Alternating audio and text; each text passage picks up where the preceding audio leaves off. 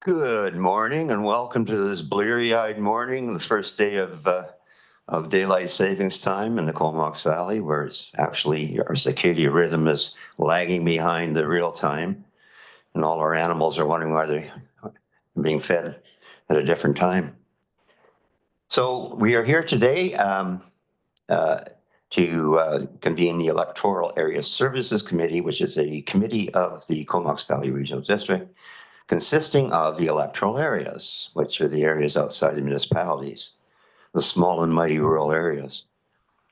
Not so small, we represent almost 1/3 of the population of the Comox Valley and 4/5 of the landmass. Don't let them forget it. Welcome everyone in the gallery. We have a wonderful full gallery today. I feel like I'm addressing the congressional committee or something here. It's a truly wonderful day. It's a pre-spring day, I guess you'd call it. A little bit of housekeeping before we get rolling. We've got washrooms down the hall, and on the right, there's 2 washrooms. They have automatic doors, so you have to follow the directions to get in and out. If there is any emergency called earthquake or anything along that line, then the exits are here and here, as well as here and where you came in the front. So there's exits on all sides, as well as at the back by the washrooms if you want to go through there. But the mustering point is on the parking lot out front, so we all go out and muster there. We have a very special special day today for the electoral areas and the Comox Valley in general, because we have just had a vote at our very own Comox First Nations on whose unceded territory we conduct our business here today. And I'm going to put Director Hardy on the spot to see if he wants to make a couple of comments, because he was an integral part of the vote there on Saturday and was present when they were tallying up all the ballots. And Richard, if you want to just bring us through that.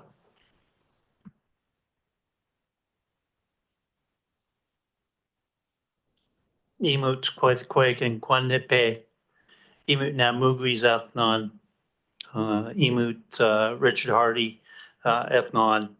Thank you, Chair, for allowing a moment here just to again celebrate with everybody here in the Comox Valley with regards to Comox First Nation and their successful ratification of the treaty vote on Saturday.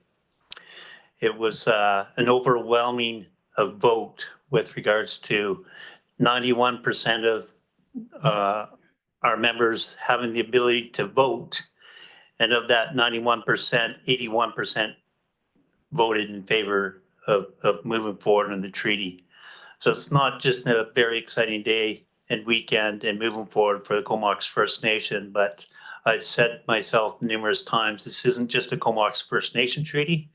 It's a treaty for the Comox Valley, it's a treaty for BC, and it's a treaty for Canada. So it's all of our treaty.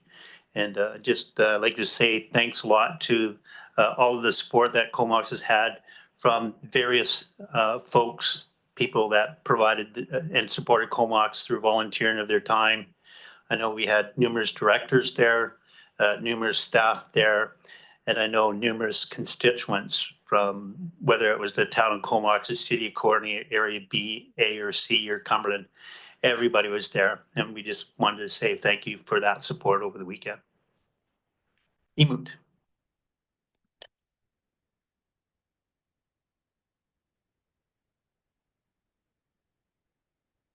One more thing. I was pretty impressed with myself. Speaking on Saturday and Sunday, there were tears coming out of my eyes. So I managed to keep it together here. So thanks. No, point taken. I mean, it's 30 years plus in the making. Well, I guess 170 years in the making, really. So we all join you in celebrating the great vote and the great success of the vote, and we're looking forward to, perhaps, if it's the will of the people of the Comox Nation, that we have representation as well at the Regional District Board. Okay, we're going to move right into our delegations. We have number 1 delegation is Wendy Gilson, and others representing Black Horse Apiary, Comox Valley Food Security Council, and BC Ministry of Agriculture, Apiculture to present information on their support for the Smith Lake Farm. So who's the spokesman there? Is it Wendy? Okay, step up to the microphone, press the little button on the mic and pull it down to your mouth so we can all hear you, especially in TV land.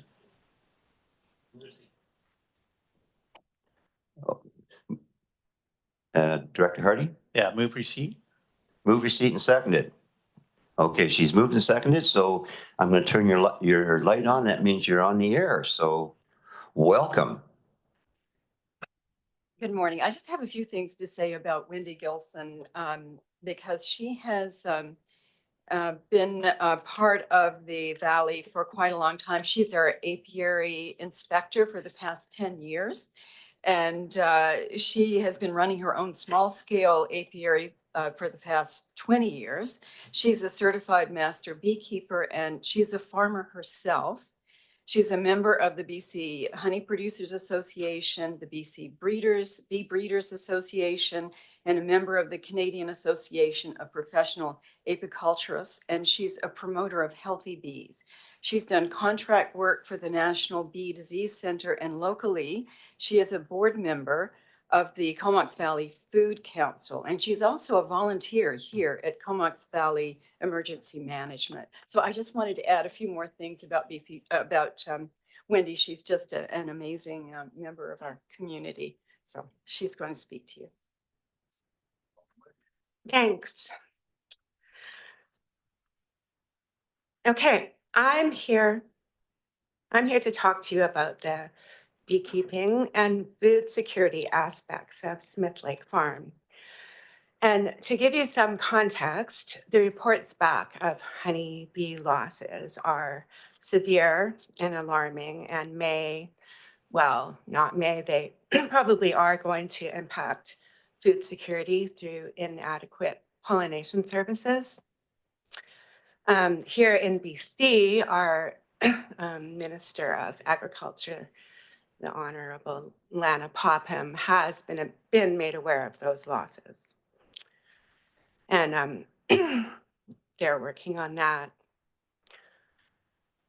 So everybody probably knows that bees are the cornerstone of food security, but you might not know that Canada imports thousands of bees each year from other countries, and that these imported bees bring pests and diseases to our local bee populations.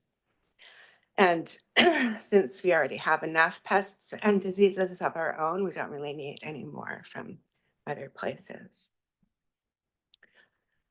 So it's long been the intention of Vancouver Island beekeepers and farmers to create a sustainable beekeeping industry where imports are not needed, not only for the reason of preventing the spread of disease in honeybees, but also to be independent and self-sufficient, which seems more important now than ever before. And that's what they're doing at Smith Lake Farm through their Nuke and Queen program and their bee forage project and community outreach and educational initiatives. And their plan is to be a model for other beekeeping operations, a model of sustainability for other beekeeping operations. And their work as farmers creates food security, not only by producing food, but creating awareness about where food comes from through their invitations to visit a working farm. So my recommendation is to allow Smith Lake Farm to get back to the important work they're doing as farmers and beekeepers by allowing them to continue receiving income from their farm gate sales provided by the environmentally passive disc golf course, and to permit the request for added events which support the farm by attracting guests and providing capital funds for large farm purchases. And I think everyone should be grateful for Smith Lake Farm. And that's what I have to say. Thank you very much.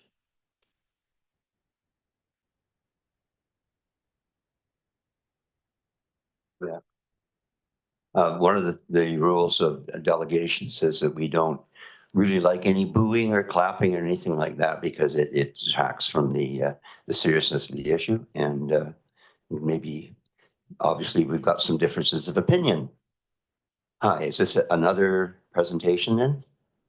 It's part of the same. No, is this the same presentation? Yeah, part of this. Okay, how much time do you have left on the clock?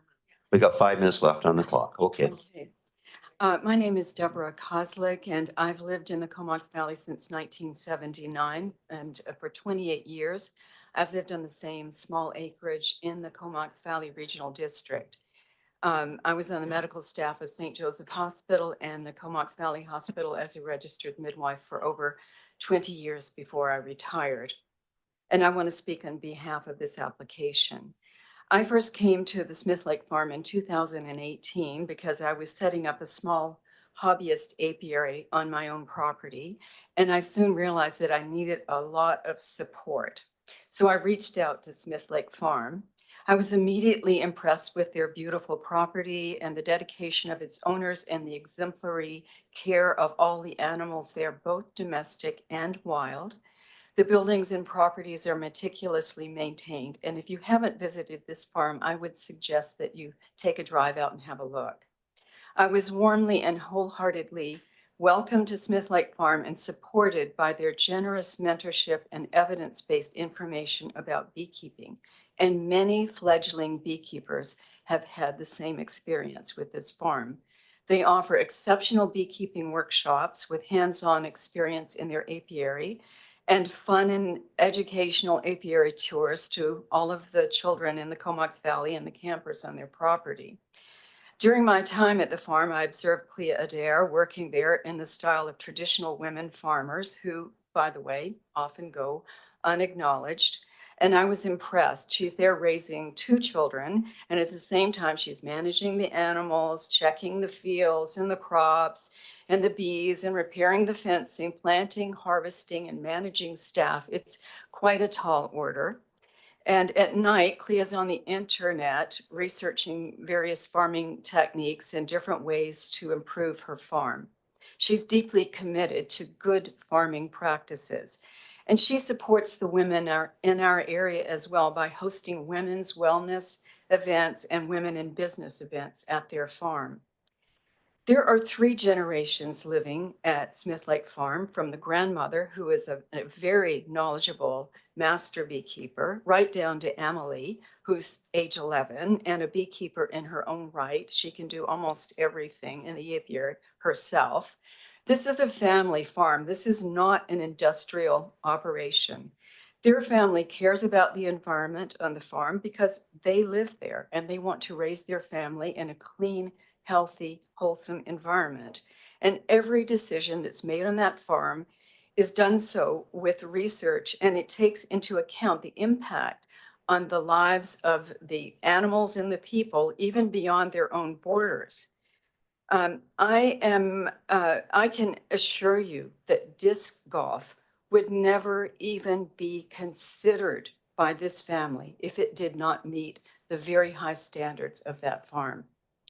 At Smith Lake Farm, there are 13 acres of bee forage and cattle forage, which benefits the surrounding farms and supports all the pollinators in the area.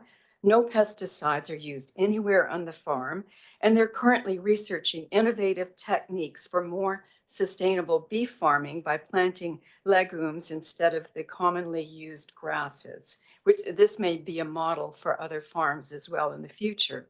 This is not a feedlot. The animals free range in beautiful open fields, and this probably accounts for the high quality of product that they produce there. The farm employs 2 full-time workers and 3 summer students. Farm activities stimulate the economy in that area. This past summer, I stayed at Smith Lake Farm for 3 days with my grandchildren in one of their 6 beautifully equipped campsites with yurts, clean water, and pumped toilets. And during my 3-day stay, which was during the high season in August, I found it to be very quiet and idyllic. Apparently, there were 3 disc golf groups that passed through while I was there, and I barely even noticed they were there. There was hardly even any traffic from that. Smith Lake would like to continue providing disc golf for the purpose of attracting people to their farm so that they can sell their farm products. The farm is located 3.5 kilometers off the highway and does not have good visibility on any throughway for its product sales. And as you know, many farms struggle to exist because of the cost of the machinery, the seed, the maintenance, and selling their farm products is absolutely essential to their survival. Disc golf is a very benign, low impact, and passive recreation. The professional agronomist who reviewed disc golf at Smith Lake Farm indicated there is no impact, and I repeat, no impact on the soils or the future agricultural capability of the farm due to disc golf. It is a creative way to engage the community in educational farm visits and healthy outdoor activity while giving the farmers the necessary exposure to sell their products. It's a fun sport for both adults and children, and even some of our handicapped citizens have been out to the farm to enjoy disc golf. I'm a person who personally lives rurally in the Comox Valley Regional District, and I completely understand and support the need to protect our agricultural lands. I want to see that happening, but it really surprises me that disc golf is even an issue that is requiring this degree of process. It is so totally benign, and it helps one of our most creative and conscientious small farmers. I believe there is a strong community will to support this farm in this application. Their contributions to our community have been significant, generous, and ongoing. Many members of our community have had such positive experiences and inspiration from that farm that they show up regularly to volunteer for such projects as invasive species removal and fencing repair. Sorry to interrupt, but we're at the 10-minute mark. Are you going to wrap it up pretty close? Yes, I have Okay, like give me just a few- 4 seconds. Give you a minute. I'm one of those volunteers as well. In this time in history, we all need to support Canadian businesses and especially Canadian farms. We need to help our farms survive. This farm provides us with beehives, queen bees, high quality honey, beef, chicken, and orchard for your table. We need to support them. And I ask that you approve of this application. It's a small and most reasonable request to make. Thank you so much for your time. Thank you very much. And we have another delegation. Oh, any questions? You want to take some questions? Is there any questions? No, we're fine. Thanks. Okay, the next is just Jordan. Okay, I got a whole plethora of names here. So we have another delegation, Jordan Menu, is it? And he's representing the Disc Golf Association Society, and also another fellow, looks like. So welcome, and you have 10 minutes to present. Good morning. That's good. Good morning. My name is Jordan. I'm the elected president for the Comox Valley Disc Golf Society. And one of my members here today, Christopher Finlayson, who will share a few words for us. Absolutely. Thank you very much, Jordan. My name is Chris Finlayson. I'm here today to speak on behalf of the Comox Valley Disc Golf Club, of which I've been a member for 3 years. I've been a player for about 4 years, but I've only been a member of this club for about 3 years. Our club has a Facebook group with over 2,000 members. Our board has 17 active members and just over 150 registered players in our group. And although, as with any club, the core group is a bit smaller, with most of our events only drawing between 40 and 50 players. I want to talk first a little bit about what disc golf actually is. Disc golf is essentially, it's a walk in the woods with a disc in hand. Alterations to the course or to the land on the course is actually discouraged. The reason I'm out there is so that I can show Jordan I can throw around that tree and he can't. So I want to make sure that it's clear that the disc golf course works in concert with the stuff that's already there. If I want to go play on a wide open course where there's no trees, I'll go down to the park in Comox. where we also have a partnership with, and we just entered into a 5-year agreement, which we're in the 2nd year of that agreement. The club also collaborates with other local courses, Lake Trail, Cumberland, Comox Village Park, and we've worked in partnership with the golf course, like I said, for the last several years, but we just entered into a proper 5-year agreement with them. The development of the course at Smith Lake Farm would not have happened without the support of the club, as the course is run entirely by volunteers. Maintaining the course and running the events do not take time away from the owners or interfere with their ability to operate the farm. In addition, volunteers have contributed hundreds of hours to farm-related tasks, as the previous speaker noted, controlling invasive species, which is a big one, as well as improving the fencing. We've hosted several tournaments at the farm, and we look forward to hosting some clinics, inclusive youth events, and other high-level events with the Professional Disc Golf Association. Smith Lake Farm was unable to host youth events in 2024 at the farm because of the limit of the 10 events cap that they had. Disc golf events generally start around 8 a.m. and end at around 5 a.m., and events generally cap out at 72 players. Up to 20 or more volunteers and spectators may also attend, although Smith Lake Farm is the perfect venue to host a national level tournament. Having played at many of these high level courses, I can say that this course is by a wide margin the best course on Vancouver Island and one of the top courses in British Columbia. This would still entail 72 player cap at the time, but up to 144 players would be registered in the tournament on 2 separate event days. And this would potentially draw more spectators, especially for the final round, leading to Smith Lake Farm's request for 2 events with up to 200. With spectators, it's possible that the event day may exceed 150, but would never ever exceed 200. The farm's course is unique in the way that the course connects players to nature and to local agriculture, and sometimes my disc to a cow patty. It winds through the pastures and woods, changing with the seasons and the movements of the cattle. We all respect Smith Lake Farm's farm first policy when it comes to disc golf. It is the only course that I know of that is free to farm patrons. Buy some wholesome farm-raised goods to play disc golf is very much a win-win. As disc golfers, we follow a code of conduct, and members of the Professional Disc Golf Association agree to this code when we sign up. Number 1, we play smart. We don't throw blind, and we be aware of that are others that are on the course and other users of our space. We respect the course. We don't litter, vandalize, or damage the course. In fact, there's a 1-stroke penalty if you break a branch. Trust me, I know this rule very, very well. We represent the sport, and we try to be positive and responsible and teach others. In general, disc golfers are an inclusive and respectful bunch, and any issues that arise will be dealt with by our board in a very prompt manner. Smith Lake Farm is also the course that's really put North Vancouver Island on the map for disc golf tourism, a growing tourism sector. In 2024, over 500 people played Smith Lake Farm, with over half of those people traveling from more than 100 miles away. Somewhere between 2,500 and 3,500 individual rounds were had, to which amount to 5 to 10 people per day on average, and about 1 or 2 groups worth of players per day. Disc golf is, if you'll pardon the pun, the carrot and stick that draws people to the farm. Not once have I ever spent the $10 product purchase they asked, not demand, but ask for. It's always much more than that. And personally, I have honey, beef, other products from the farm. I've spent close to $800 in the last 2 years at the farm. On top of that, my wife and I also plan to take the beekeeping course once our dog is gone and we can put a hive in our home. I would never have known the farm existed if it wasn't for disc golf. Without this, they never would have received any of my revenue. And I'm not unique in this either. I have very few reasons to leave Port Alberni, of which I'm a member. And Smith Lake Farms is the one reason for me to get over the hump. It's only an hour, and as someone who grew up in Surrey, I can understand that you can't really get anywhere in an hour in the Lower Mainland. So having this place close is very important. And I will say also that I grew up in Surrey in the 70s and 80s. I saw firsthand what happens when small-scale farming becomes unsustainable.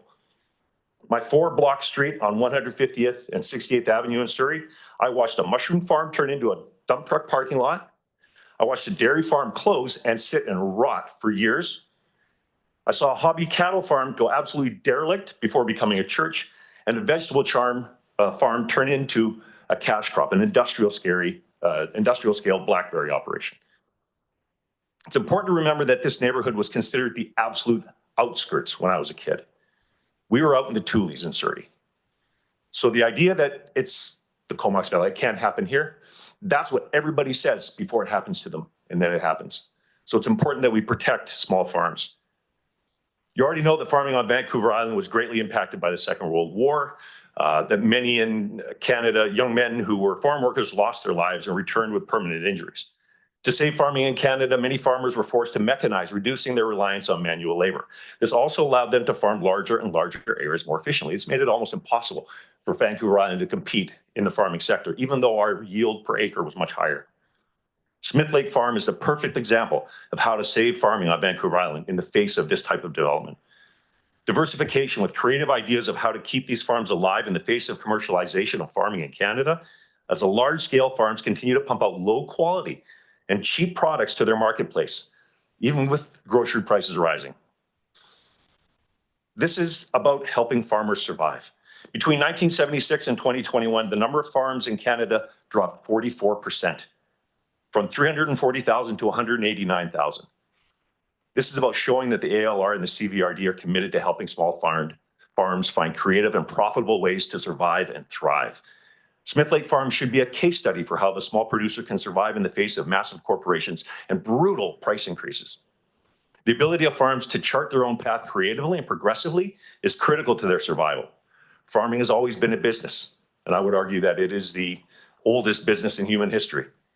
I urge you to consider the farm's future, not just in the years ahead, but look forward decades and create a plan for helping this work, and not be swayed by those who would seek to silence the sounds of joy and community on the farm. We ask that Smith Lake Farm's disc golf course be recognized as a valuable recreational and agritourism asset that promotes outdoor activity, environmental stewardship, and local food security, while aligning with regional goals for health, sustainability, and responsible land use. Sincerely appreciate the opportunity to speak to you today about this. Well done. Well within the 10 minutes. Well, very well put together. Thank you very much for taking all that time to construct that. And then once again, any questions from the directors on this one? If anybody wants, I actually have a map of my neighborhood in Surrey. And I've outlined all the little farms that disappeared. It was kind of sad, actually. I was looking at that last night. So I appreciate the opportunity. Thank you. Well, if you want to pull that card, I grew up in the Comox Valley, and I remember with my Uncle George and my dad going out to visit another uncle that was caretaking at the Alders Resort at the time. And Williams Beach Road was like basically a logging road, one lane, with little alder trees growing up all through it. You had to plow through them all the way there. And they had a diesel light plant to keep it going. So, I mean, it's come a long way. Yeah, for sure. Yeah, I mean, and we had a great connection as a kid growing up. We had a real good connection. I mean, obviously, as a little kid, we would go down and help the farmers bring in carrots and stuff, and we would maybe grab a carrot or two on the way to go fishing and whatnot. But we had a real connection to the land, and we had a connection to the source of the food, because we knew we had a dairy farm. My dad would send me with $2 and a jug, and I would come back with unpasteurized milk.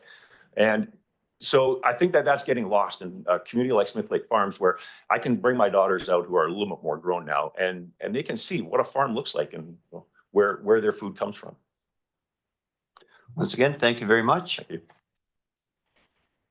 And we have the third and final presentation today. We have Mark Hargraves and Warren Warcake to present information regarding the non-farm use application of Smith Lake Farm on Larkin Road. Welcome, gents.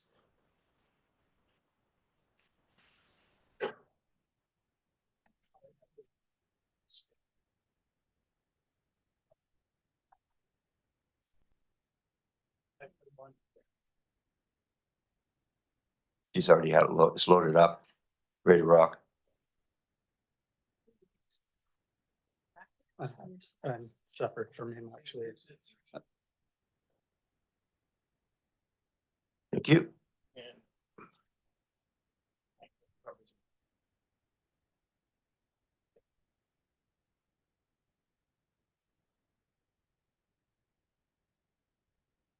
And like all PowerPoints, we absolutely guarantee the clicker works. Maybe, sometimes. Anyway, welcome and proceed. My name's Warren Mortig. I'm actually independent of this Uh, I'm here to discuss my concerns over the wild, over the farm and perceived noise that could have impact. I mean, it wasn't until the 1990s that there was actually any kind of environmental protection, and following the Earth Summit in Rio de Janeiro right in 1992. There was a flurry of laws that came in, and one that, if you're involved in the forest industry, was the Forest Practices Code. At the same time, in Victoria, they realized that there was a real density of habitat being lost without any proper legislation, and that's what precipitated the sensitive ecosystem analysis, and there's a binder on it that is not always perfectly accurate, but by and large accurate. It would show whether the streams were unknown for fish bearing or possible fish bearing or no fish if that was found, and sensitive ecosystems, and that's where the buffers between sensitive area and the development would come into place. Also, at the same time, the regional district had adopted a development permit area, and I'm sure just about everybody has had to deal with that. And that's the line where if you get up to that with development, is that it's the trigger that would send you to the regional district and to go for whatever extra recommendations or requirements are for whatever your structure was. So I am a registered professional biologist, and I work with a lot of that, particularly or mostly in the forest sector, but I have done a lot of work with quite a number of small farms. I'd like to say right now, everything I've heard so far, I don't disagree with any of it. But one of my biggest concerns initially, I produced a report, and I was able to catch up to the landowners, so I resubmitted the report. But the concern of the noise is there because it is still there. But if the noise is diminished, then that mitigates that concern.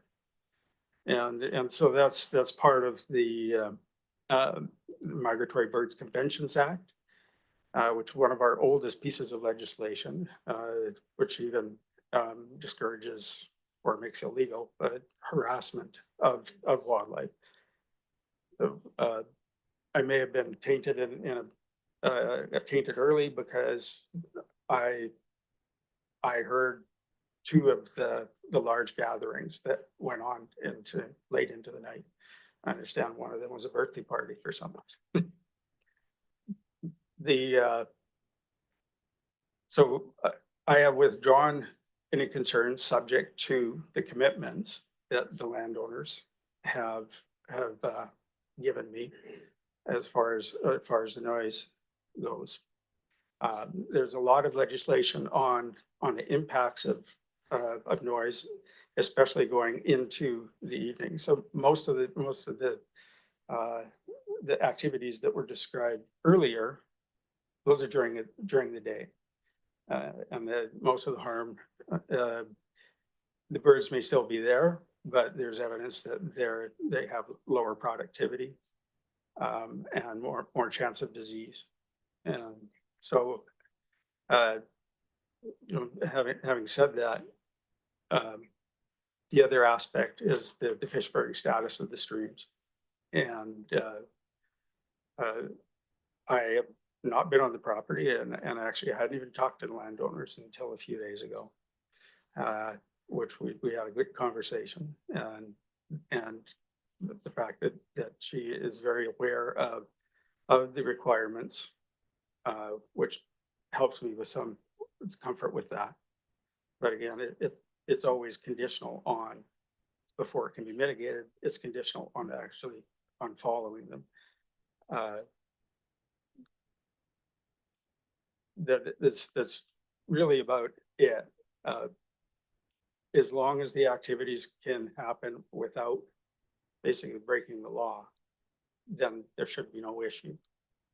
And regional district, they could speak to you even more about the development permit areas or DPAs. They're literally on every stream that where it triggers that on development. And development is signed under the Local Government Act is as little as clearing or grubbing vegetation. Just a reminder, you have 10 minutes. Yeah. We're at the 3-minute 53-second mark. Okay, well, that's about it for me. Hi, my name is Mark Hargrave. I live on the adjacent property of Smith Lake Farms, and we are the people that are really on ground zero of all this activity. They've had several raves over the last few years, which has gone till 2, 4 o'clock in the morning. Commercial sound systems have been bought in, generators to run the sound system. Music could be heard for 2 kilometers further than the neighborhood, as you heard what Warren said. Disc golf players are allowed to bring coolers and drink alcohol 7 days a week as they play the course. They become louder and shouting and yelling. Smith Lake Farm is posted on Facebook, keep the noise down, to the neighbors referred as the fun police. This behavior can be heard around the lake, neighborhood properties, disturbing the peace of all. On some occasions, disc golfers have been seen consuming alcohol. So I don't know how you've. So these are the rave parties that have been held up to 4 o'clock in the morning. And there's like been hundreds of people there. This is the traffic parked all over the fields. This is the amount of people, and they're coming in and out. This is people consuming alcohol at 8 and 9:30 in the morning outside our gate waiting to go on to the disc golf. There's been a number of tournaments which hundreds of vehicles are using a single lane gravel road. A single gravel road with pinch points and blind corners. In dry conditions in the summer, this generates a large amount of dust, which blows into our property and greenhouses where we grow food. This is also affecting other neighbors along the road. We are purchasing extra dust control from shade tanks to deal with this at our cost. Smith Lake Farm has done nothing to mitigate the dust situation caused by the traffic to these events. Excess traffic is destroying the road with excess potholes, washboarding. Many people traveling at high rate of speed and running others off the road on blind corners. Some of these drivers are drinking as they go around the disc golf course at special events. Smith Lake Farm is applying for liquor licenses to sell alcohol at all these events.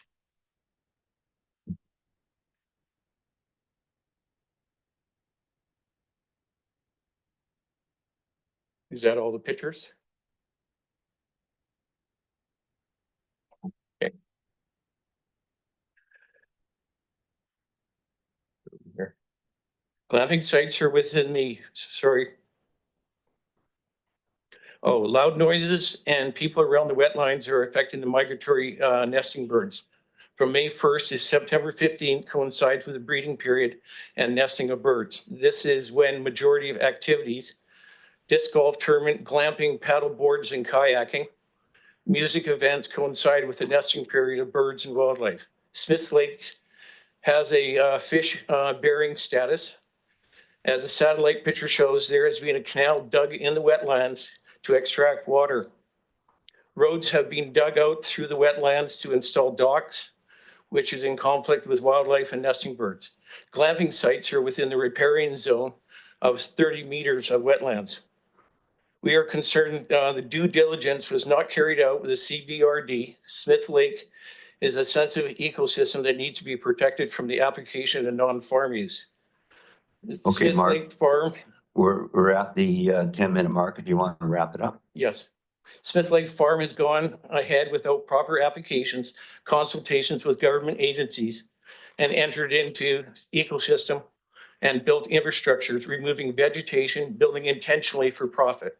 Disc golf is not recognized by the ALC as farming activity, and Smith Lake Farm was told to cease and desist with a letter from the ALC. This property is still in non-compliance with the ALC rules. This application of Smith Lake Farm is wrong. This application and wrong activities in the wrong area. Okay. Thanks very much for the presentation, Warren and Mark.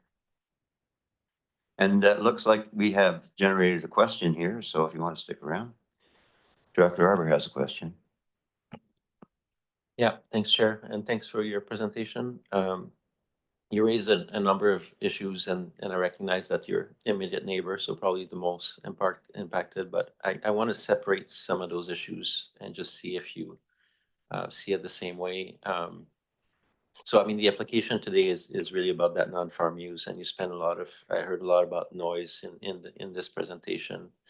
I just want to say that noise is not really part of the equation here, and if it was, it probably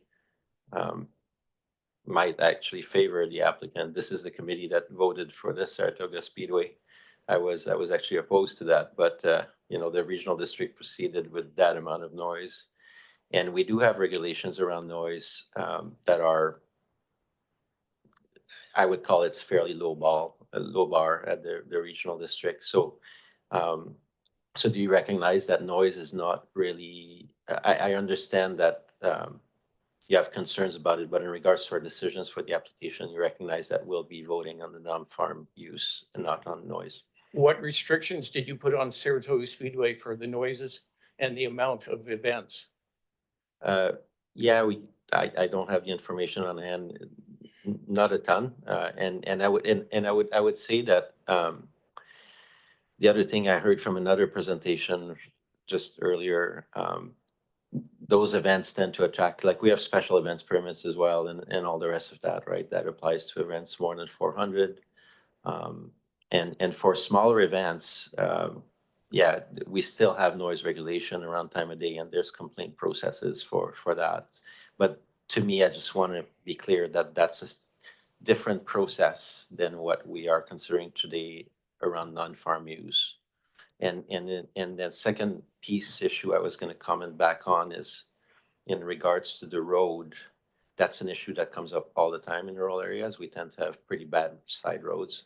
And I've never seen a land use application be tied to the condition of the road. And maybe staff can correct me on that, but we advocate all the time for road improvements and appropriate roads for people. And I recognize there's increased traffic with this activity, but I've never seen land use and road infrastructure tied together into the same process at this table anyways. And maybe James can correct me if I'm wrong on that, but I don't believe that we tend to look at that lens.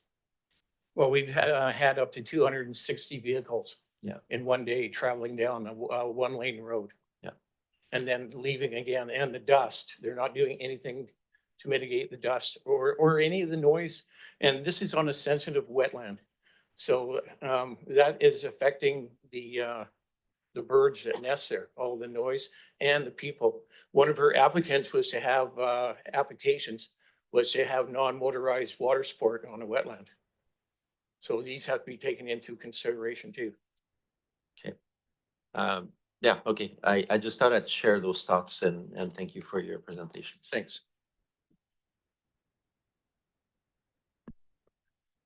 Thank you. And this is, yeah, a multi-jurisdictional issue. As you probably know, we've got issues here touching on Ministry of Highways.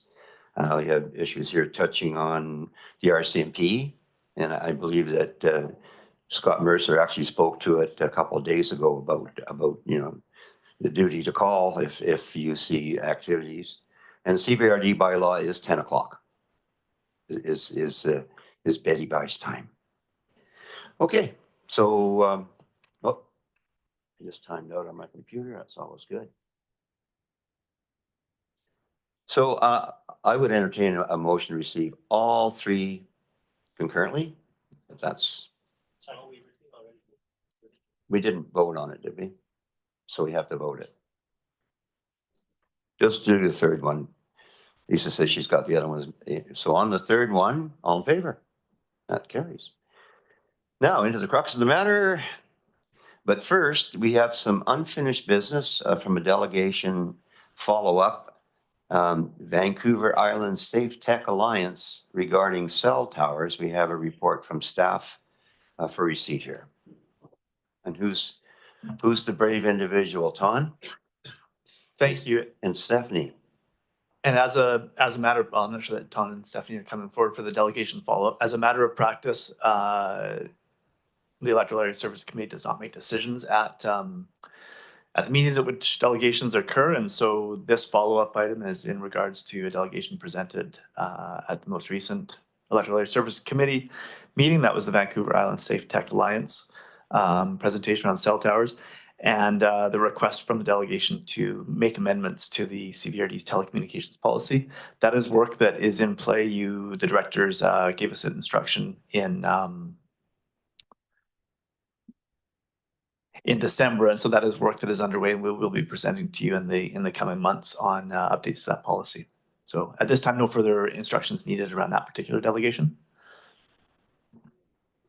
This seems to be all Larkin Road all the time right now. So, Director? Sorry, Dr. Reed, this happened at the board last week as well, but I think we have a lot of people here, and I just want to say we're just going through a couple of items before we get to the main application. I saw some people didn't know whether they should leave or where we were at, and I just want to be clear, we're just going through a couple of quick items of business that might take 10 minutes or something. Yeah, we're just going to deal with this and turn it over to staff for comment. I myself have 3 pages of comments, but I'll hide them. And over to Tom. Well, I think if you had any further questions on the delegation follow-up, Mr. Chair, I can provide that. No further motions are needed at this time, and then we can move on to the resolution status report if you're ready. Okay, so any comments? We are, I think we need to do some kind of work eventually to clarify the scientific issue around frequencies and intensities and stuff like that, because there seems to be a lot of misunderstanding when you say 5G. They think it's a frequency, and really it's the 5G in the rural areas is far below what they call the frequencies of concern, which are up over 6 gigahertz. So anyway, we'll get to that at another time with some other experts, and no questions. So in that case, we don't need receipt on this. There's no presentation. So we're going to go right to the resolution status report for receipt. And is there any discussion on the resolution status report, Director Arbor?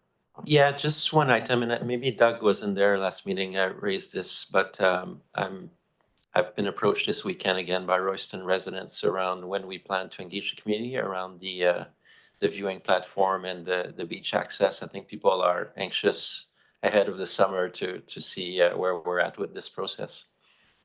So I'm just wondering if staff have an update around dates for the community. I think we were thinking about renting Royston Hall. Yeah, no specific dates yet in mind, but we do know that we need to get to community and speak to both the viewing platform and its condition assessment, as well as the active transportation in the community. That was an intent to have that broader conversation. So no specific dates yet in mind, but certainly the awareness that we have to get to community. But we're still on schedule. We had said the spring, so we're now pretty much close to spring. We're still aiming for springtime. That's the intent. Okay, Yeah. thank you very much. Okay, then we'll proceed with receipt. Any opposed? And that carries. Now, the moment you've all been waiting for. Number 2, Electoral Area C Agricultural Land Reserve Non-Farm Use Application, ALR 2C 24 1481 Larkin Road. Report for receipt. Oh, I'm sorry. I forgot about the APC. We have the Agriculture Advisory Planning Commission minutes for receipt. I see we have a member of the Agriculture Advisory Planning Committee here. Any discussion on that? Okay, on receipt, anybody opposed? That carries. And I will not repeat my introduction here, so we will move on for a motion to receive this report. Moving second on receipt and over CO for introductions. Thank you, Chair.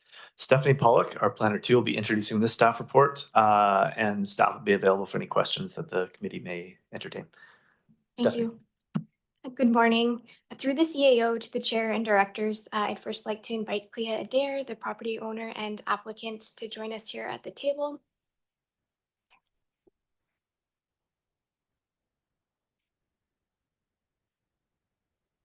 Thank you. An ALC non-farm use application has been received for the subject property at 1481 Larkin Road. The property is approximately 36.62 hectares, and it's developed as a farm, which comprises beekeeping and honey and hive production, an orchard, cattle finishing operation, meat bird operation, and market garden. The property is also used for recreation and agritourism purposes. The agritourism uses include hosting events, farm tours, and beekeeping courses, and has 7 agritourism accommodation units. This non-farm use application considers the non-farm use activities outlined in the proposal, including the 18-hole disc golf course, which is already in operation, an additional 10 special event days for a proposed total of 20 event days per year, 2 of those events with the capacity to host 200 people versus the 150 attendees already permitted by ALC regulation, farm walks, bird watching, swimming, and non-motorized boating on Smith Lake. I'll note here that staff is challenged to support the applicant's use of Smith Lake, as the lake is not on the applicant's property. It is a separate titled parcel, not under the applicant's ownership. The application package includes a professional opinion from an agrologist, which concludes that disc golf has little to no impact on the current or future capability of the land. The Agricultural Advisory Planning Commission was supportive of the proposal. The application was referred to the Ministry of Agriculture and Food, and the ministry does not support the proposal. Ministry staff noted concerns with both the proposed disc golf use and the additional 10 events per year, and the concern is specifically about the scale between the farm use and non-farm uses. The regional growth strategy and official community plan policies, as well as the agricultural plan, seek to protect farming integrity and function of land designated agricultural area, as well as to discourage the reduction of and/or area of viable farm operations. The proposal describes how the operations utilize agritourism to enable the viability of the farm use. This is a farmer representing a new generation of entrance farmers utilizing non-farm uses to support agricultural use. Staff recommends forwarding the application to the ALC for decision, as they are better positioned to assess such a proposal. The property owner and applicant, Clea, is here to answer any questions you might have, as well as staff. Thank you. Thank you very much. And some questions, starting with Director Arbor. Yeah, thanks, Chair. And thanks to staff for the report. I live next door to a similar size farm for 20 years on Hornby. Karen and Jed Young with Outer Island Farm, and very much the model that they've adopted kind of resembles what I have never been to Smith Lake Farm, but it very much resembles that, which is a family property that tries to make a go at farming, which, as we know, only 5 to 10% of the farmland in the Comox Valley is currently being utilized. But to be a farmer, you have to be pretty brave because it's really tough. And so my neighbors for all these years supplemented their revenue with other activities and became the heart of the community very much. I don't know that community as well around Murrayville, but very much similar. So to me, this is exactly the type of approach that will prove to be viable for farming in the Comox Valley for years to come. And so on principle, I think everything that's happening there should be encouraged. I already talked a little bit about some of the specifics around some of the complaints we saw, and you know, I'm not. I was kind of confused because I thought you know our bio would say that you know there's serious issues with this, and I thought the ministry or somebody would say there's serious issues from that perspective, and I guess I didn't hear anything. In fact, the opposite, that there is no impact. So the other issues around noise, and that happened to my neighbors as well, you know, and to other properties on Hornby. We do have noise bylaw. Over time, I know like we have a great property, Seabreeze Lodge on Hornby, which actually hosts wedding, and there were some complaints when they started hosting more weddings. But they started following not only the hours, but after that, after hours, Carolyn Bishop decided to start using silent disco.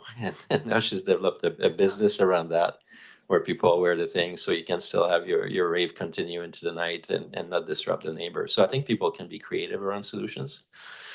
But the application today is really a referral to the ALC, and I found the staff report was, I would actually like this committee to not just refer it to the ALC, but refer it with a strong recommendation to support this application. I think that everything that's in there, and we heard from the disc golfers, a pretty low impact activity. I would like to see different language in the recommendation to the ALC to say that this committee actually supports this, as we have in the past with you know, farming. I think if we don't, it's almost like a signal, like, because we have many farms, even in Area B, Area C, that have wineries and have events, many events and all that. To me, that would be a signal that we actually don't really support that. You know, so yeah, I would like to see a strong recommendation for this to go to the LC, that the Comox Valley Regional District is fully behind this application. Thank you, Chair. Thank you. I will give the applicant a chance to speak, but we're, Director Hardy's first in the queue, so I'm going to let Director Hardy ask a question. Yeah, thanks, Chair. And I just wanted to clarify from Director Harbour, if I understood correctly, he stated that there wasn't really much of a concerns or anything expressed by the Ministry of Agriculture, and I just want to get clarification as to whether or not you stated that or feel that they haven't provided any comments. Thanks. Director Harbour. Yeah, thanks. My specific comment was I saw that, and maybe staff can clarify. I don't need to. I was not part of those conversations or whatnot. But what I was trying to say is, on the biological aspect, what I've heard is we heard from a couple of sources that there is not that concern, but the ministry has some concern around the non-farm use of disc golfing, is what I heard, and maybe the 10 events. But staff didn't really tell us why. I guess the ministry, if we're not seeing our PBIOs saying that this isn't, you know, I'm just I guess trying to gain clarity as well. Stephanie, you want to take that? Sure, through the CAO to the chair and directors. The nature of the Ministry of Agriculture and Foods comments weren't biophysical in nature. It more had to do with the scale of the proposed non-farm uses with the farm uses. Thank you. And Director Hardy. Yeah, because again, you know, looking at the staff report, and I appreciate everybody's comments and concerns, it says that ministry's response concluded ultimately, while ministry staff acknowledged that the applicant runs a working farm on the subject property, disc golf courses are more appropriately located on non-ALR properties, and hosting 10 additional events on top of what they currently host now is out of scale given the current size of the agricultural operation. So I just want to make sure that we're cognizant of there are concerns from the Ministry of Agriculture on this application. Thanks. Yeah, because 10 is permitted at present, and they want to double it. Director? Yeah, thanks. And I mean, we've also talked pretty often around how Ministry of Agriculture, like, I don't know, the scale. I mean, 10 to 20 events and disc golf, they allow all kinds of activities on agricultural lands, and there is no long-term impact to the farming capacity of land. That's not the first time you'll see me disagree with ministry staff. I think that the ministry staff here is missing the mark in terms of looking holistically at how farmers actually can make a living and diversify their activities a little bit. I also heard that this is not like, we also see, I would have more concerns if this was a property that does no agriculture, right? We got like 90% of our land, it's agriculture that's actually not happening.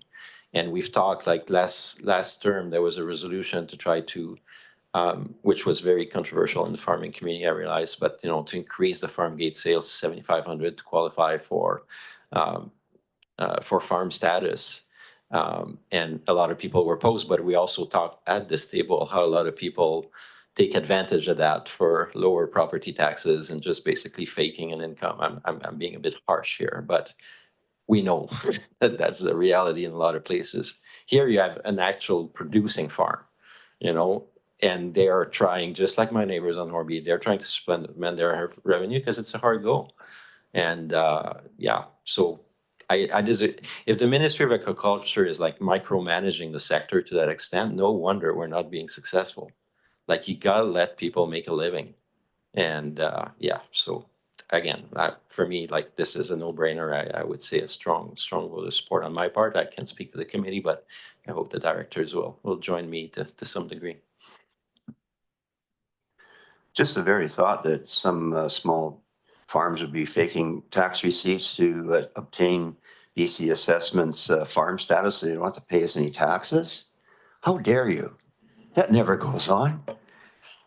Anyway, so I've written a few things down. I was thinking when you're talking about silent disc golf, I was thinking about, Father Charles Brandt and his friends, our Jesuit Order of Silence, they could have people with, monks sworn to silence, of course.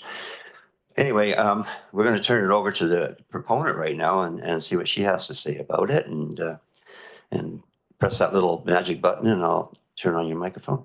There you go. Welcome. Morning. Good morning, Director Grieve, Director Arbor, and Director Hardy, and Comox Valley Regional District staff. I want to extend a special thank you to the delegates and to all that have taken the time out of your day to show up here. Your presence speaks of the groundswell of support for Vancouver Island farms and local food security. Before I begin, I would like to ask the chair if I may briefly address some of the statements made today by Mr. Hargrave as they raise issues outside the bounds of this proposal not dealt with in my presentation.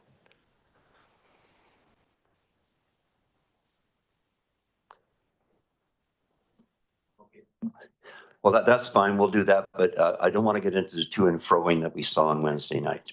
Thank you. Yes, then I'll do my truncated version.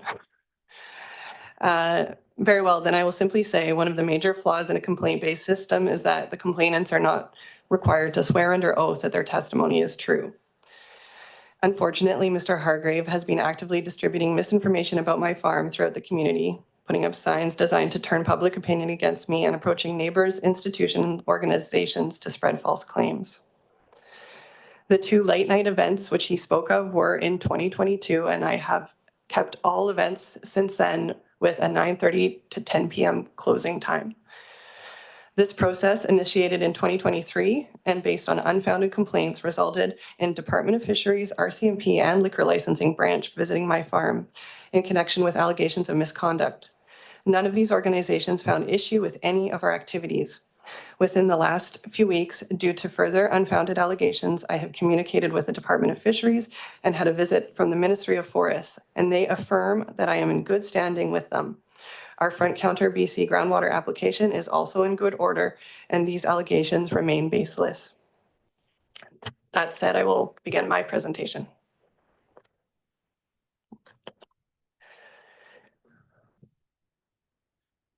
We purchased Smith Lake Farm in 2007 and spent over 13 years improving its infrastructure. Over the years, among other farm endeavors, we raised thousands of meat birds, operated a cow-calf program for 7 years. While working full-time, we farmed before and after work.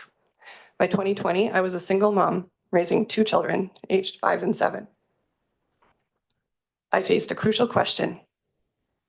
How can I continue raising my children on our farm while making a sustainable living? The answer, I hoped, could be found in agritourism. Agritourism legislation was fairly new in 2020, and I read it cover to cover, made a business plan, and applied for a very big mortgage. As a grade 1 teacher, the primary theme of my classroom focused on connecting students to nature and their food. During my spring unit, we hatched eggs, drew farm maps, and grew tomatoes for tomato sale, where we donated the proceeds to Mars. This passion led to my master's in education thesis on the importance of nature-based experiential learning for children, which I submitted 2 weeks before my eldest was born. Fast forward to 2020, and glamping felt like the natural next step. It allowed me to provide farm-based experience at Smith Lake Farm to families beyond my own. Since 2020, we have greatly expanded our farming operation. These efforts have paid off. Over 4 years, our farm goods sales have grown by 1,600%, reaching approximately $87,000 in direct farm sales in 2024. I have been running a cattle finishing operation since 2021. In 2024, we processed 8 animals. In 2025, we hope to process 10 or more, with the goal of being able to process and sell 15 to 20 animals every year. We are establishing a legume-based forage crop. Since 2023, we have fenced 44 acres for pastures and grazing. By 2026, we hope to increase pasture areas by at least another 10 acres. Beekeeping generates approximately 50% of our farm good revenue. We produced up to 2,000 pounds of honey annually, along with nucleus hives, queen bees for local beekeepers. Our farm offerings have evolved beyond just glamping. The community's appreciation of our land has inspired us to offer more. Educational farm tours and experiences, wellness retreats, and women's circles, disc golf, seasonal, and harvest celebrations. Each of these initiatives align with the ALR regulations and supports our farm's long-term sustainability. To date, we have done nothing more than what is permitted.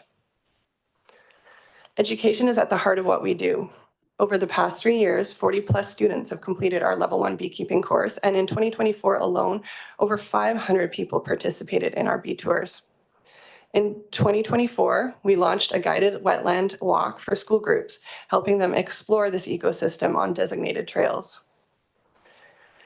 I've been playing disc golf for over 20 years and have always maintained a course on our farm for family and friends. In 2021, Comox Valley Disc Golf approached me, and from there, an incredible partnership was found. Today, farm patrons who purchase farm goods can enjoy a free round of disc golf or a walk through the woods. This connection has been invaluable. Disc golfers and farm walkers make up 60% of our farm goods sales. Disc golf is passive recreation and has no negative impacts on farming activities. This has been confirmed by both expert agrologist Neil Turner and Ministry of Agriculture planner Reed Bailey in consultation with his ministry agrologist. And passive recreation is a permitted use under the ALC Act.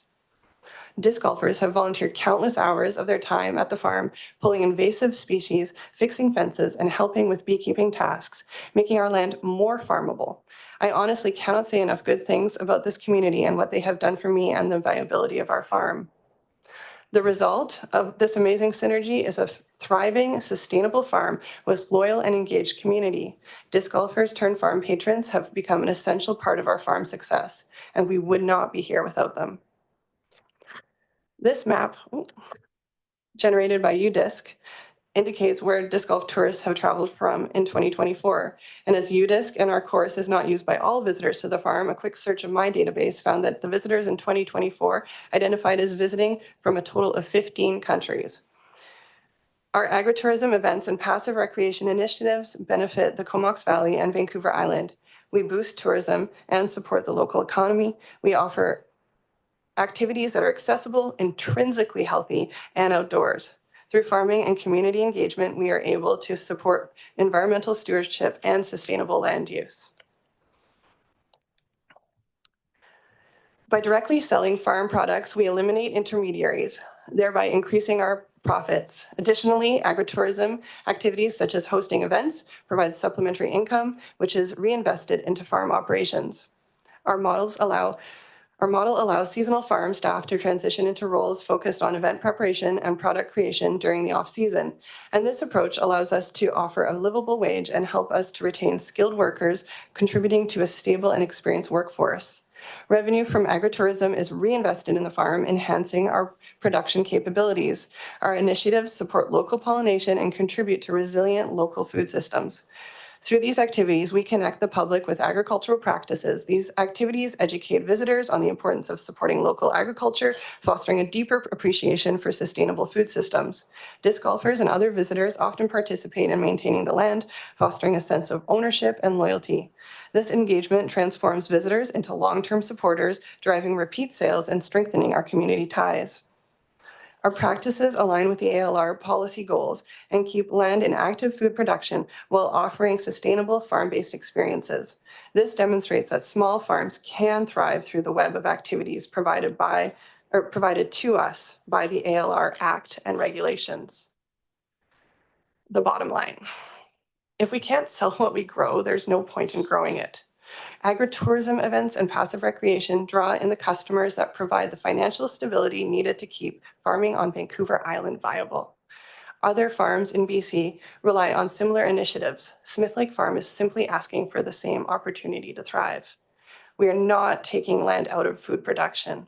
We are making farming possible by integrating responsible ALR compliant agritourism events and passive recreation. What are we asking the ALC for?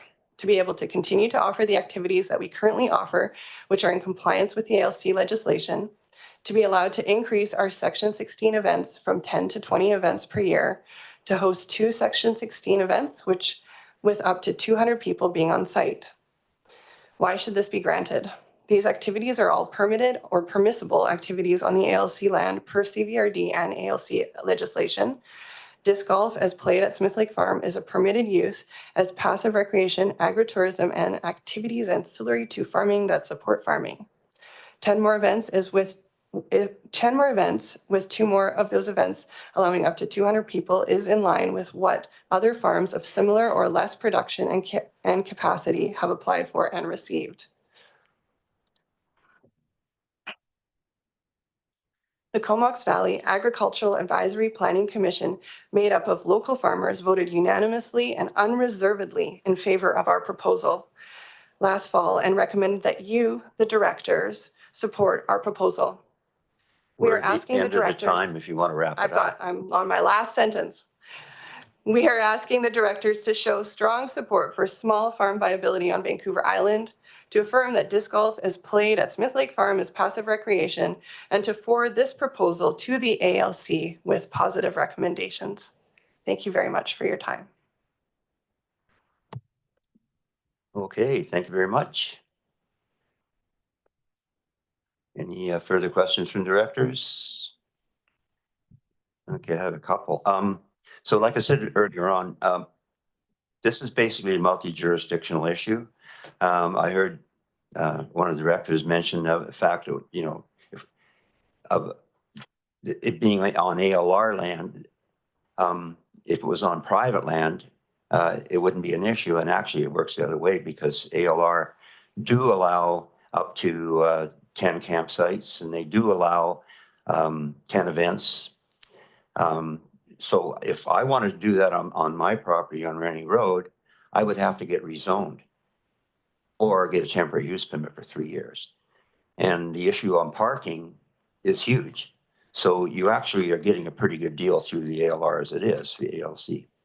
I think that what I hear is some of the issues can be addressed. We talk about the issue of the road. Well, maybe that's something that the farm can actually work on with the Ministry of Environment, have a few more graders come in, at least to advocate for the Ministry of Environment, the Ministry of Highways, MOTI. I understand that dust mitigation is done yearly anyway with calcium or whatever they put on gravel roads nowadays. So that is a really big one. So I think that would go a long way to appease um, the neighbors. And let's be clear, I got letters and emails from lots of neighbors, not just the one you mentioned there. So there's a lot of concern on that road. It is a small road. It is used or overused. I would say that you have to acknowledge that and take some responsibility for the road degradation that happens because of these events.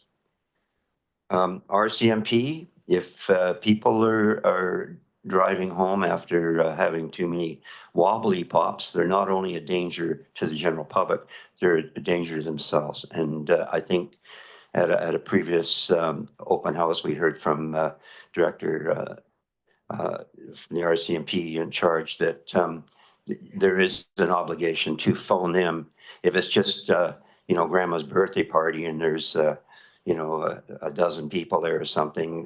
They're probably not going to set out a cruiser. But if it's an event with 200 people and some of them are obviously thinking they can drive, then maybe it would be worth a call to the cops. Noise bylaw, we have a noise bylaw in place. It's basically 10 o'clock is the deadline. I understand you're going to wrap it up by 9. So it's within those parameters. Again, you can make, people can actually make requests to our bylaw officer if they exceeds that. And DFO and ducks, I see there's a lot of concern from ducks. Regarding Smith Lake, here's my question. You're talking about paddle boards and non-motorized swimming and all that, and that lake is not your property, correct? Correct. Correct. So where is the jurisdiction regarding swimming in that lake? Well, the lake is owned by the Crown and we just have frontage on the lake and we swim in the lake. All of the neighbors on the lake do. And the docks are all legal? All Department of Fisheries and Ministry of Forest has come out and they have no issue with any of the docks or lakes accesses. Okay, so that's reassuring. Yeah. Ton wants to chime in. Ton, true? Through the chair to the directors, in regards to the ownership of the lake, staff has reached out to provincial staff, and the provincial staff has reached out to the Land Title and Survey Authority of BC to give us an answer who owns that lake. It is still an ongoing research on their behalf. So I have nothing new to report, but just basically that staff has reached out to the province and we're waiting for comments back from them. And we will share that information with our GIS department, but also with the ALC staff. Yeah, I would be concerned about pressure of swimming and paddleboarding and that sort of thing on the lake if it impacts fish or waterfowl for sure. So that's good. And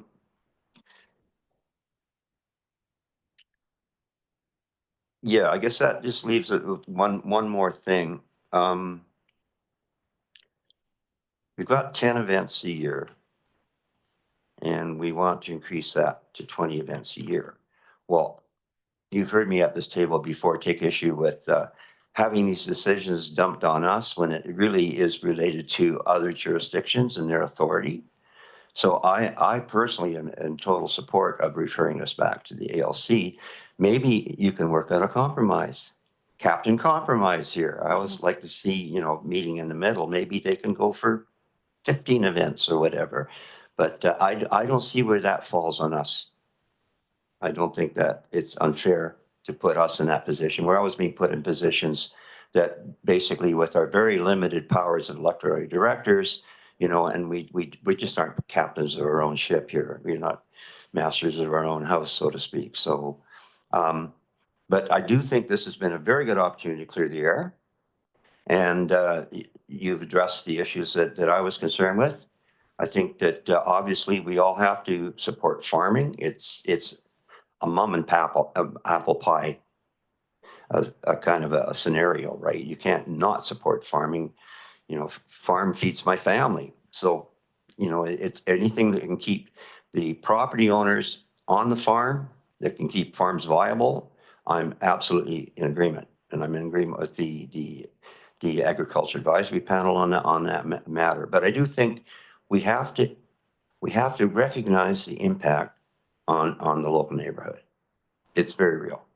So if we can curtail some of the worst behavior, and if the ALC is willing to give you 20 events a year, I think it comes at a cost. I think you're going to have to take an active role in helping maintain the road.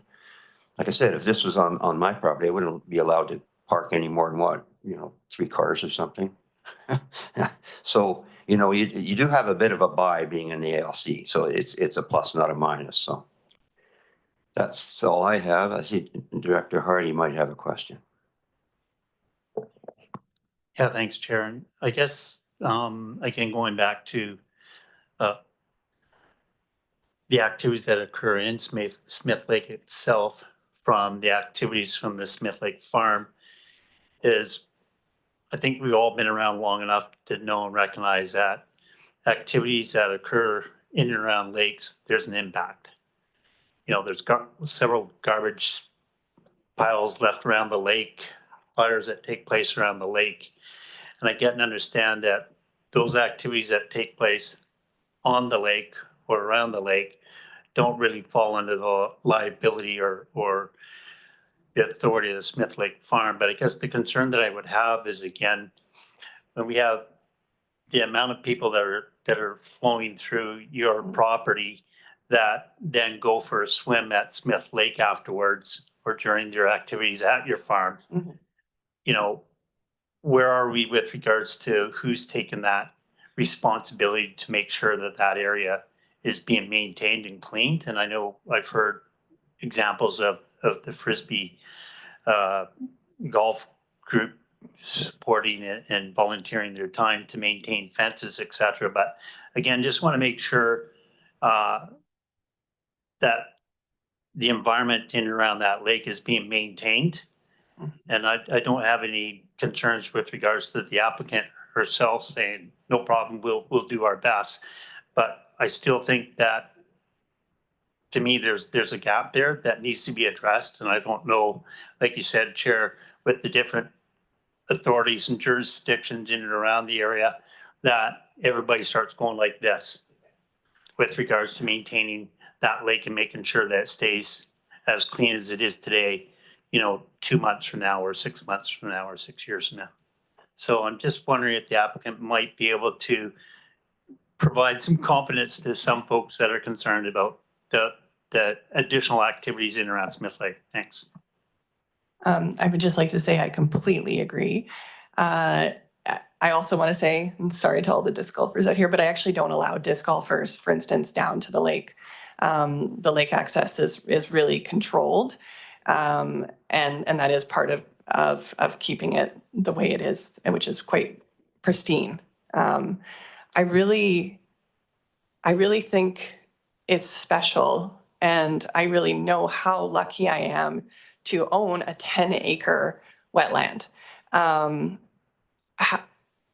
But all of those things, if I'm not the person to own Smith Lake Farm at some point, I would also like to continue to see that Smith Lake Farm and the wetland around Smith Lake Farm stays pristine.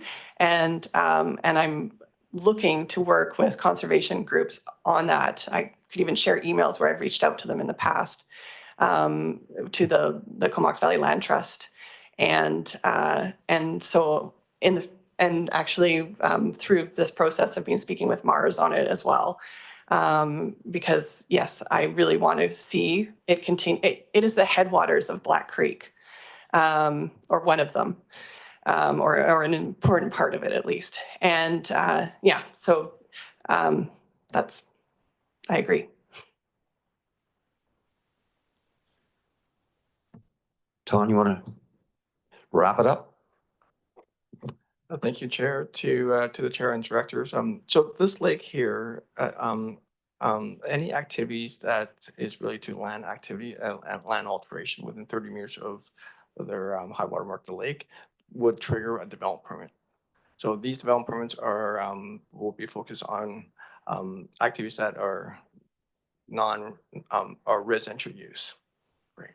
So any activities that is related to farming, the development permit may not be triggered, but any activities that are not farm use will be triggered development. So if the applicant wanted to build a second residence or do any land alteration that's related to the farming, that would be a discussion with applicant. So we do have that development permit application in place, but also the lake itself is protected under riparian area protection regulations through the province. If there's any activities that might be triggered there, but again, any farming activities that are around the lake may not be triggered that. Director Hardy.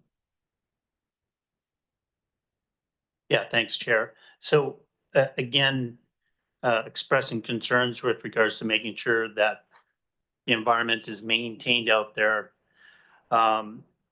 With the increased population, increased activities in and around that area, we're going to have some environmental impacts. And I didn't really get any assurances from the applicant or from CBRD staff with regards to ensuring that the environment's going to be maintained out there. Who's doing the enforcement activities, I guess, at the end of the day? And if I'm understanding correctly from staff, that a lot of those regulations or enforcement activities revolve around the province and not so much the Comox Valley Regional District, if I'm understanding correctly. And with the limitations of enforcement by the province, that concerns me now, is because, I mean, there's only so much resources within the province. So I'd really like to see or get some type of a commitment from the applicant with regards to trying to ensure that, maybe once a week or once a month or whatever that is, that there's a group that's going out there and ensuring that the environment is being maintained, that there's no garbage or anything like that being left out there from activities that might be undertaken from folks that go to the farm first and then afterwards go to the lake after a hot day of being on the farm. So I'd just like to see some type of a commitment from somebody with regards to making sure the environment's being maintained out there. Thanks. Well, I know you can rest assured that the province of BC has one game warden and ALC has one bylaw officer in Vancouver Island. Mhm. That was a statement, not a question. So I'm going to go to Director Harper. Yeah, thanks. I mean, we're deliberating this issue a little bit, I think, because I think we keep bringing in things that are not related directly to the application. So I don't understand, Dr. Hardy, when you say you don't have the reassurance. What I heard is that this is an application for disc golf as a passive recreation activity and for 10 additional events, right? And the rest of it, like the lake, all these are different issues than just what is going before the ALC. I can see how we can look at it holistically, but when you narrow it down to disc golf, and when you hear about the disc golf, we just heard the applicant said they don't allow the disc golfers to go swimming. So that's an extra measures that they're taking. So for me, that does provide some reassurance on the topic that is actually a little bit outside the scope of the application. So I would like to keep it simple, keep it on the issues, which is the disc golf as a passive recreation, additional thing that brings customers for the farm, and also, God, disc golf, like it is absolutely passive. Like I'm not a disc golfer, but I recognize it's a very low impact activity. And then we heard the RP Bio, one or two of them, I can't remember, say that it has no impact. So for me, that's plenty above the level of assurances that I would look for in something like this. As for the 10 events, as Dr. Grief said, I don't think it's for us to, like, for me, I maintain that we should just simply strongly support this application. It allows a small farm to stay viable and to stay at the heart of their community. I understand I haven't received the emails you received, Dr. Grieve, around neighbors, but I can tell you, like, neighbors always complain about farms, and you've been around this table for 15 to 20 years. And you know that. So when it's smell or noise or whatever it is, right? Then we need to support the agricultural sector, especially this should be celebrated. This is actually the presentation I heard. Wow, they're rocking it in terms of farm activities and also kind of giving back to the community. We heard all kinds of things in the presentation that I liked. So I just want to keep it focused on disc golf and the 10 events. And for me, I'm absolutely of the belief that this will be, this should be encouraged. Thanks. That's 18 years, you young whippersnapper. Like to respond to you. I would like to respond though that Director Hardy, it is something I am really concerned about. And I even was speaking with Mr. Wartig about coming up with exactly that kind of a plan and for future development. So either way, I'm just happy to share that with you. It is what I'm going to do. And as chair, I allowed a great degree of leniency here to discuss the wider topic because this was the opportunity right now and at this place and this time.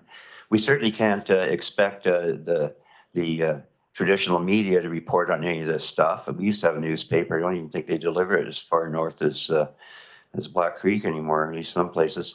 So, for me, it's a little different.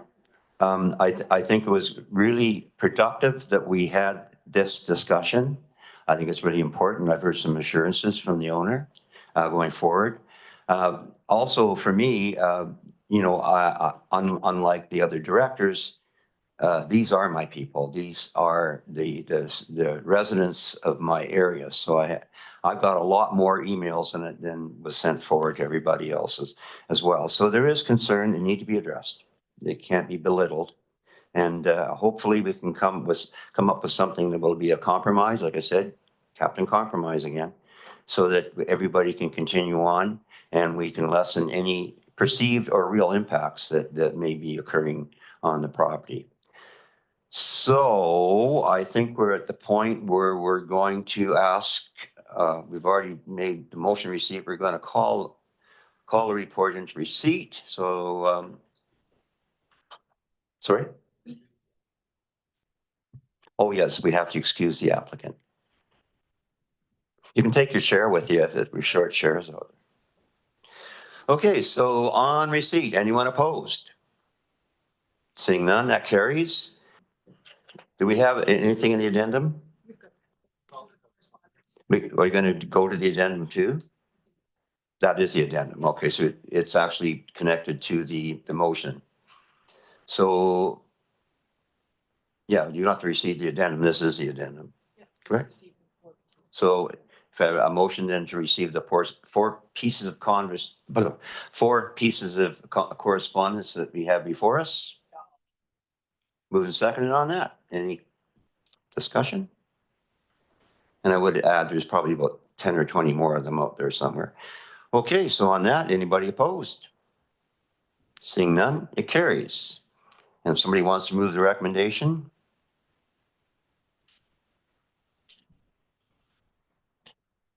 Director Arbor. Yeah, thanks. I won't move that recommendation because that is very neutral. Be referred to the Agricultural Land Commission for decision. That doesn't say anything. So if there's appetite from I know I want to put the strong words in that, a strong recommendation to approve, but I'd be happy to settle and move that we simply, in regards to the application, be referred to Agricultural Land Commission with support from the Comox Valley Regional District instead of just for decision. So if you want to, if it gets seconded, we can bring it up on the Word document or whatnot.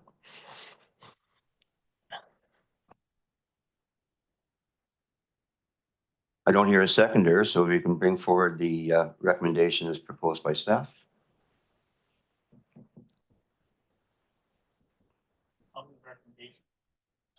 Second.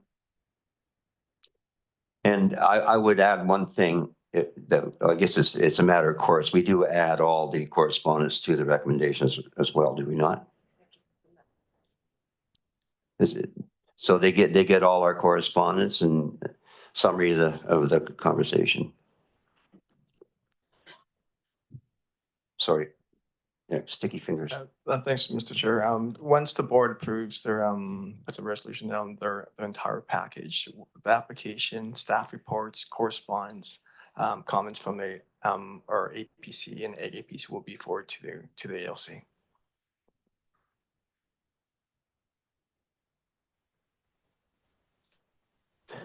Director Arbor. Thanks. That makes, I'm not actually, sorry for me to vote it down, but I'm not in favor of this recommendation. I think it's very weak. We actually gained the right, as local government, we advocated for us to be able to weigh in on ALR decisions. And I think this recommendation that is on the table is just to pass the buck without support or non-support. Like you might as well go straight to the ALC, like we're not performing our role as a champion for the agricultural sector here. We're just taking a pass. So I don't think that's a great recommendation. It does tell me how much maybe intensity there is in your neighborhood, Dr. Grief, and I do want to acknowledge that is your area. But to me, it's a very straightforward, positive application, and I'd like it to be reflected in what we send to the ALC. Otherwise, we could have bypassed this whole process and just say, let the province make their decisions. I think it's a missed opportunity to show that we are supportive. Thank you very much. And just to counter that, of course, like I said earlier on, I'm concerned about us being forced in these positions in situations where we don't have jurisdiction. This isn't the first time or the last time we forward the application back to the ALC without comment.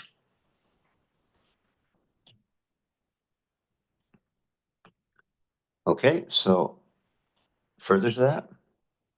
Yeah, now we're going back and forth a little bit, and I'm sure you'll cut me off on that. But, you know, I've also heard you many times to say that you like to rely on the good advice of our advisory planning commission, and I heard nothing but support from them. And to me, that should also be a consideration and reflected in what we send to the ALC. And it will be reflected. It will go along with this. Okay, so let's move to second on recommendation. All those in favor? Those opposed? Duly noted. I'm now going to call a recess so everybody can clear the courtroom. Thank you. You're in favor? Okay. Thank you.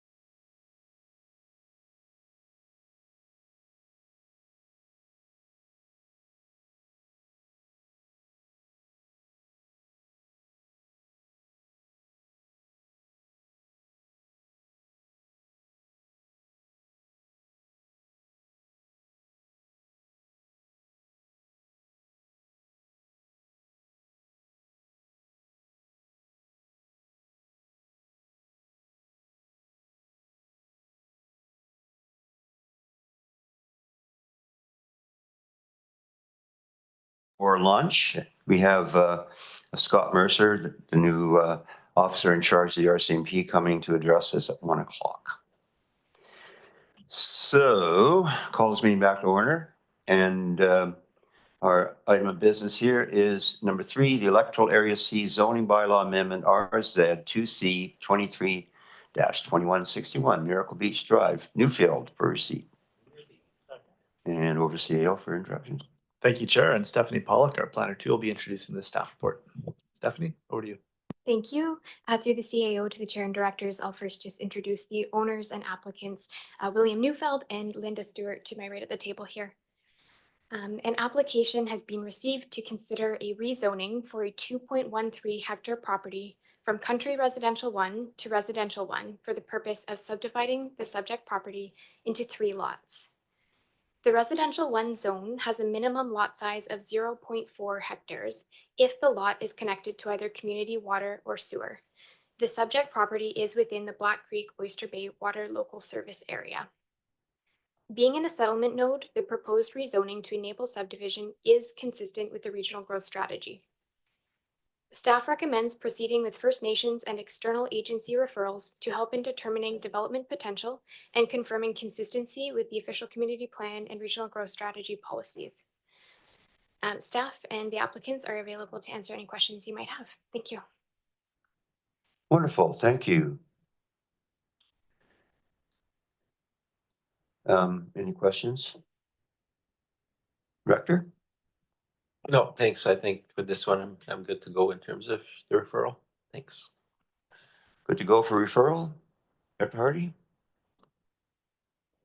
No consent, no comments, no concerns?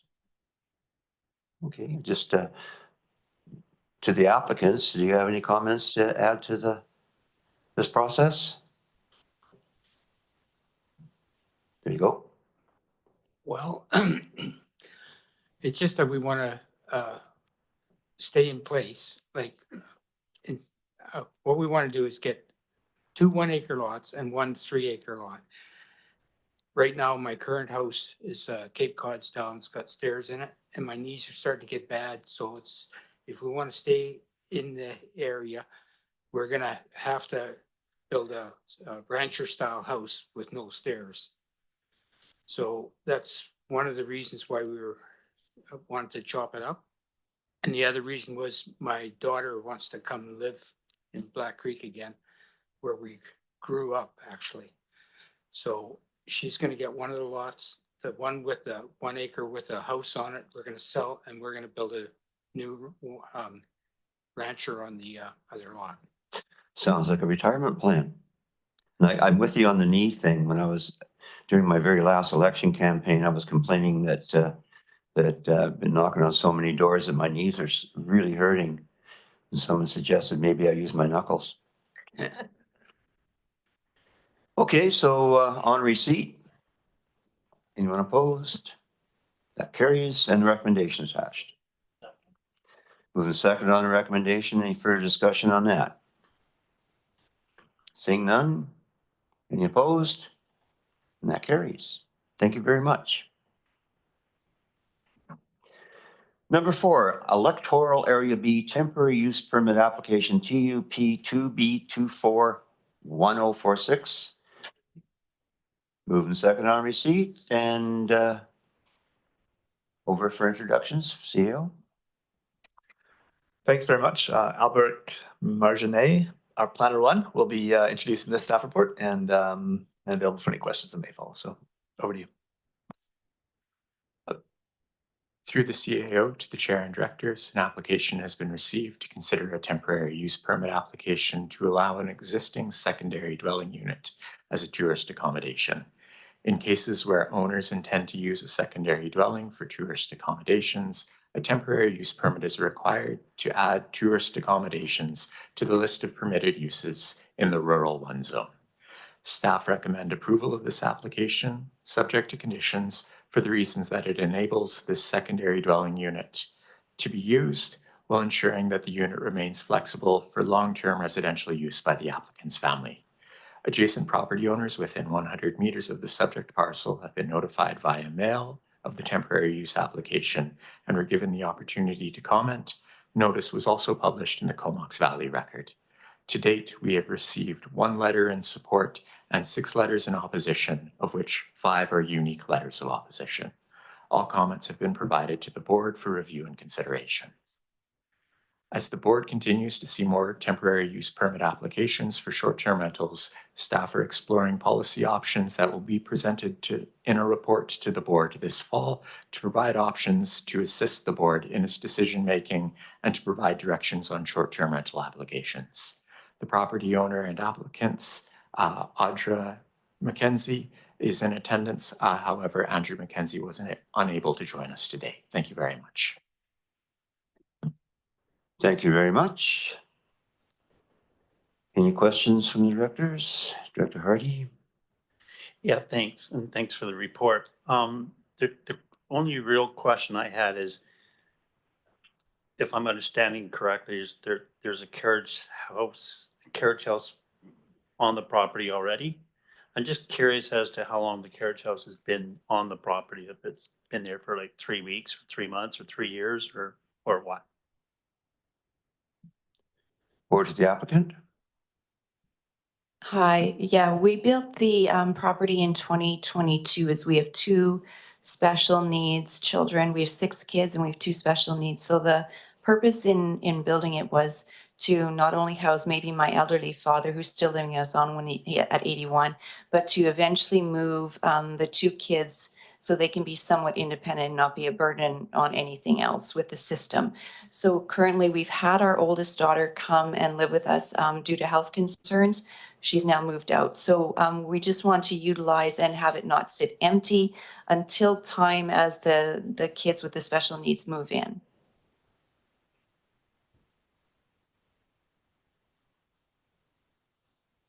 Any other questions or comments? Being none. Oh, one more. There you go.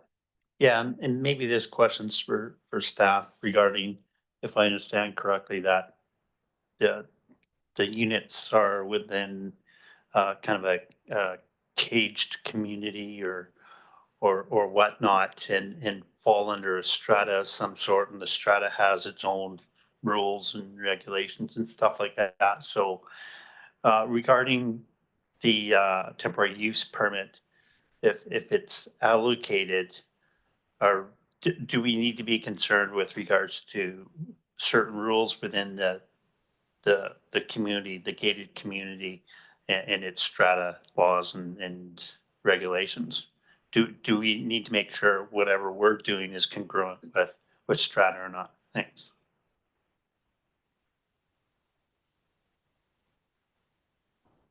Thank you through the chair to the directors.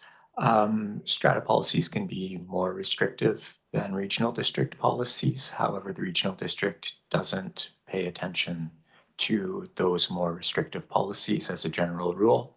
I did have a chance to look through the strata policies. However, it is of staff's opinion that a commercial use on this lot is consistent with this being a accessory or ancillary use on this lot. Thank you very much for that. So any other questions of directors? Seeing none. On receipt, all in favor? And then we have some receipt of correspondence to go through. Moving second on the correspondence. And any discussion on that? Then on the correspondence, anyone opposed to receipt? That carries. No addendum, okay. I have to excuse the applicant now, so you have to leave the table and we'll take a vote on the recommendation. So a motion on to move the recommendation. Yep, second. Second, moving second on the recommendation. Any more discussion? And more discussion. Yeah, thanks. I want to acknowledge the letters that were in opposition and there were some good comments in there around fears about Yes. housing and fears about impact on the neighborhood and it would proliferate. So just to justify my vote today, I think a temporary use permit is good for 3 years and it's a good chance. Right now, our staff is looking at our short-term vacation rental policy or lack thereof, or the status in the valley. Like we've been in a bit of a we were waiting for a long time for the province to see what would happen, and now we kind of know what the province is doing, so we're trying to create a framework. So in the meantime, my tendency is to allow those temporary uses, which go for 3 years and then are up for review. And that gives the neighbors a chance to see if they're okay with it. And in the meantime, our staff is gonna probably come back in the next couple of years with a more comprehensive policy. So I'm voting on that basis. Thanks. No, I have to concur. I think that is probably the best system we can possibly come up with at this point in time, because it is temporary and it does give a chance to allay some of the fears that neighbors have about, you know, party houses and whatever. So, and you have to be on your best behavior. So, because you got to come back to us 3 years from now. Okay, so the recommendation is moved and seconded, and anybody opposed? That carries. How much time do we have? That clock doesn't work anymore. Oh, it does work. We have an applicant waiting online for Cameron. Okay, then we'll move on to 5. Electoral area B, agricultural land reserve application, ALR 1B for Coleman Road for receipt.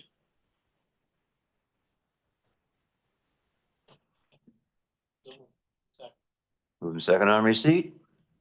And over to staff for introductions again. Thank you, Chair. Jody McLean, Senior Planner, will be introducing this report and the applicant, and then we can support any discussion.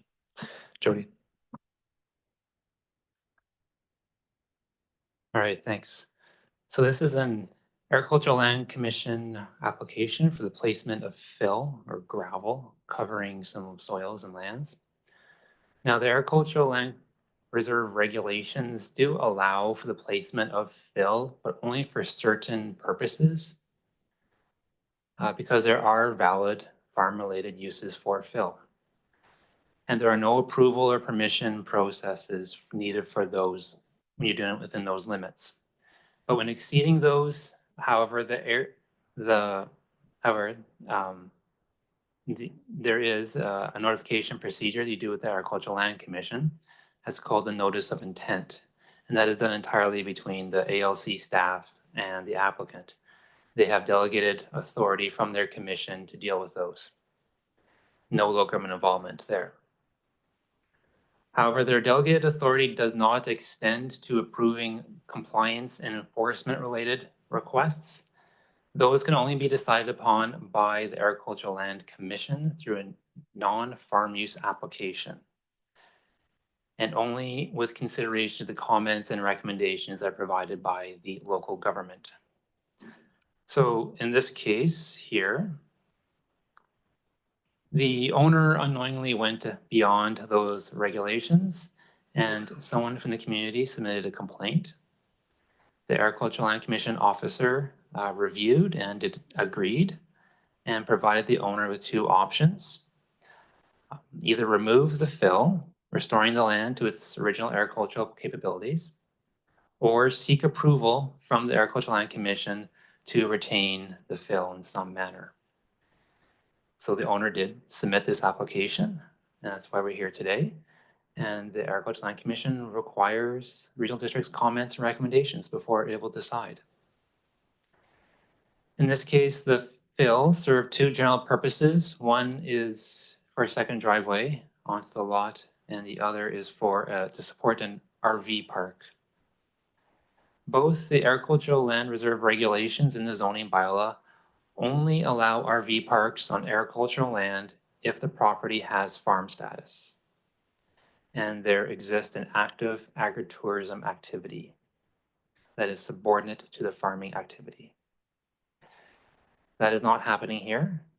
So the owner has complied in no longer operating the RV park and just hosts it for his own personal recreational vehicle.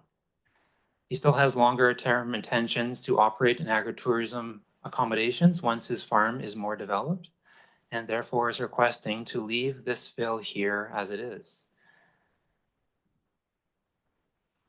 The CBRD's Agricultural Advisory Planning Commission reviewed this application and indicated the application should be forwarded to the Land Commission, but that the fill be used to support farm development on the property. Mr. Chair, staff concurs and also recommends the application be forwarded to the Commission with the recommendation that the ALC work with the owner to beneficially use the fill for farm development. And that is what is in the report's recommendations in front of you. The owner, Corey Cameron, is available online through Zoom and available to if you have any questions on this. Mr. Chair. Thank you very much for that report. Corey, you're online somewhere. Do you want to make any comments on this? Can you guys hear me there? Can you hear me? Can, yes. Awesome. Yeah, appreciate everybody's time here today. We've already kind of gone through this in the other part, but really just to summarize, I am in the process of working through farm status right now. I was unfortunately just shy of the financial requirements to meet that this season, and I'm up for reevaluating that this coming season 2025. I've also sold my own RV, so there's no activity in that front end really now other than for access to that portion of my property, and will be maintained that way until I further develop going into the spring. Everything I'm working on right now should meet the minimum requirements with ease by this coming fall. And I'm working closely with the ALC right now on meeting those requirements and continuing the development of my property. That sounds like the right thing to do. So when you say meet the requirements, what is the threshold they want you to hit? So it's an interesting conversation, because I was under the impression with my initial consultation with the ALC that I would be able to hit that threshold at $2,500 in annual sales, and I was significantly higher than that even last year with farm pasture raised eggs. And unfortunately, they don't take up enough space to hit the threshold. So my minimum requirement for the space that I'm using was 10,000 in annual sales. But with the future developments and plantings I'm planning, it brings that threshold down. So you actually get benefits for using more property than less. Understood. Thank you. It's always a mystery to me. And that's the ALC. Yes. You're dealing with. It's not just a farm status with the BC assessment. It's different. Different. Yeah. Okay. Good to know. So over to the directors. Any questions of Mr. Cameron or staff on this? I do see some. Director Arbor. Yeah, thanks. It's good the applicant is here, but at the same time, I've had in my area numerous properties that have had to remove the fill entirely after placing it, without prior permission or whatnot.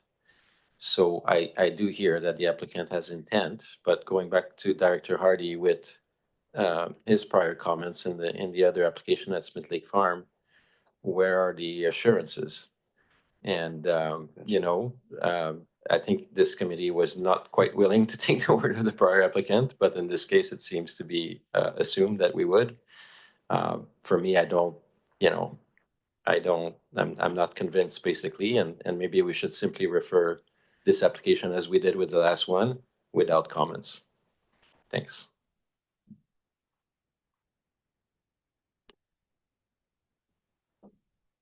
That's a good question.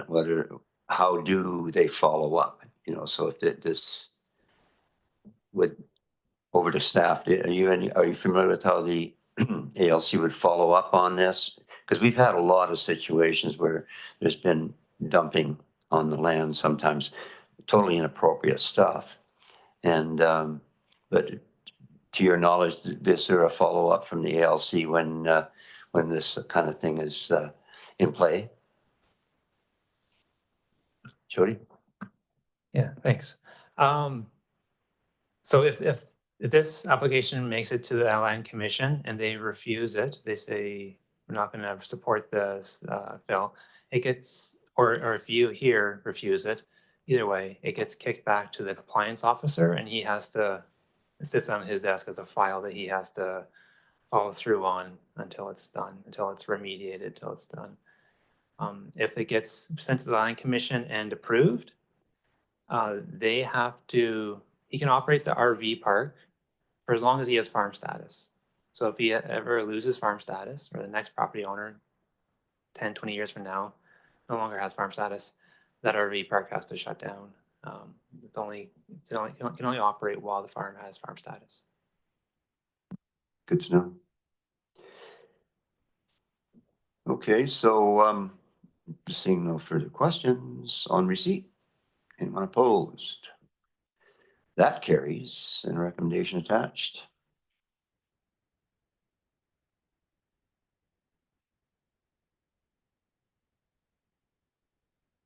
Director Hardy. Yeah, I'll move the recommendation. I'll second it. Any more discussion? Director Arbor. Yeah, thanks. I noticed on the property that there's a wetland in the middle of the property. Can we get a bit of information as to whether the fill or otherwise may have negative impacts? Or the RV site, for that matter?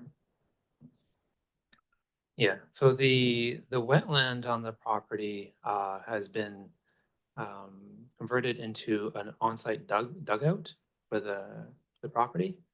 So if the fill does remain, they get approval for this. You'll have to do a development permit for a non-farm, sorry, for a called a freshwater development permit. It requires to hire a professional biologist, and they provide recommendations to view if there's any sensitive habitat there and provide recommendations for accommodating the proposal while protecting that any habitats found. Thanks, Chair. So can they just turn wetlands into dugouts? Like, is that something that is totally permitted under our provincial legislation? May I cut in there, guys? Go ahead.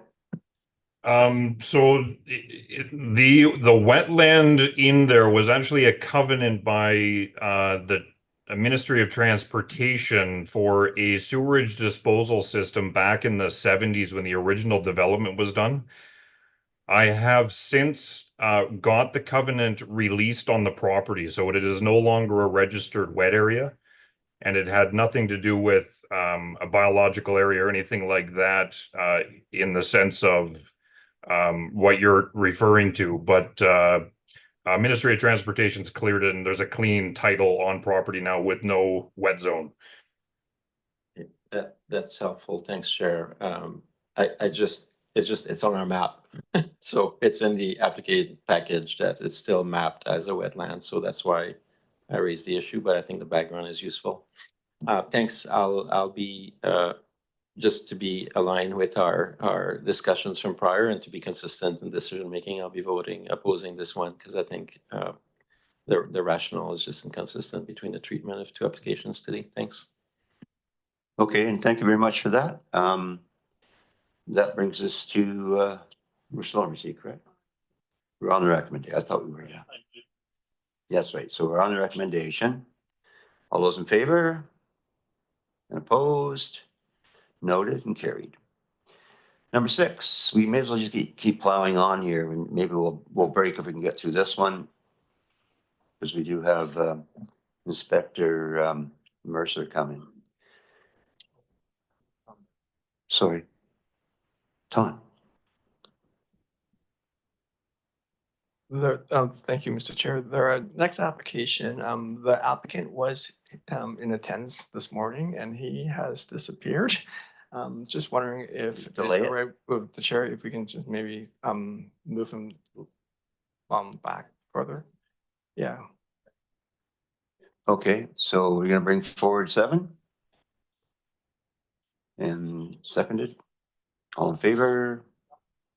7, electoral A, zoning bylaw amendment for 3655 Trent Road, Von Schilling.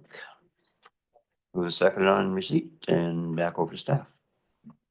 Thanks. And again, Jody McLean, our senior planner, will be introducing this report for the committee. Jody. Thanks. And this is a file which I don't believe the applicants are here either for it, but I can proceed with it because I don't know if they're going to attend. So this item is the property owners are seeking to subdivide the lot, and the local governments regulate subdivision and development through zoning bylaws in order to pursue land use objectives that are explained in your official community plan and regional growth strategies. Relevant to this case and this property, the rural zoning bylaw places it in the, I think it was country residential zone, where the subdivisions can only create lots at least 4 hectares in size. This 4-hectare size was placed there in this larger neighborhood to help implement the part of the regional growth strategy that directs growth to municipal incorporated areas and other settlement nodes. The 4-hectare size prevents further subdivision adjacent to municipalities until their urban zoning and urban subdivision servicing standards, which accommodate much higher densities, can be put into place until they're applied. In long-term planning and development planning, when properties are small, it is much more difficult to assemble land and to be able to redevelop to higher densities that make extending utilities economically feasible. So in this particular property, it's a 2-hectare lot, and they'll be looking to subdivide in half to create 2 1-hectare lots. The zoning bylaw, this does not meet the zoning regulation, so the owners have applied for subdivision using the provisions of the Local Government Act called Section 514, subdivision to provide residence for a relative, which allows the provincial approving officer to ignore the zone's minimum lot size. However, the same section allows the local government to apply a Section 514 specific minimum lot size, which we do in Section 501 of the zoning bylaw, which again is 4 hectares. So this application for a zoning amendment that we're considering today is actually to amend that part, the lot size part.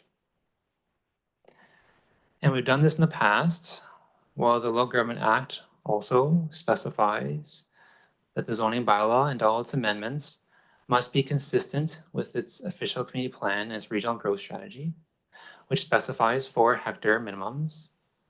It was our interpretation in those past applications that a new undersized lot can be created if each of the 2 resulting lots only enabled half the density. And that was done a couple times over the years.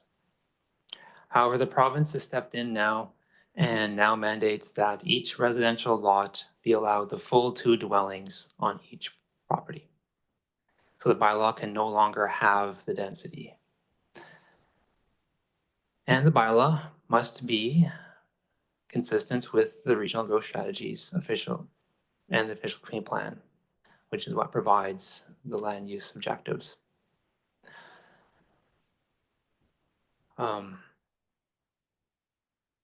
So in this case, this particular owners, they've applied several years ago for this, back when we were supporting these applications. And there were some delays in the processing, and it got caught up in the new housing legislation that came into force. And that came into force with no in-stream protections and no grandfathering provisions, and required the CVRD to promptly amend its zoning bylaw to come into compliance by undoing all the previous other Section 514 related density restrictions.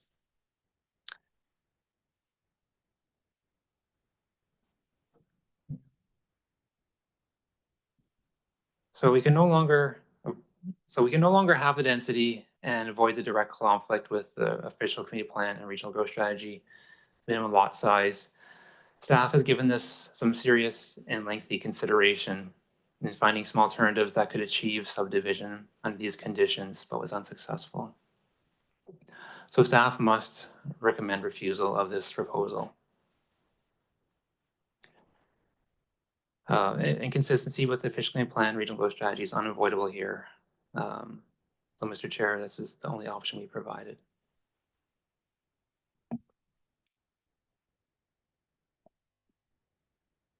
So this is where the chickens come home to roost, obviously. So, agricultural reference. Director. The applicant on the line at all or anywhere to be seen? The reason why I ask is I'm just wondering if, I think we have some work to do on 514 in the province and some of the perhaps unintended consequences of new policy at the province. Perhaps intended, I don't know. But I'm just wondering if the applicant would be interested in just leaving the file open and us not decide until, it could be months or years, but I guess with an application like this, if we denied it, they could come back in a year and reapply, right? With the exact same application, is that correct? Correct, yes. So we've gone over this file with the owners. They've provided a copy of the report and invitation to this meeting. They're not in the gallery and I don't see them online. But yes, if the application does get refused, they can reapply in 1 year is what our procedures bylaw says, yeah. Yeah, thanks. So yeah, it's not gonna take a year to solve, so maybe it's just cleaner to deny it. But at the same time, I want them, if they watch this meeting, to know that we're cognizant of the disruptiveness of what's happened in their file and probably other files as well. And they were already sort of in stream and et cetera, when the legislation came in. So that is unfortunate. I would also note that that particular property is not that far off, for phase 1 4D of the sewage project. We don't have such a phase right now, but I mean, they're just on the periphery of Royston, where we're going to be working to bring sewage. So under a service lot in the future, it could make sense. I think I would ask staff to consider whether it makes sense to review our zoning bylaws in regard to that particular area, but we're not there yet. So that's all for the future. So maybe today is the cleanest to deny it, understanding if we're successful in advocacy of the province to look at the benefits of 514s in the past, that, this opportunity could arise again in the future. Thank you. My question is, when did they first make the application?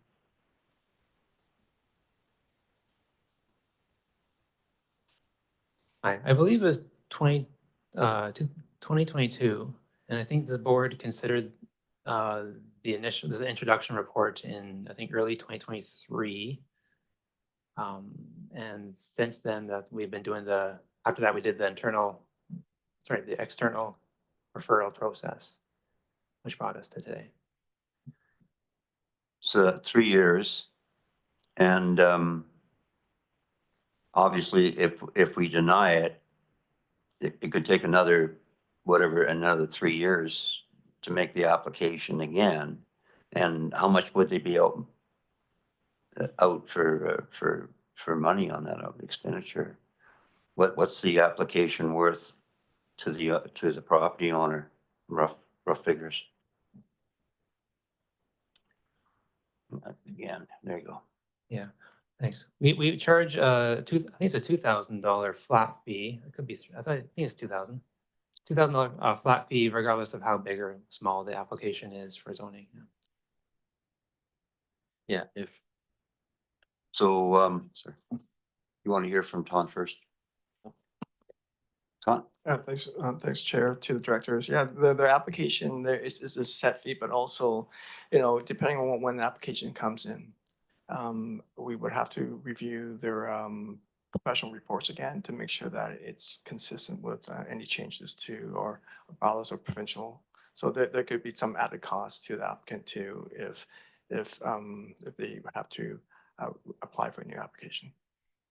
Are you suggesting we keep adding costs and requirements to as the years go by? That's not news. Anyway, I shouldn't be so sarcastic today. I'll let Director Arbor finish here. yeah, thanks. Yeah, I mean, the fees is one tiny part of the overall cost. When homeowners have to wait, obviously with contractors and development costs and all the rest of that, that would be where substantive impact would be. But I think it's good to remind though, Chair, that that's why I'm going to bring it up until we see a report on this. I think that's not having the applicants here. I don't know, because the last couple of years I've received a lot of dissatisfied sort of people in our building permit and development realm residents. And for me, that's why not having the applicants here, I don't know if they're super frustrated or if they're totally happy. And I think that's why I'll keep pushing for us to have, for every file, to have some kind of survey from our applicants to understand what their experience was with the regional district, so that the board starts to understand the trend and whether we're doing a good job out there. But they're not here. So for me, again, I want to justify what my vote will be. I will vote to deny, but I think because of the legal context and the new policies of the province, but I still am intent to try to, with the ESC colleagues here, to try to find a path so that these opportunities can occur in the future again. Thank you, and Director Hardy. Yeah, thanks, Chair. Again, just very difficult position for the CVRD staff, EASC committee, and the CVRD board. These applications have come in, you know, in a reasonable timeframe before, you know, changes from the province through Bill 44 and consequently impacts Section 514. So I'm just really disappointed that these applicants, you know, halfway through this process are being told no, and that's quite concerning. Again, the committee as a whole here, you know, and staff are placed in a very difficult situation, you know, based upon advice from our legal or lawyers with regards to not supporting these applications. So I guess I'm just a little concerned here with regards to this process at the end of the day. And I really struggle with regards to the recommendation that's being put forward here.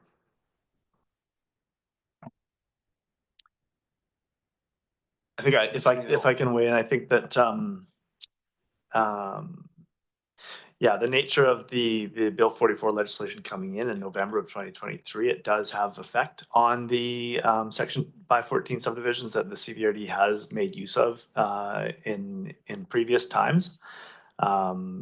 As Jody has noted, the option before the board really is to, or before the Electoral Area Service Committee is to deny these kinds of applications because of that application of Bill 44.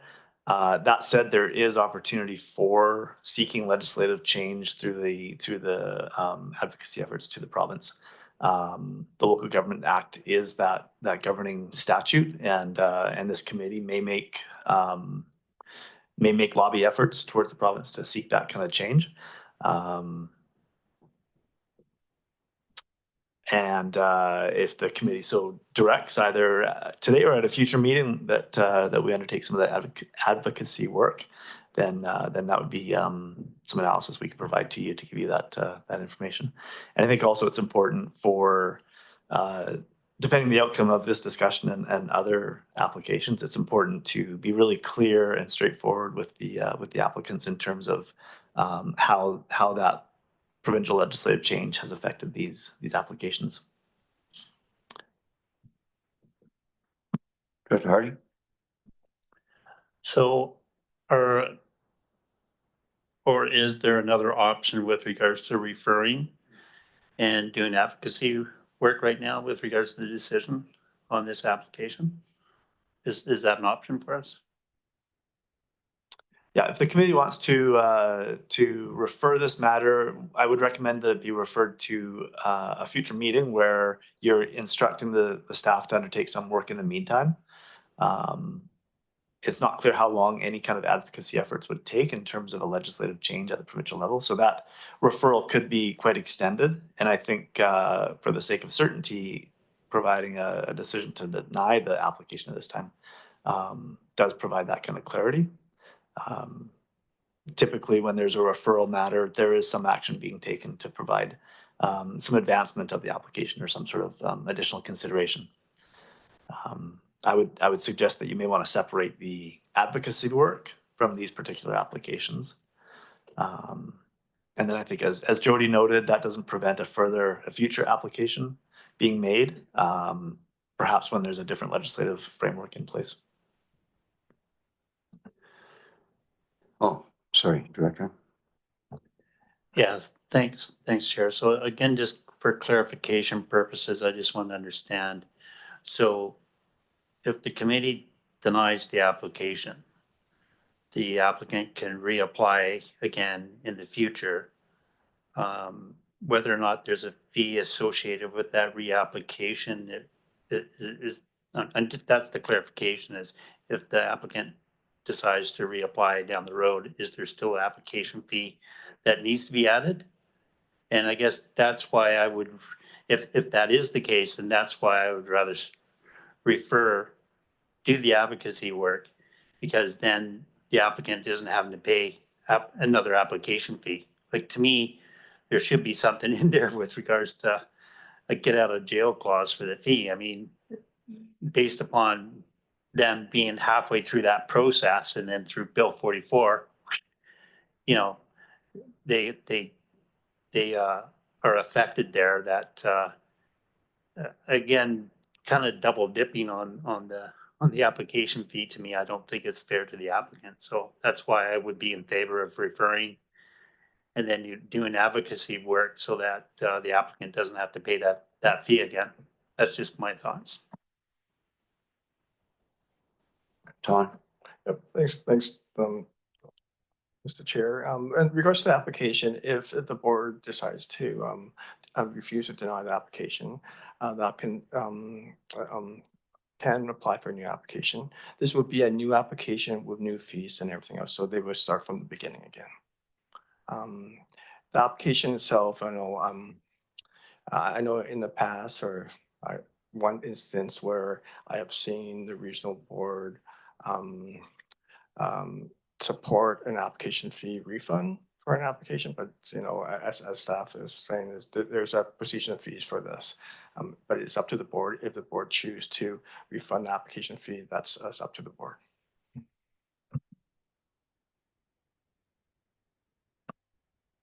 Okay, yeah, I kind of think it is a bit double dipping for sure. We got a person applied in 2022, that's 2020, whatever part 22 for 1 year, 23, 24, 25. We're now 4 years into it, and we still, he still hasn't gotten anywhere with it. I mean, looking at it objectively compared to some of the other applications, we're looking at a 2 hectare being split into 1 hectare, and then the possibility of that having secondary dwellings. So it looks like VHA will support that, or Island Health. They will support it down to that size. I think they want to see, on their side, which is the important part. The rest of it is we're victims of our own regional growth strategy. As I say, it was developed in a different time and it's not going to be renewed or revisited. So it is a stretching it a little bit, but it's on Royston Water. So it's all about the on-site septic, is about it. So, if there's any way we could, help hold it in conveyance, because it could be argued that, we took an unreasonable long period of time.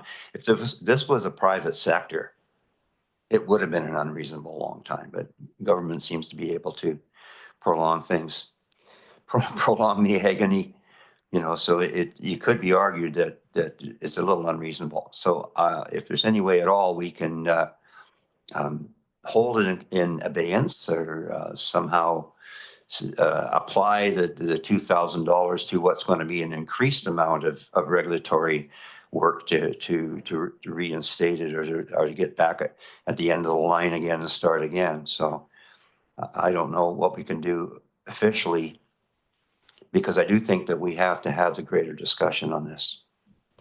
Director Arbor. Yeah, thanks. I think that's where having the applicants in the room would have been useful to hear some of their preference on whether to defer or not. But at the end of the day, I think once staff confirmed that you can reapply in a year, we're not going to solve this issue in a year. Let's just be pragmatic here. Province never moves that quickly. And even if we look at our own zoning bylaws or anything like that, we all know at this table, it's not going to take a year. So I think in the end, the staff probably landed on the right recommendation, which is to unfortunately simply deny for now. But maybe what I hear from the directors is there might be opportunities for those who come back later if with the policy got fixed, or if we have a new framework, we could consider waiving fees, for example. The other thing we could do is offer to those people a follow-up, you know, if the policy changes, either at the provincial government or with ourselves, that they get notified, right? So that they get an email whether it's 2 years from now or a year from now, that would say, okay, actually, you know, this issue we're facing today has been fixed and here's your opportunity. So just a couple of suggestions, but I think the cleanest way for today is yeah, I would move to. Yeah, clean process. I would, however, reach out to the applicants and make it known that they're still quite welcome to build a secondary unit on it. And that's big enough for a full-size house too, isn't it? The 4 hectares that they got. So they could build first and subdivide later if they wanted to. So there's that option as well. Tom. Yeah, thanks, Chair. What I can say about this application is the staff has worked with applicants, both of them, in regards to the file. You know, one of the major delays was, you know, trying to get ANHELP to provide us with some assurance that this property can be subdivided, ensuring that there's no health concerns. Staff has spoken with applicants about what they can currently do with the zoning right now, that they can build a second residence on the property. But, you know, they chose to apply for the 514, and this is where we're at.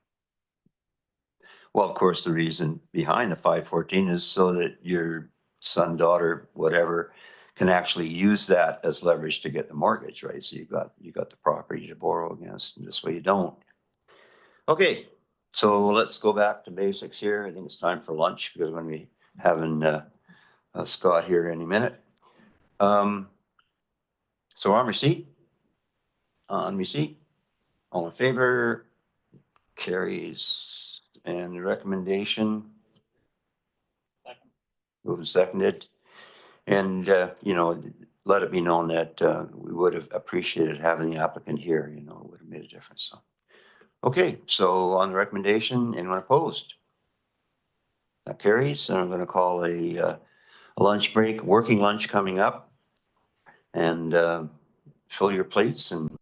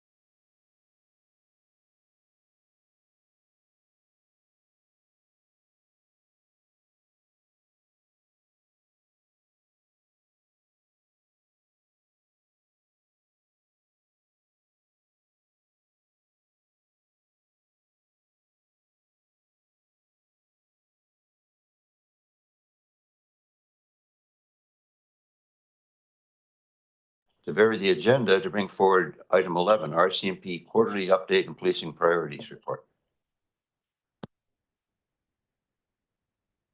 Moved and seconded.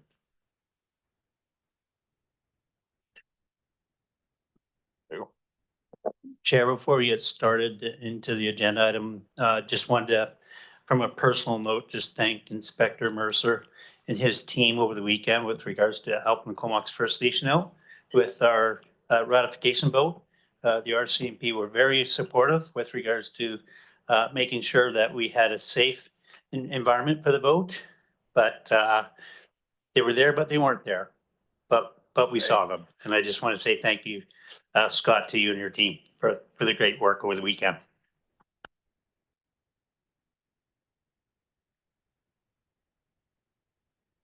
Well, hope you guys don't mind. We're having a working lunch because we, again, bit off more we can chew, like literally. So we're going to bring forward your report and just press the little buttons there on your mics and I'll turn you on. I'm moving on receipt and welcome. Well, thank you, Council, for having myself and Staff Sergeant Beauregard here today. My purpose actually was to discuss the upcoming annual performance priorities and do some planning with this council on that. I can speak briefly to the quarterly report, which I believe was submitted to you back in early January with it.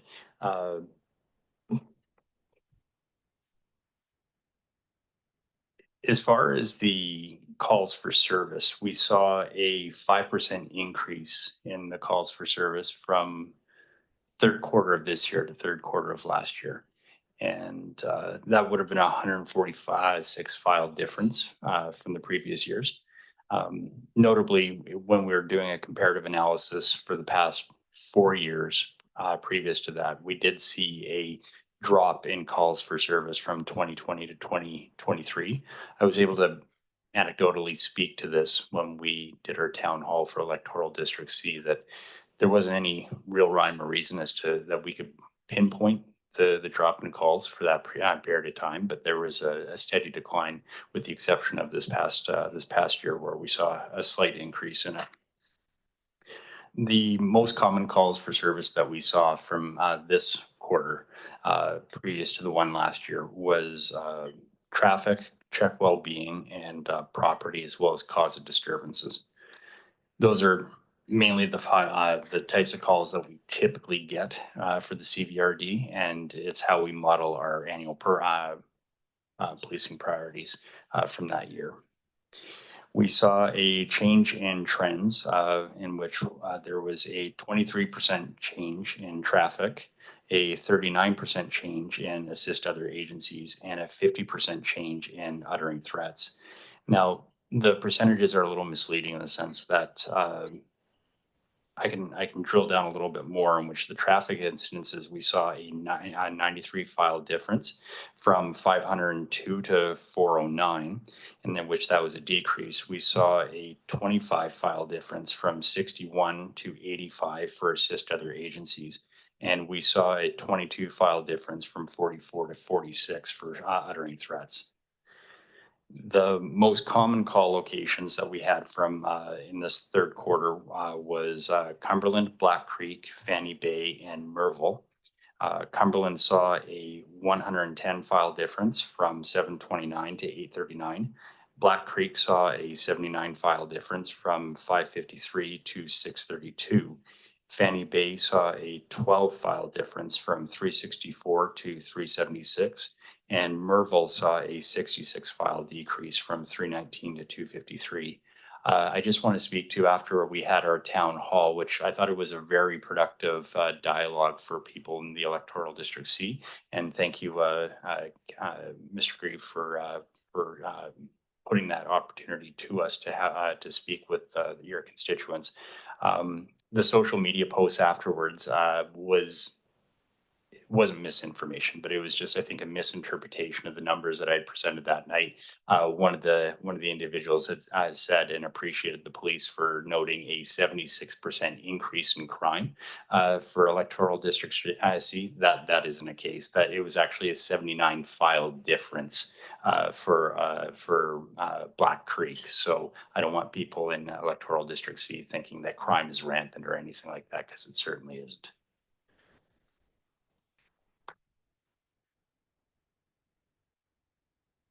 For violent crime, we saw common assault was the most reported violent crime, in which we saw a 16% drop from the previous year.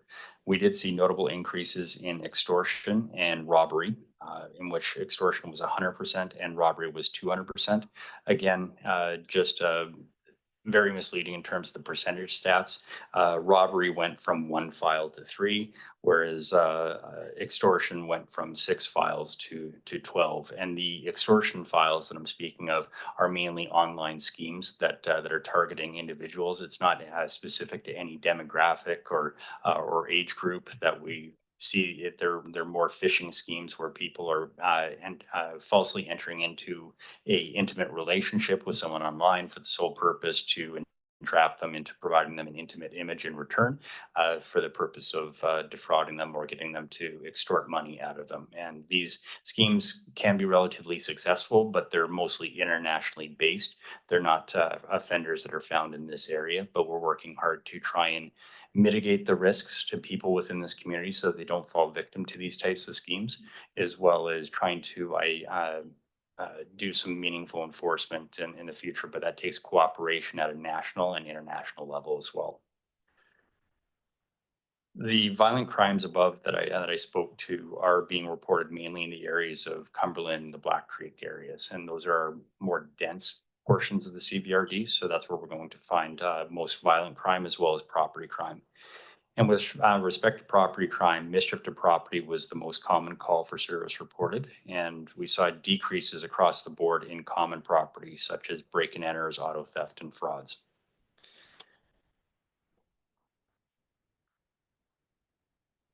For drugs, we saw a shift this past year in public policy concerning drugs, specifically you're not able to consume in public areas. That has translated into more complaints or calls for service in relation to drug possession. That doesn't necessarily translate into charges associated to drug possession. We maintain the philosophy, as well as the provincial and federal crown, that the focus is drug trafficking and drug production and not drug possession. So we saw a slight, we saw an increase in drug possession. It says 400%, but that went from 1 drug possession file to 5 from the previous year. For traffic-related incidences, we saw a 4% decrease from the previous year, in which there were 64 traffic calls for service in the CBRD. Of these traffic calls, impaired operation of a motor vehicle were relatively high. They're consistent from year to year, in which it's 58 calls for service for impaireds. We do have quite a few members in our detachment that pride themselves on impaired investigations, as well as removing impaired drivers from the roadway. This doesn't necessarily translate into criminal code charges. We do have options through the province, through the provincial suspension program, which we often employ as a discretionary measure.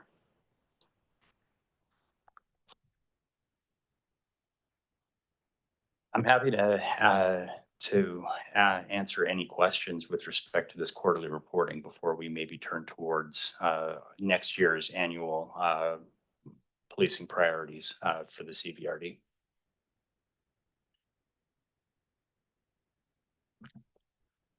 Well, thank you very much, Scott. We'll take some questions from some of the directors, maybe. Director Arbor has a question. Yeah, thanks. And the last few years, we put drug trafficking as amongst our top priorities. And I remember from the last couple of presentations, last couple of years, that the Comox Valley is not necessarily the hub of drug trafficking, on the south coast of BC. But I'm just wondering if you have a little bit more updates about how you go. I'm sure you can't share all details, but how you go about trying to crack down on the supply side. And that question is probably even more relevant because I know the RCMP has been thrown into a cross-border kind of a quagmire. So, and in regards to drug trafficking and the rest of it, but in terms of the Comox Valley, with so many people suffering from addiction, and obviously it's. I've often heard friends of mine say we've lost the war on drugs like 40 years ago. On the supply side, but I'm like, I hope not. And I'm just wondering if there's direct actions or what level of activity you have on that front in the Comox Valley and as part of Vancouver Island. Yeah, I would, there are significant challenges when we enter into drug trafficking and production files. To make a meaningful impact within a community, you have to target the persons that are bringing in as well as supplying, which is our street crime units. One of their number one mandates is drug trafficking. The techniques that are utilized by investigators are becoming increasingly hard these days. The court rulings and case law that's surrounding it make it put more challenges and barriers for us, and it's always evolving.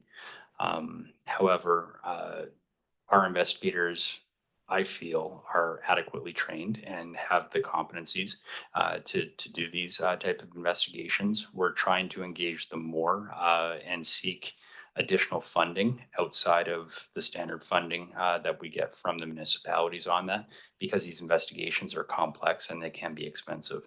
It all comes down to intelligence. It all comes down to the ability to translate that intelligence and into actionable projects, and that takes time, and sometimes it takes luck. With respect to our community here, I would say yes, as far as an overt presence of gang activity, there is not any that I can see. Not that you would traditionally see in larger municipalities where you have open conflict between gangs in which there's armed conflict and shootings and such. But to say that there's no organized crime ties to the drug trade here, in my opinion, would be ignorant, because drug trade in of itself is largely controlled by larger organizations. It's profitable. It's cross-border. It's internationally based. I feel that in the next coming years, it's gonna be a little bit harder for us to get a foothold on some of the drug activity without really trying to engage that intelligence aspect to it, right? That building up the intelligence. And to that end, we have done internal structuring within our detachment to try and boost our ability and enhance our ability to tackle these large scale drug investigations by integrating our detachment analyst with our street crimes unit as well as our MCU unit.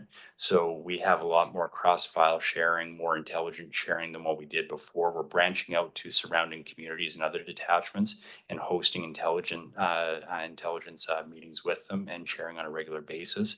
I think we're moving in the right direction on it, but I still want to see more results. And I don't think Troy would disagree that when it comes to drug trafficking, we would like to see more seizures and more arrests being made. But we are seeing a difficult, I'd say we're seeing a challenge in terms of a lot of the drugs that you typically see that are problematic on the streets are low-level street drug trade, whereas we need to focus in on the moderate to larger drug trade. So a long answer to your question, I guess, would be that we do still see it as a priority. We're working towards that goal, and we're going to be encouraging our members to take on larger intelligence-based projects in the near future, and hopefully that will translate into a meaningful impact here.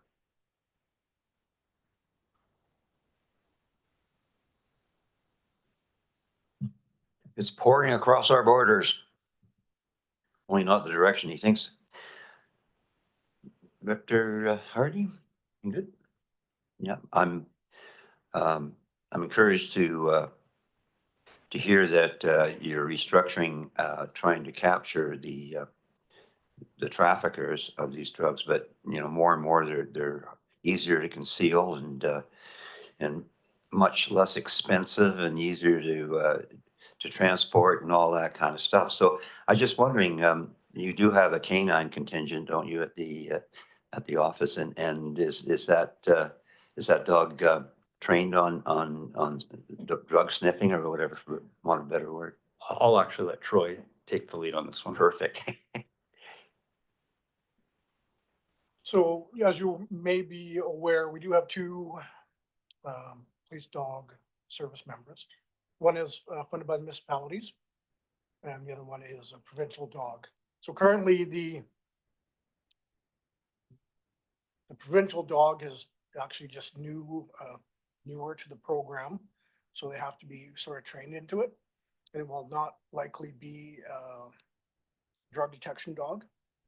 We're probably looking more towards the cadaver or the body recovery side of it, because that's just a provincially needed asset. And so it's kind of run out of a provincial level, what the needs are in certain areas. And then the other municipal dogs, they come pre-trained, you know, with the handler of different profiles, and that one's actually explosives. So we do not actually have drug detection canine right here in the valley, but there are others, you know, in Nanaimo and Campbell River. Yeah, 'cause that's probably one of your best chances of actually finding this stuff, being it's so small and compact.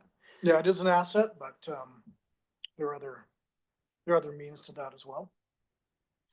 Well, I asked that question because one of the former directors around this table, Director Rod Nickel, was a RCMP officer in the canine contingent, whatever they called it, and he served up in northern communities and whatever, and he has multiple stories about his dog. So, and he's still, I think he had tears well up when he talks about his dog. So it's you know, obviously our canine friends are a big asset.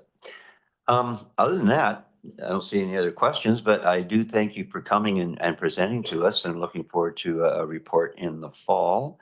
Again, I'd like to thank Inspector Mercer for coming out to our little open house there on Wednesday night in Area C, Merville Hall.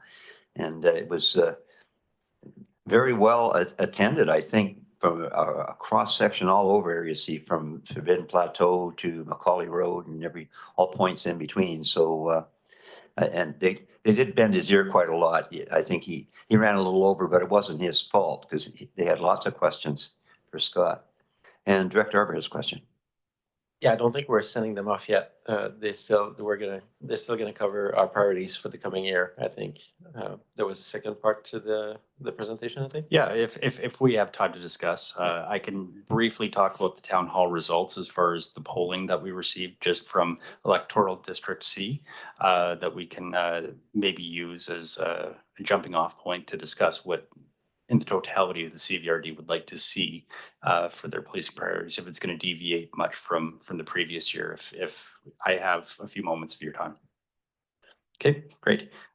Just to report back, Director Grief, as far as the polling questions that I said, what are your policing concerns, i.e. property crime, violent crime, youth, organized crime, drugs, traffic, etc.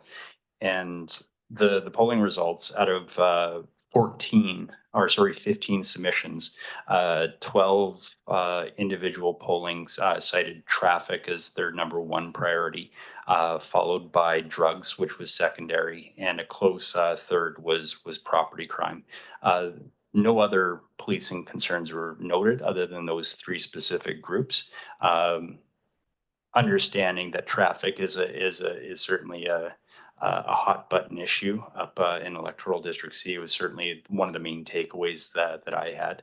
I would be curious to find out from this board, outside of the three that were mentioned, is there any particular policing concerns that have been raised by your constituents that maybe we're unaware of that we might want to take into consideration into this year's planning? So just to be clear, this was just from the open house Wednesday, or is this also including Cumberland's? No, we didn't have a Slido. We don't have any internet connectivity up at the Merville Hall, so they tried to do the Slido thing. It didn't work. So. Yeah, Cumberland youth was a large portion of what persons talked about. And Troy, what was the other one? Off-road, yes, recreational vehicle and off-road traffic as well was identified. So again, that consistency of seeing traffic as being a priority for this area. So those are really only the two areas that we can draw from right now. And anecdotally, if you guys can speak to anything that's been raised to your attention as well, would be good to know. Yeah, it's those three are quite good, and I'm area A, so I'm this in the south from Royston to Fanny Bay and Hornby and Denman Islands. That's where I represent. I'm not surprised to see traffic. I mean, we continue to see that on the road, and whenever that happens, that affects the whole community, and they're really unnecessary deaths. And I think that's not just RCMP. You have a role in terms of enforcement and speeding tickets and such, but I actually see a bigger role for Ministry of Transportation in long term. A lot of my residents are talking about looking for ways to lower speed limits or have safe crosswalks in the south area, and that's all Ministry of Transportation. You can design for fewer accidents. There's no doubt about it, and I think long term we need to put more effort there. The only one I would add that I haven't added before is and maybe you can update us next year because you didn't cover that today, so I won't put you on the spot. But when I think about your partnership with a number of nonprofits in difficult scenarios, and I'll use the example of domestic violence, right? Your collaboration with Transition Society and all that, and I think I'd encourage. I'm sure you're doing it already, but I'd be curious to see like great reviews of those partnerships of people working together to try to tackle really complex issues in our community. And 2024, I'm not surprised to see a bit of a jump in some of the stats you gave, because as an elected official, 2024 was a frazzled year. Like just you can send the vibe. There's like angst in the community and families under pressure and all the rest of that, mental health issues, all that. So for me, it's just that encouragement for the RCMP to not look at yourself as just this is our silo, so to speak. And I know you go beyond that, but I think our best response is that really broader collaboration and multi-agencies response to some of those complex problems. So just to voice that, I know my residents appreciate when that's the case. On Hornby and Denman, that's the case, etc. So yeah, thanks. Yeah, we have been involved. Actually, we were tracking that a couple of years ago. Did a report back with Inspector Curvers. I probably couldn't name the amount of committees and multi-agency boards and things like that we sit on, but I agree with you 100%. Can't rely on policing to tackle a lot of these societal issues. That's exactly what they are, and it takes many spokes to make that wheel go around. And yeah, we're just one of them in there. So yeah, we definitely take part in many.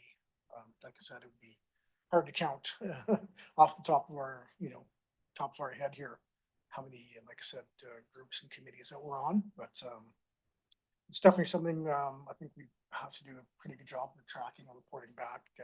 Might be a good point for the APP as well. That's one of the initiatives. Yeah, for sure. And to speak to Troy's point, the four main areas that we focused in last year in terms of our strategic priorities was traffic, violent crime, property crime, and Indigenous and community relations. So to your point, the community relations, the outreach that we do with the advocacy groups, to sit on various boards is there. It takes quite a bit of my own time and our client services and some of our more specialized units. But the reporting, I think, is a key part that we've tried to instill, at least in the past 7 months, is we need, especially when it comes to strategic planning within our detachment, we need to have measurables that we report back. So what are our goals and our objectives for that week, for that month, and what are we doing, what's working and what's not? And that needs to be more enforced from our management level, I think, and then down to the units. But certainly something that we can take back and look at. Violent crime being one of the priorities that we addressed last year was obviously identifying. We had initiatives that focused in on prolific and violent offenders, as well as domestic and intimate partner violence, right? So I can maybe work with you in the near future if you'd like, especially if you have a specific interest for family violence, and we can gets more consumable data that you can understand where we sit and what we do within the community and how we try and mitigate those risks and prevent those offenses from continuing to occur. Director Hardy? Thanks, Paul. Oh. Subsequent? Yeah, if you see a need to engage us in the short term, that's okay. I'll make myself available. But from what you said, I also see a huge amount of commitment to that space. And maybe, as you say, it's more when you come back to us next time, bring that information, and then we'll have a deeper discussion around it. I don't want to take more time. I know you're like everyone, you have limited resources, and I'm just one person, but I think that's great to hear the way you spoke, and Troy as well, around how you approach the space. So that's very valuable. Well, and I would like any opportunity to speak to your constituents as well. So if there's an opportunity that you're going to be meeting with them in a group setting, and you think that there's an opportunity for the police to answer any questions or at least open some dialogue with them, I would be more than happy to do that myself. Yeah, thanks for noting that. I did note that the event by Dr. Grieve was really well received. I've done town halls really regularly. It's just usually just myself, putting myself in front of residents and talking about issues and getting the questions. But yeah, next time I look at something, I'll have you in mind for sure. Sometimes I'm there to run the microphone. Director Hardy? Yeah, thanks, Chair. And again, thank you, Inspector, for, again, your team and all the work that you do for keeping the Comox Valley safe. The priorities that A and C have spoken about aren't too dissimilar to Area B. I know you had an opportunity to meet with the Comox First Nation last week to talk about some of their priorities, and I think some of those priorities would also benefit areas A, C, and B as well. I know last week we spoke about mental wellness and having the appropriate resources in place, where often RCMP are getting called to or showing up at events or showing up at residents as a backup for the ambulance service or whatnot, when if we had some appropriate social workers or whatever being there, then that would allow the RCMP with their resources to be able to disperse out to other very important events or items that are going on within the community. So again, I just wanted to reiterate the importance of that component with regards to mental wellness and having the resources available for the RCMP, where it's not necessarily an RCMP officer showing up to diffuse a situation, but maybe it's somebody that's more highly trained with regards to dealing with those stresses. And I just want to make sure that that was reiterated here at this table, as well as making sure that the RCMP are resourced for that. Thanks. No, and I appreciate that, Director Hardy. I mean, we're certainly looking to expand and establish better relationships within the community, people that are more adept at handling mental health crises than ourselves. We have a really good relationship with the health crisis unit up at the hospital. We're starting to create a good relationship, or at least the start of a good relationship, with some of our civilian-based groups like PACT. I've had some early conversations with them as to how we can support each other and promote each other. Obviously, you know, there's a different perspective from some people that are going through mental health crisis, that they do not want the police involved. And we have to recognize that trauma as well, and understand that there's maybe a better avenue for someone that's civilian based as opposed to police based. However, we can't, I cannot emphasize more than there will always be an opportunity or a need for police to address some of these to be on these calls, right, for public safety purposes and such. And that's part of the conversations that we're having with these civilian groups too, that we don't want to be, you know, necessarily point on these calls, but we might have to be in the background and supporting them in other ways.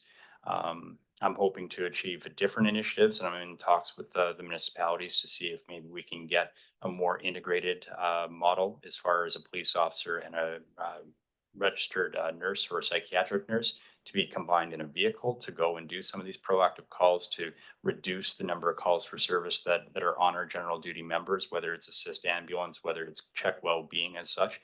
And the conversations, though preliminary, have been positive with the municipalities in VIHA. So I'm hoping we'll be able to forge ahead with that and look for maybe other municipalities to support us in this endeavor.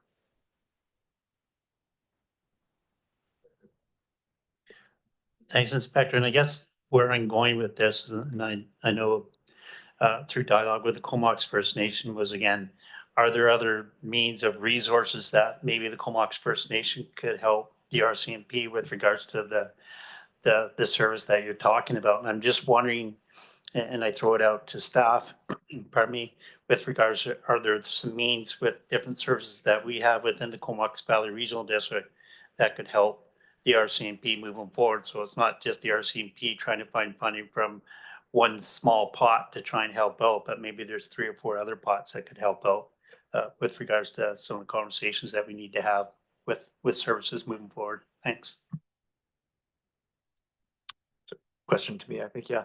Certainly there's, we have a number of our services that either work in partnership with RCMP or there's some overlap there. And I'm thinking of our community justice service, victim support services, the emergency management service plays a big role. I think there's a lot of overlap in some of the tables that the staff are sitting on, maybe not directly with RCMP, but a lot of the community partners. So there is already some opportunity there for overlap. And I think those connections and relationships offer the ability to seek out additional funding and grant opportunities. So very much open to furthering those kinds of conversations and valuing that partnership.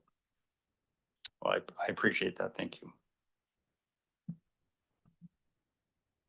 I think that just about brings us to an end.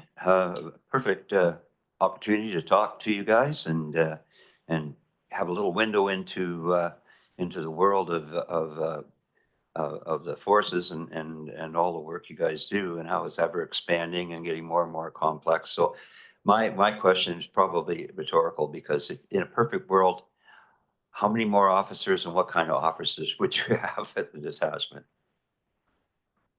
I'll never say no to more officers in any way. For me to put a number on it, that's right. As far as a specific number, I don't have one, but I think that's an evolving conversation that we need to have with our respective municipalities. I'm looking to compose our multi-year financial plan for the next 5, and there are smaller communities that are becoming bigger communities that may have to contribute larger to the policing model here, but something that I would like to have more concerted conversations with this board and Mr. Warren as well. And also, there's always opportunities at the various fall fairs and community events, and I'm hoping you have an officer that's still on duty that does that communication and interfacing. It's so important to be there in the community, so have a presence and cultivate that rapport, especially with the younger people and whatnot. So not just speaking of the RCMP bear either, it turns up at Canada Day all the time. So I don't suppose either one of you have had the privilege of being inside a bear outfit on July 1st when it's 85 degrees out. Earlier in my career, yes. I've had to do that. Yeah.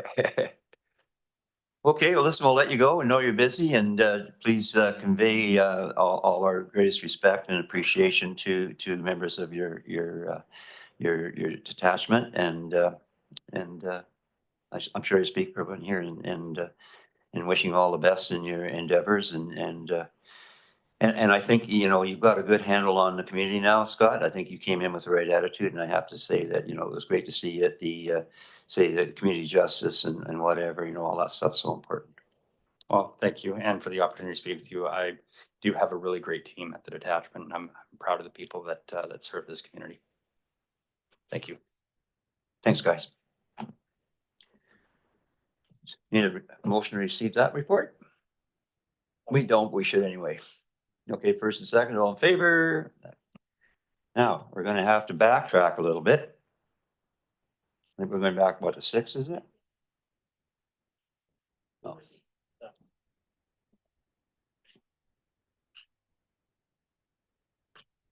Have a seat. And over to Jody again, I guess. Yeah, thanks, Chair. Jody McLean, Senior Planner, will be introducing this staff report for a zoning bylaw amendment at 680, 690 Lazo Road. Just give Jody and the group there a chance to sit down and set up.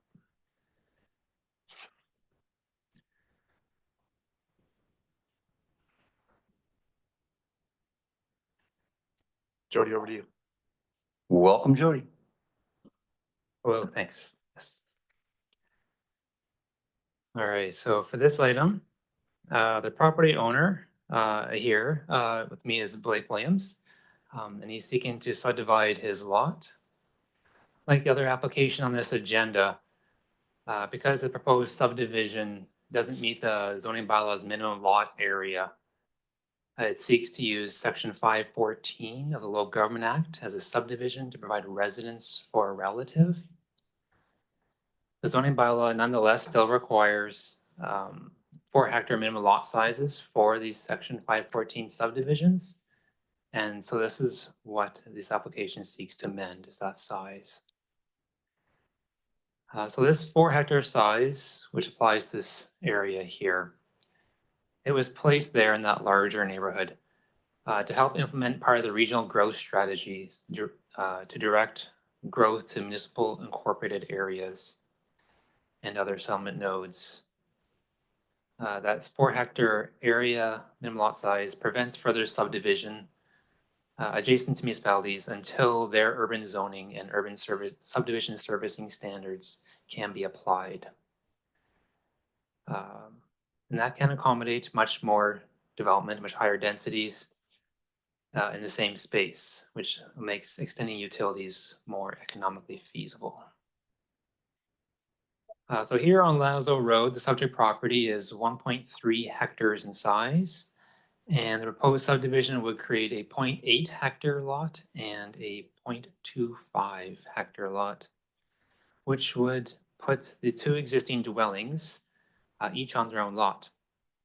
They are serviced with an on-site septic field, and there exist 2 water wells on the lot.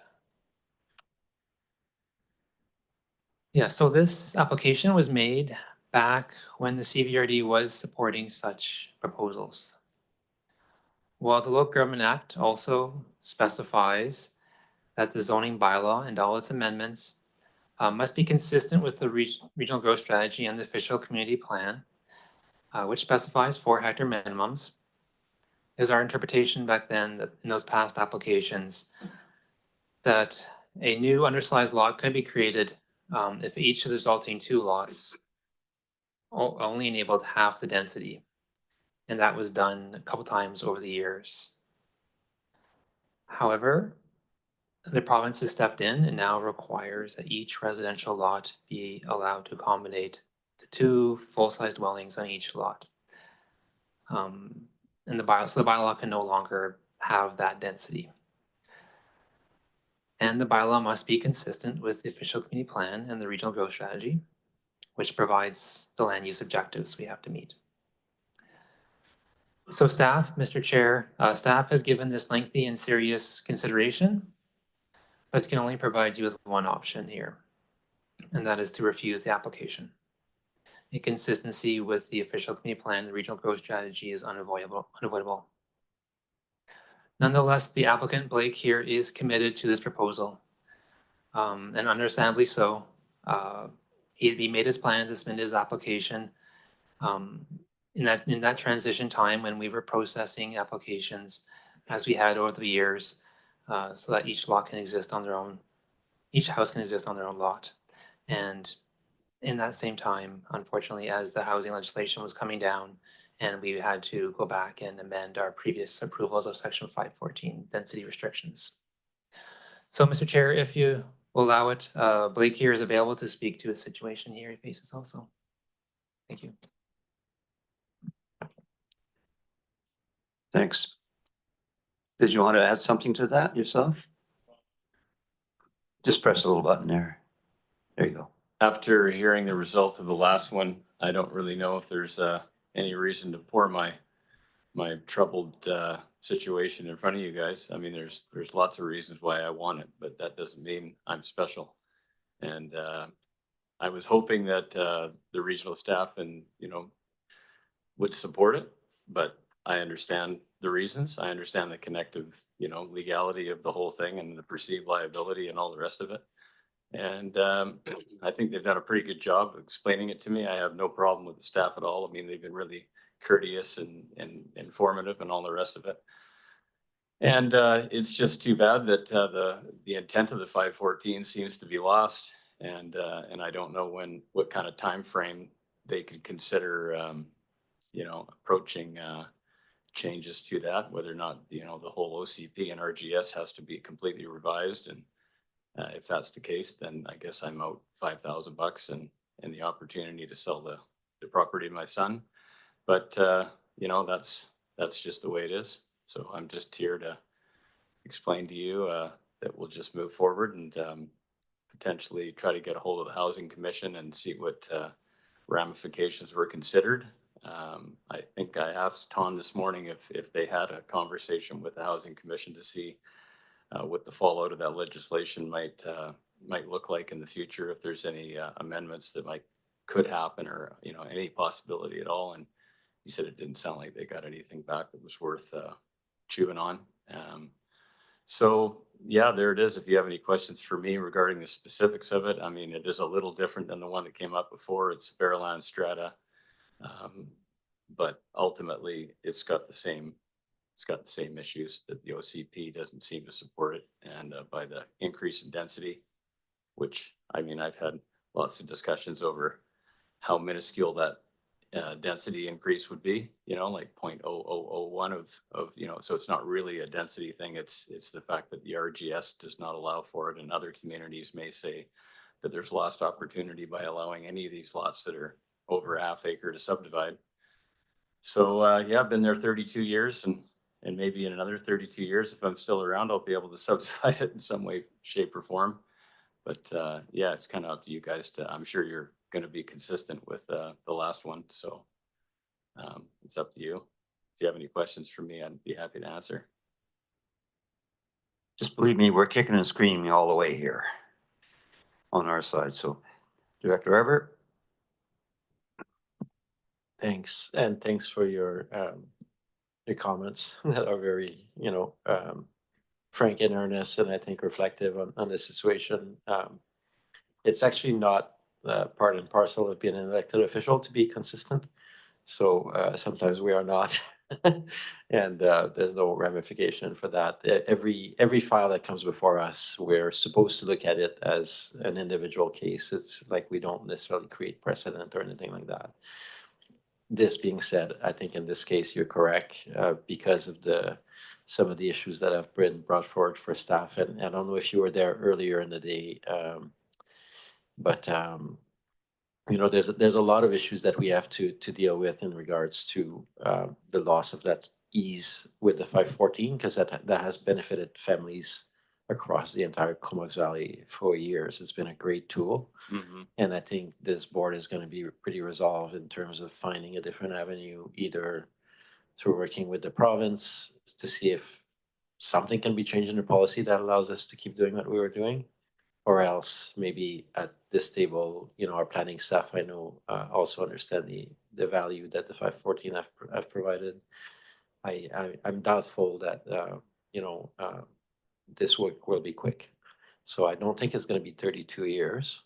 We're not that slow, but it's definitely, going to take a couple of years where we're in the midst of an RGS amendment right now. We're in the midst of a minor amendment where we're supposed to update our OCP for the rural areas over the next couple of years. So there will actually be channels for us to bring that discussion into. But I think for today, based on the circumstances and how the provincial and our policies don't align, yeah, sadly, I'll have to vote in denial, and I'm sorry that that has happened to you and the other applicants that are currently in stream. Yeah, that's the way it is. And Director Hardy. Yeah, thanks, Mr. Williams, for coming in. And again, it's a very difficult decision that we have to make today. based upon advice and recommendations from staff and from legal advisors. But I just want to make sure that you understood as well that we'll probably listen to staff's recommendation with regards to denying the application right now. But again, we have spoken about this morning with regards to making sure that we're proactive in the advocacy work to try and get some changes here to this policy. And so hopefully down the road, you'll be able to make another application and you'll be successful in it. So we just want to make sure that we're not just sitting in the back, with our butts on our hands. We're actually doing some work in behind the scenes here to try and be proactive and trying to adjust and make amendments to this issue here. Well, thanks very much for that. Yeah, good to know. Yeah, we're definitely between a rock and a hard place on this one. Provincial government doesn't have the same obligations to solicit information before they write policy that we do. And they come up with this policy sometime like 44, where they, a lot of the people and staff, they're, my understanding is that there's a lot of junior staff at the provincial level because a lot of the senior staff took the opportunity during COVID to take a check out. So you got a lot of people with the education, but not the 20 years experience to back it up. So, and obviously they don't always consider the electoral areas because it's kind of foreign to them. They're pretty well municipal centric, but our way around it was always to limit the 514 subdivision lots to one dwelling. And that way we could argue that there's no increase in density. It's just you got the title so that your son has some property, for collateral to carry on with his life. Mm-hmm. But I don't think the province, I doubt if they're even really aware, they're just not live to it. So I think this is something that we will probably try to advocate as much as possible.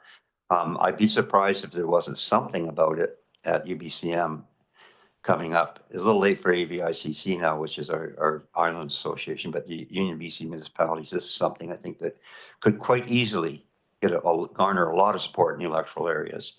But staff have informed us that, a lot of the electoral areas are more, much more rural than us. We took the interior BC and all the cattle country and whatnot. It's pretty well ALR stuff, up there, which is different again, another level of bureaucracy. So, yeah, I think we've had conversations on this and we'd like to help you guys out and see it move forward.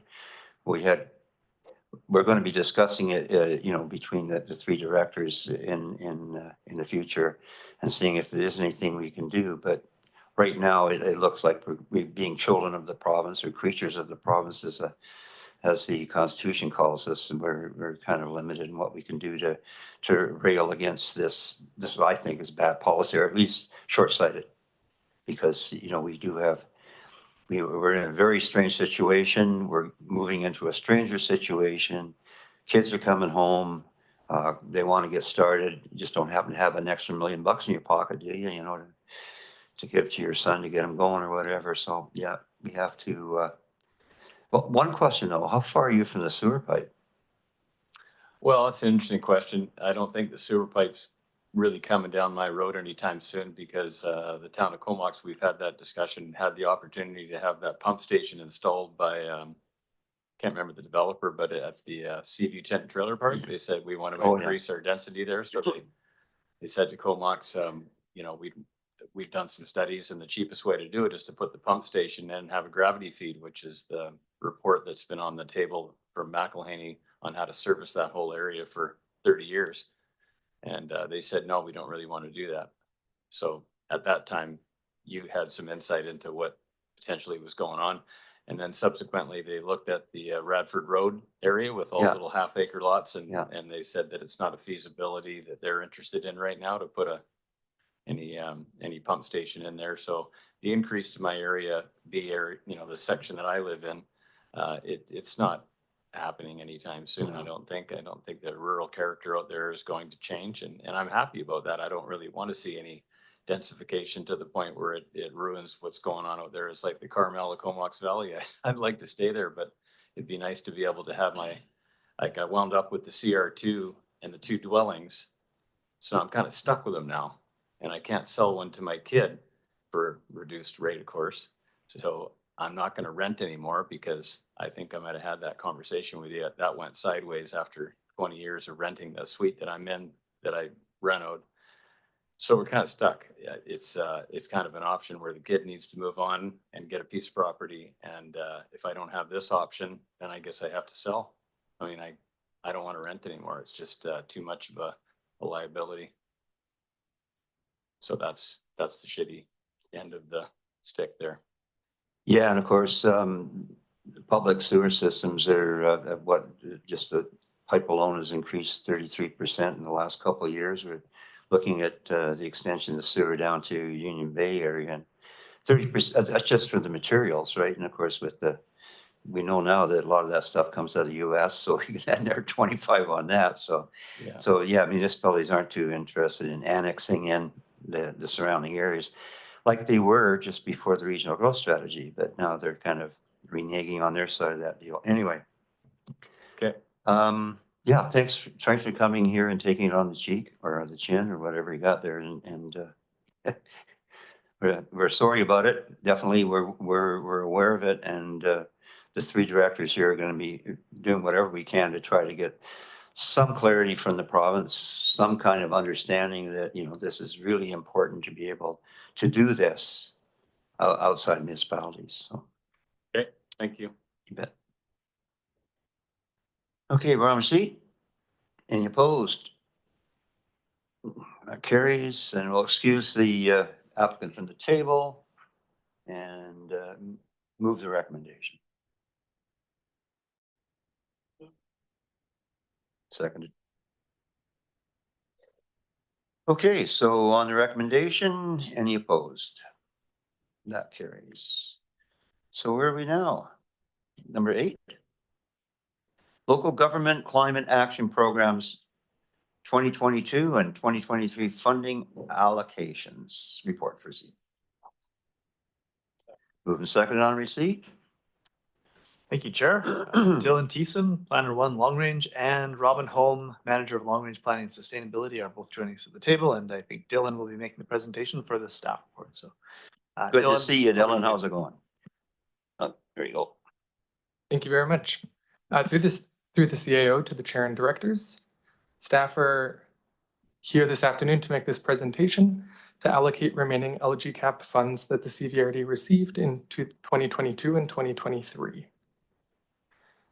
In 2022, the Local Government Climate Action Program, or LGCAP, replaced the Climate Action Revenue Incentive Program, or CARIP, in order to provide local governments with predictable, stable funding for projects that reduce GHG emissions and increase climate resilience. In order for a project to be eligible for funding through LGCAP, it must align with the Clean BC's Roadmap to 2030 and the BC Climate Preparedness and Adaptation Strategy, and it must work towards community or provincial climate objectives. All local governments in BC who complete emissions reporting requirements receive funding based on their jurisdiction's population, so staff have been working to find projects that meet eligibility requirements while focusing on opportunities that can be targeted to the electoral areas. For the 2022 and 2023 years, the CVRD received a total of $246,164. Of this, $80,000 has been allocated between 2 programs, the Clean BC Municipal Top-Up Rebate and the Home Energy Navigator. Both of these programs were key actions identified in the Residential Emissions Reduction Action Plan as they work towards reducing residential GHG emissions. This means that $166,164 remain from these years, which have been currently held in reserve while staff work on the climate action strategy to help identify impactful actions for the use of LGCAP funds, either by focusing on electoral areas or by leveraging available LGCAP funding by partnering with our municipalities. These funds need to be spent by this time next year, and I'll provide a brief overview here of the recommended projects.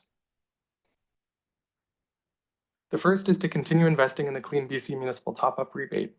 This program is administered directly by Clean BC and provides a top-up to the rebates offered by Clean BC for heat pumps or electrical service upgrades. The latter is often needed for those heat pumps or for residential electric vehicle charging stations. And the CVRD did contribute to this program regionally in the past. In June of 2024, we started participating again, but only for electoral areas, given that we are now using LGCAP funds for this. Following this is the Home Energy Navigator. Both the Home Energy Navigator and Clean BC Municipal Top-Up Rebates are existing programs that need more funding to continue to be offered to electoral area residents without interruption. The Home Energy Navigator was modeled after similar programs in the Capital Regional District and the Regional District of Nanaimo, and there are several similar programs offered throughout the province. These energy retrofit programs are further supported by a retrofit peer learning network available to local governments across BC, offered by the Community Energy Association. The Home Energy Navigator program increases the awareness and accessibility of energy retrofit options for CVRD residents by walking homeowners through every step of the process and identifying all eligible rebate opportunities. This can be a complicated process as rebates are offered both provincially and federally, and this program weaves these together, simplifying the process for residents. Other services like reviews of quotes and rebate applications are also provided. This program is currently offered by the CVRD to electoral area residents, but in partnership with the City of Courtenay and Village of Cumberland to help further its reach. And in working with staff from the Capital Regional District in the formation of this program, we learned that it can take time for a program like this to take root within a community and will thus be focusing more on in-person promotion and outreach this coming year. Following this, the third recommended project is a climate action evaluation and decision-making tool, which will be a key action recommended in the climate action strategy that staff anticipate presenting to the board later this year.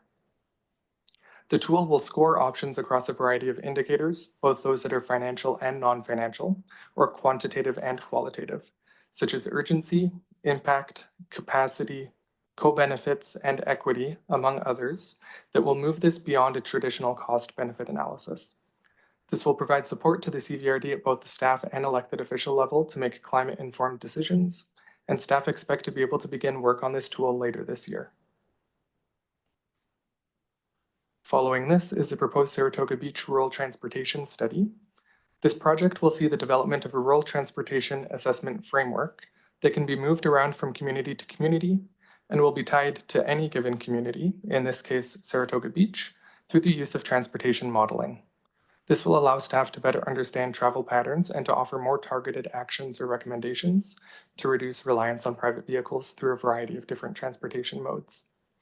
The study and its findings will integrate with a local area plan currently underway for Saratoga Beach, including through planned LAP engagement events, allowing staff to also get feedback on some of the draft findings or recommendations in the transportation study. Lastly, recognizing that we're trying to build climate resilience in our rural communities, staff worked with Comox Valley Emergency Management, or CVEM, to identify adaptation priorities that could be implemented in the electoral areas. As CVEM have identified wildfires as a risk, given that many of our rural communities exist on that wildfire interface, the WASP wildfire protection kits, which are gutter-mounted sprinkler systems, were identified as a priority. The use of these kits is supported by local fire departments and can help protect homes during wildfire risk. Staff will work with CVEM to distribute these kits to electoral area residents through planned engagement opportunities, which will also be accompanied by education on their proper and effective use. In conclusion, staff are recommending that the remaining LGCAP funds for the 2022 and 2023 years be allocated to the projects discussed here and outlined in your report. And both Robin and myself are available should you have any questions. Questions, directors? Robert? Yeah, thanks. Thanks staff for their work on this. Overall, it looks really good. I'd forgotten that this was another initiative that Comox didn't participate in terms of the Home Energy Navigator. Did they create something similar, or they created their own thing, or they're just, no, nothing? Okay. Just for my notes with the mayor. In terms of the projects, yeah, it looks pretty good. I'm really heartened to see the Saratoga Rural Transportation Study, which makes perfect sense to integrate it with the LEP. I guess for Area A, I don't know about Saratoga. I haven't heard a lot of Saratoga around that kind of issue, but in Area A, as you know, or you may not know actually, because you're a bit detached from all these emails I'm getting from people who want, well, Robin knows, but all up and down from Fanny Bay all the way north. It's there's now 7 groups that want safe crosswalks or reduced speed limits around Highway 19A. And when Minister of Transportation was here, they actually had all the levels there. Were you there a couple of weeks ago? They were here, and they were we had Mike Pearson, who was the head for Vancouver Island, and all the way down. And I tested the waters with them around trying to create a long-term strategy for active transportation in the south area. And they were actually like, in my opinion, their response was good. That so I'm hoping that that Saratoga Rural Transportation Study may inform in a couple of years what we might do in Area A. And in the interim, I'm trying to hopefully develop a new service for Area A, which would be parks and recreation, but one of the eligible activities would be active transportation, so we can invest accordingly. So I'm actually very excited about this work in Saratoga because I think it'll really help kind of guide future work. My only question maybe was around a new thing, I think, for us, the WASP wildfire protection kits. That's interesting, tied to our fire smarts and all that. But I know in Hornby, I've had a group, the Hornby Water Stewardship, as for a long time. Like Hornby, one of the adaptation challenges, climate adaptation challenges, is definitely in the quantity of water, and we have all residents are on wells, and Hornby is going to be a bit of a canary in a coal mine for the Comox Valley because they already receive much less precipitation than the rest of the valley. So there's huge concerns, and I know Darren Bond at Water Stewardship has been asking for a long time since I was elected in 2018. So it's been 6 years now, to see if we could start a subsidy program or incentive for water collection from rainwater. And right now, that initiative lives in the exploration of watershed service with engineering. But it's taking us a long time. In the last reports I saw, it wasn't sure that we were going to have a program like that at all. So I'm just wondering if this could be in the future an eligible activity, if we wanted to create under climate adaptation something like that for collecting rainwater, because I think the wildfire protection kits is a very similar type of initiative. It doesn't address quantity or quality of water, but it does address risk to homes and protection. So there's just a question to see if that could be considered. Maybe it's a matter of engineering, talking with your group and seeing if where that an initiative like that could live. But I love that we have that flavor this year around the wildfire protection kit. Thanks, Director. I was just gonna say that's a great suggestion. I think you're right. Between the engineering and Robin and Dylan's group, that would be something to explore and see if it is a path that we could pursue. Sounds like there's probably some merit there and certainly worth a discussion.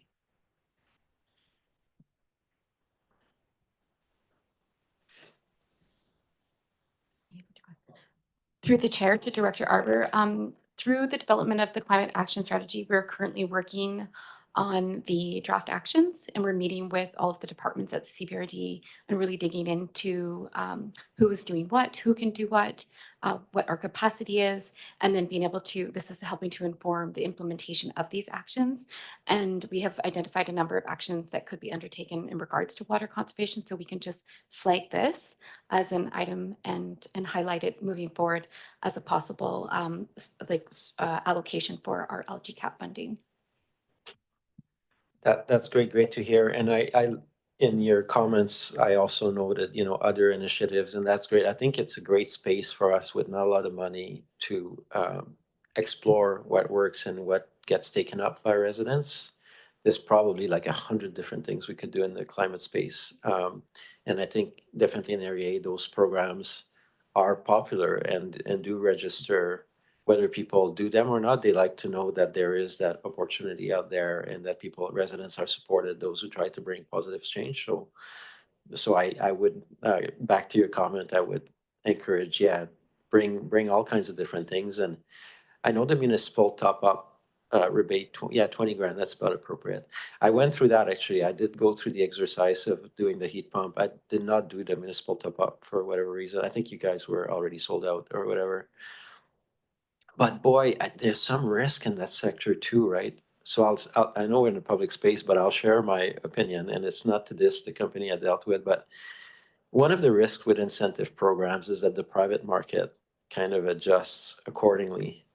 So what used to be $10,000 heat pump may become an $1,800 heat pump with the top up. So incentives are funny that way, because I think the private sector can take advantage of that to just up their prices because everybody's doing it, and the rebates are so pervasive. So I think it's something we don't have an economist at this table. We do have Lucy, however, but you know, from where do incentives start to move the market in a way that we're just throwing money out the door rather than really helping early entrants? But this said, I still love those programs because I think they bring awareness to people to what's possible and feel a little bit of support. So yeah, bring more whatever rainwater, whatever it is. And I think if we have a diverse portfolio of support to people, then we'll start to see, oh my God, this thing was oversubscribed in 1 week versus this one never lifted off. And that's fine, right? If we have successes and those that don't really work. Yeah. Experimenting is good.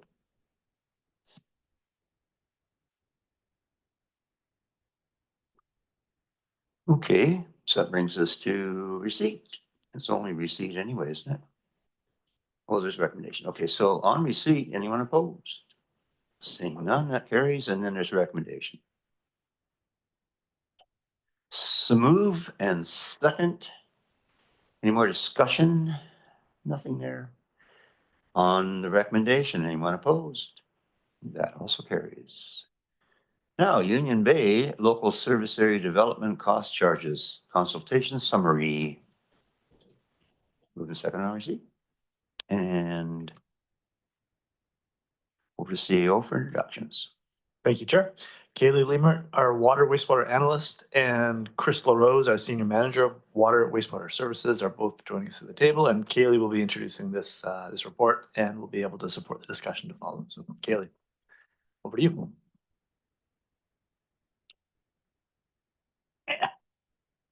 There it goes. Thank you. Good morning through the ACO to the chair and directors. This report presents the results of our consultation efforts related to development cost charges study work completed last year.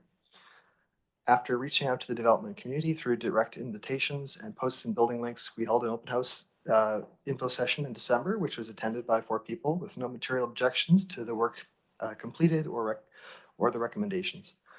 In addition, we sent out information to all currently connected residents in the January bill stuffer with specific mention that DCCs for secondary dwellings would be payable at building permit. This is a slight change to be consistent with the Comox Valley Water Local Service Area, as previously it would have been collected per application for water service. We have not received any comments. The Inspector of Municipalities improved the DCC bylaw in February 26th, and unless otherwise directed, staff will send the bylaw to the April 8th board meeting for adoption. That's all for me. Happy to answer any questions you may have.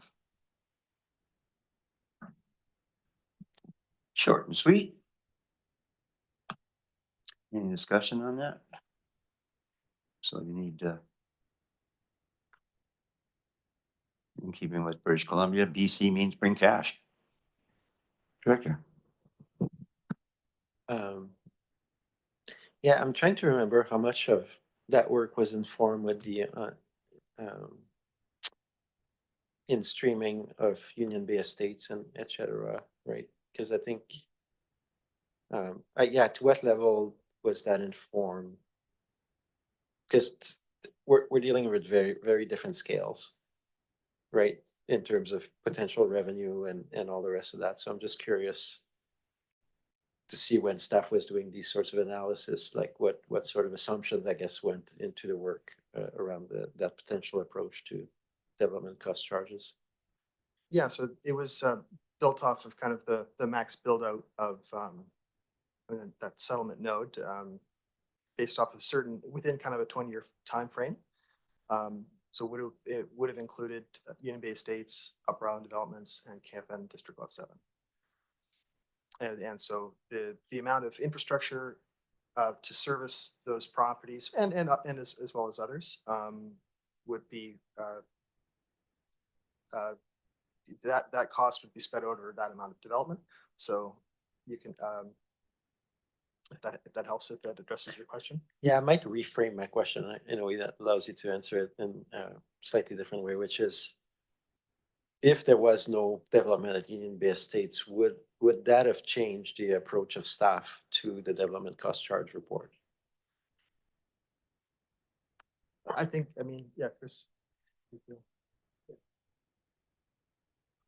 Thanks, Kelly. Maybe just to expand or to answer that specific question, Director, and to expand on something that Kelly mentioned there, is that that development, yes, it comes along with a lot of connections, which have one effect on the rates, but they also drive a lot of infrastructure to provide service to those properties. So the approach we took was to model a reasonable level of development within that time frame. That development requires a certain set of infrastructure. So I think your question was, would we have taken a different approach if Union Bay Estates were not proceeding? That would have driven quite a different set of infrastructure to, for example, the twinning of the treatment plant, the higher altitude reservoir. Both of those are sized and kind of driven by that major development. So if we were to revise the works without that major development, there'd be a corresponding reduction in capital cost, as well as the reduction in units. Yeah, I think that's helpful. I mean, the new rates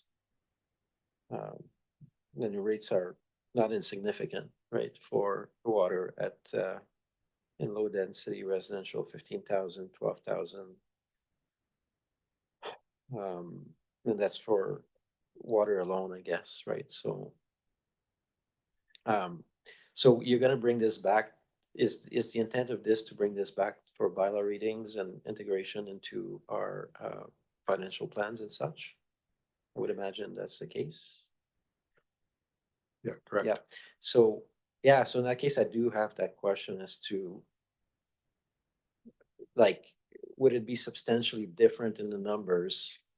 And I know I'm on the public record here, but if Union Bay Estates is not able to get out of the financial pickle, and a bit like we saw with Cayette and in Cumberland, where the project just disappears for 10 or 15 years, the zoning is still there, but say that kind of scenario, they hit the recession in 2009, like, would we see very different numbers is my question. Before we go to bylaw, I'd like to have some thoughtfulness around one scenario versus the other. So at least we have done that analysis, you know what I mean? So that and maybe the difference is marginal. Maybe it's a $50 difference, in which case it doesn't matter for me in terms of reading the bylaws. But if it's like $3,000 and we're really like overcharging in a way for new development, then I would want to know that.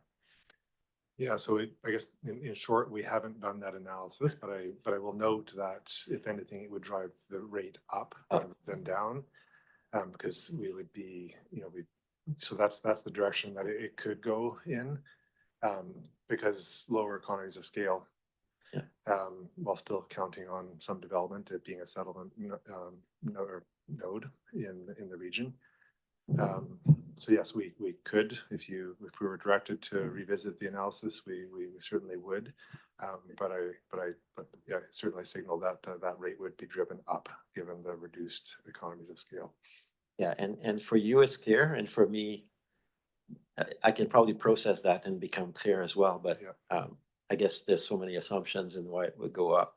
So, for example, let's assume the developer would have to put all their water lines at their own cost, and it's a lot of detailed information that you probably know from working with the system what that difference. But for me, coming into the meeting, it wasn't evident whether it would go up or down. Sure, yeah. No. Because if if the development cost charges, if there is no growth in a way that's not new systems, and I know the twinning was gonna be paid, but I don't know all the parts and parcel of what additional we would have to add into the water system, so.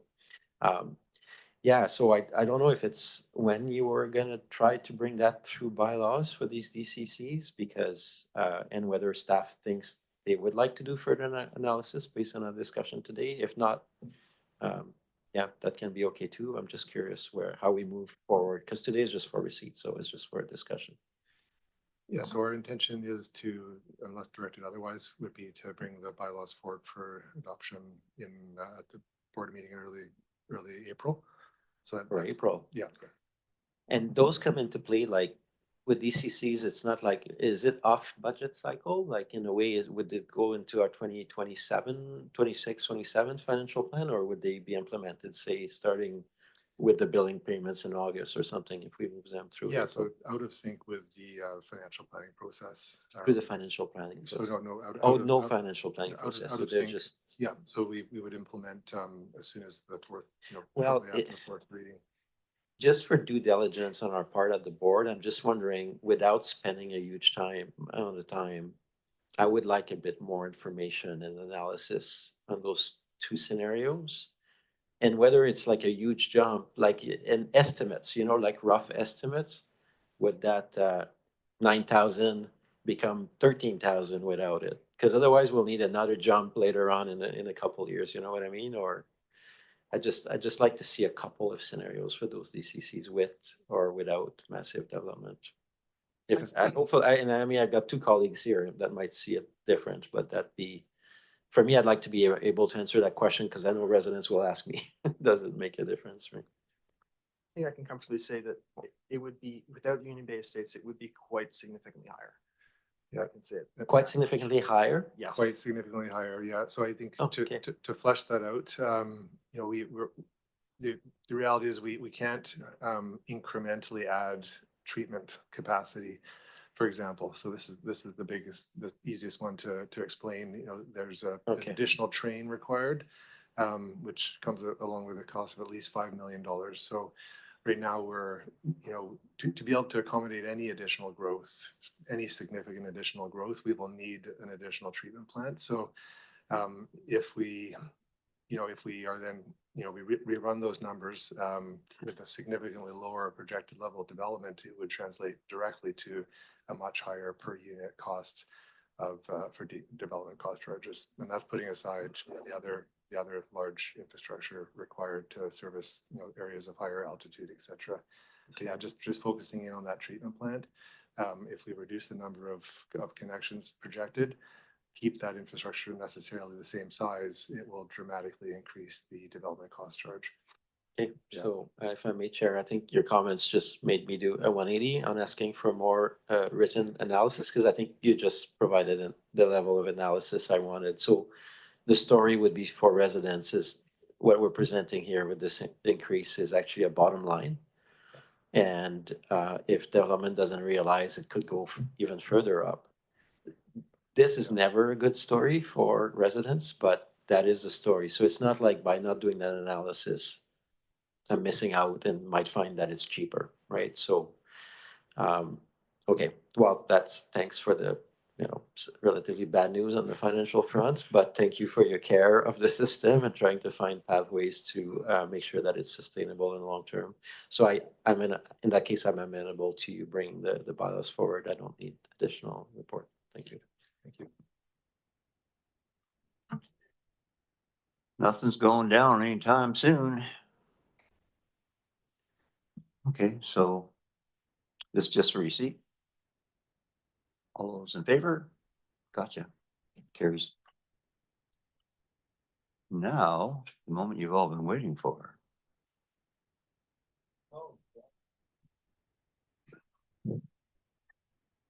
The Rural Community Grant and additional arts and cultural grant considerations for 2025. I'll be right back.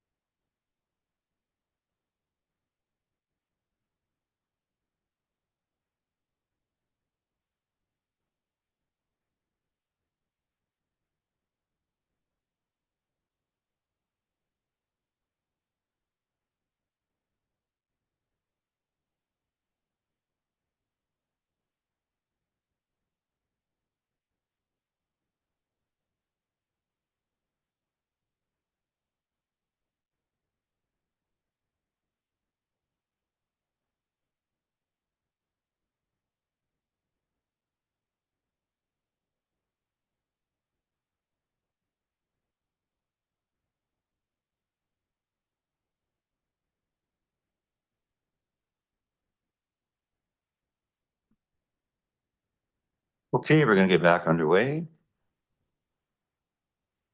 I guess we have a report from receipt to start us off. And seconded, all in favor? Call it first, that's okay. And plunge into it.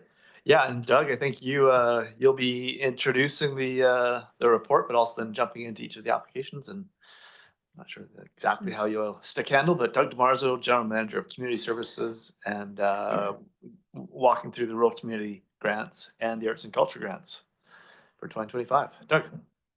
Thank you. And through the chair, we have the opportunity to do both the rural community grants as well as the arts and culture grants at this meeting.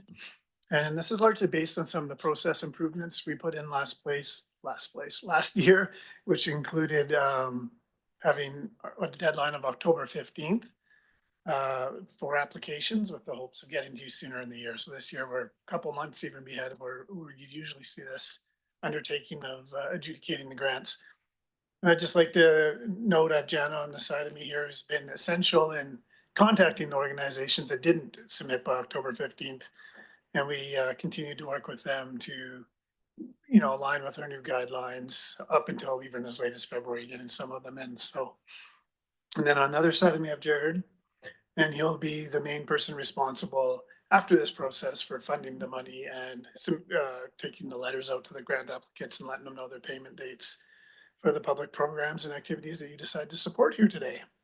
So together we'll move through these.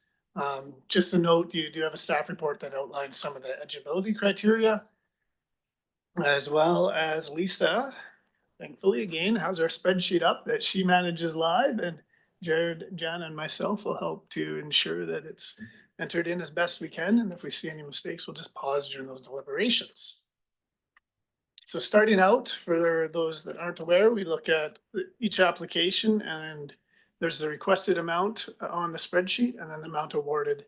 And then there's running tallies at the top there you can see. There's 5 different functions, including Denman Island, Hornby Island, Electoral Area A, Electoral Area B, and Electoral Area C, ranging from 15,000 on Denman all the way up to 114,000 for Electoral Area C. So barring any questions, I suggest we enter into discussions around each organization's application. So the first one up is the Beaufort Association for Inclusion and Action. And I should also note that the CVRD recently looked at a region-wide grant service through the Comox Valley Foundation. So here, this organization really looks at helping adult living within the community. Last year, there was no award to them. This year, they're requesting 13,560. And staff's only one little comment here is this might be one that you might find as a regional appeal that might be better redirected to the Comox Valley Foundation kind of direction that you've set up. But I'll leave it open to comments through the chair and other directors.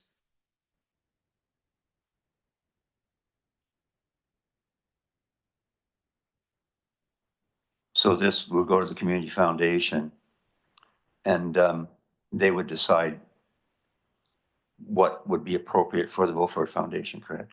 If you decide to deny it as a rural community grant, we could add a comment in the denial letter that they look to the Community Valley Foundation. Or you could support it for any amount that you have requested here.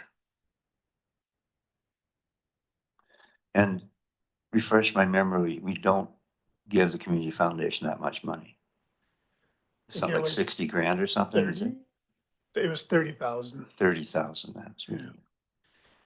I feel better if we were giving them more money to flow through there.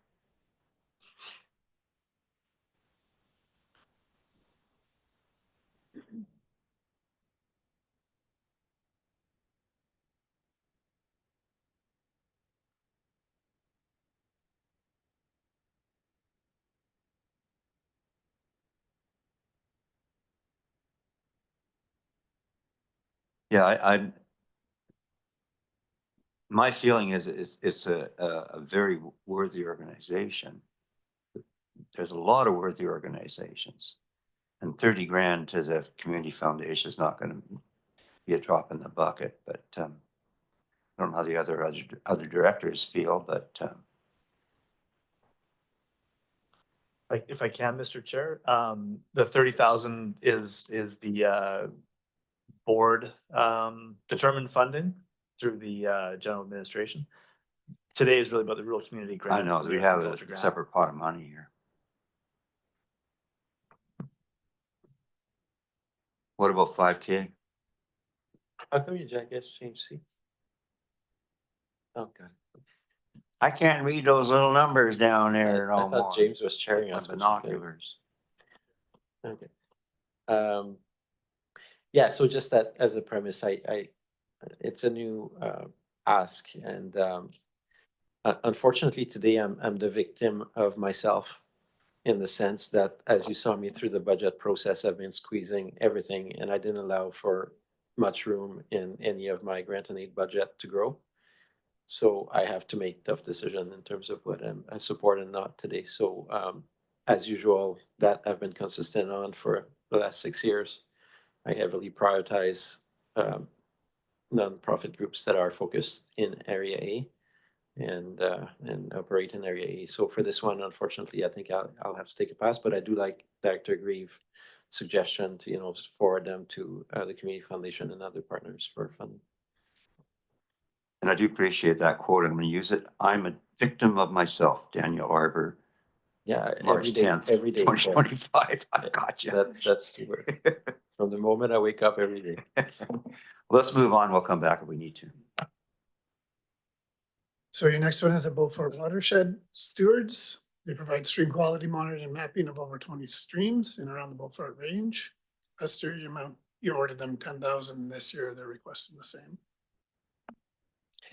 Yeah, thanks for this one. I will contribute 7,500 on my budget. I know it's not their full ask in the past. They've delivered watershed reports, which has been actually really appreciated by the whole CVRD board. I have yet to connect with Dave Weaver, but that's not happening this year. They were heading towards the Trent River as their next target, and I think that's not happening. But I still do want to support their water monitoring activities that volunteers do. So 7,500 is good. For clarification, Director, can you note if it's Area A, Denman, or Hornby? In this case, I'm assuming A, but Yeah, if you just can Bain note it. Sound, just Bain Sound portion. Yeah, thanks. I'll kick in the extra 2.5. All right, the next one's Bread of Life Food Share. This is a great example of one that we often see later in the year, and they were able to, with our new guidelines, get in there. Ask of 25,000 for their food bank activities in Area C. And last year. That's what we got last year, wasn't it? What did they get last year? 25,000, yeah. Yeah. The year before might have been. Check. Yeah, I didn't drink out of it. You're okay.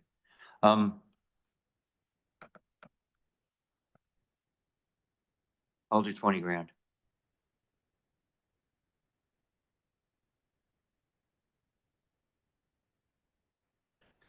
All right, we have another new one, the Comox Valley Broadcasting Society, and they're looking to move towards a CRTC broadcasting license and FM radio broadcasting in the valley.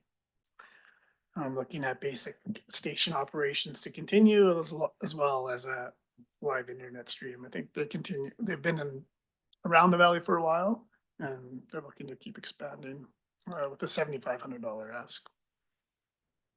Yeah, I'll comment on that one because,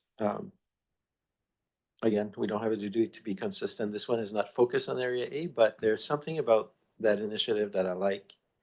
At a time where the Comox Valley Record and other newspapers have completely dropped the ball on covering the regional district, I think they're very happy to receive our ad revenue and our full pages sprays. Yeah. But somehow that has not translated into reciprocity in covering the politics of the day, including the really intense AP process we went through.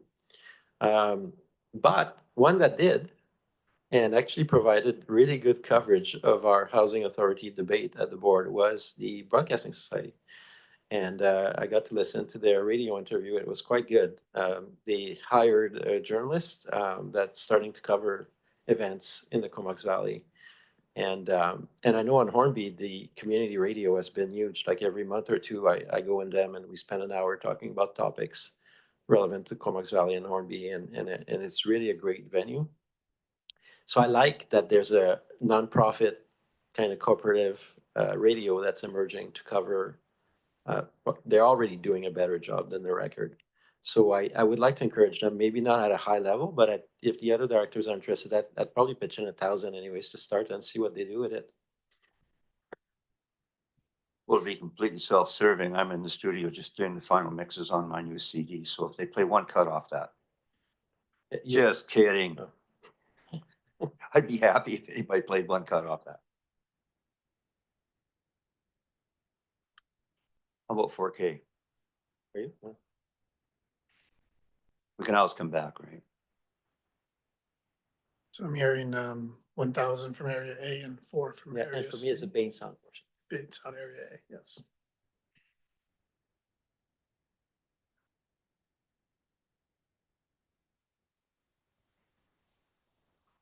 All right, moving on, we have the Comox Valley Land Trust, longtime partner of the CVRD around many land protection programs and conservation initiatives, property covenants, and many other innovative conservation plans for the region with multiple partners. They were awarded 12,000 last year, and this year they're seeking 15,000. You know, one thing we don't have this year is a breakdown of how we proportioned it last year. That was very helpful. In your staff report, the amount awarded, is that what you're asking? You give them 12,000. Yeah. No, he means a proportion per area. Oh, per area. Yes. Yeah, normally we look at that, right?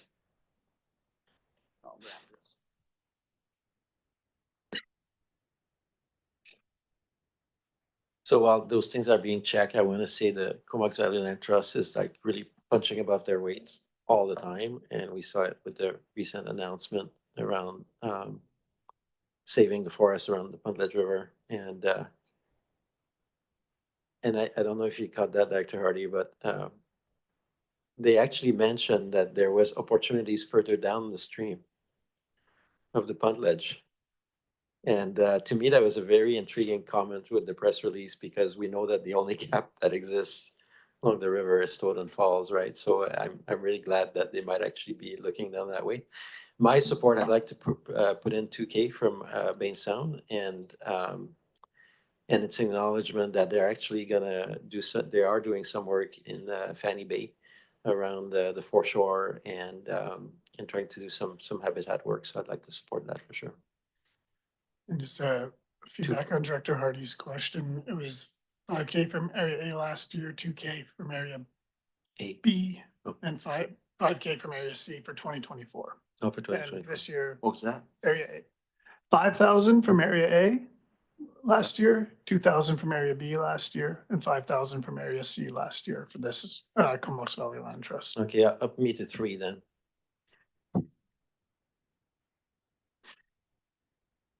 Up to 7.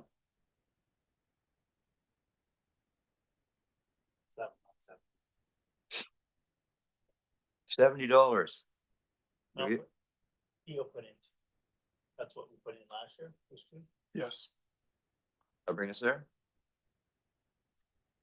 It brings you to the same contribution as last year, which was 12,000, which they're 3,000 short of their ask for 2025. Good. The Comox Valley Pony Ponies. Club is a member-based association managed by volunteers that this is a new application I don't think we've seen in the past. Very interested in riding, learning about and caring for horses and ponies. They're looking to fund new jumps and event costs. This is one, again, similar to the other one, you could consider redirecting to a recreation grant through the Rec Commission, as it does look at events and games, which that rec grant does have 30,000, but I'll leave that at your discretion. That's just staff's comments. So your comment is we could refer it to the Rec Commission? Is that what you said? Yeah. Yeah, but then everybody vote on it. Yeah, I think they'll go for it. This said, we could do both. I'm happy to throw in 500. I think it's a good initiative targeting youth. So yeah, yeah. Are they based out of the exhibition grounds or? Yeah, they do have exhibits there. Somewhere else. Yep. Yeah. Could be two different, I'd have to check. Yeah. Yeah, they book a weekend for the pony club, right? They do. Anyways, write me off for 500. Well, it's, how much hay can ponies eat? It's about 1/3 of what horses do, so I'll put in a bit of money. I think 25 is a little steep considering all the other initiatives out there. So how about, I'll put in 4. Oh, I mixed up my two, the therapeutic and the pony club, the numbers. Yeah, My 500 doesn't look like very much anymore, but oof. I They thought have it was other more than 2,500. They have other revenues too, right? Yeah. The therapeutic? Yeah. You're putting in what, 25? No, sorry, I'm creating confusion because I mixed up the pony club and the therapeutic in the numbers, and I'm backtracking in my mind what I'm doing.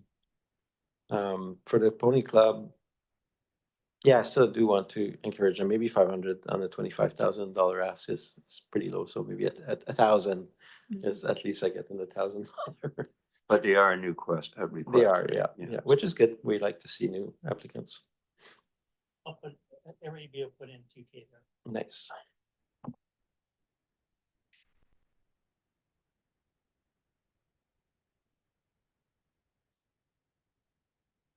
Everybody will put in 4K here. For the Therapeutic Riding Society. You're gonna put in 4K?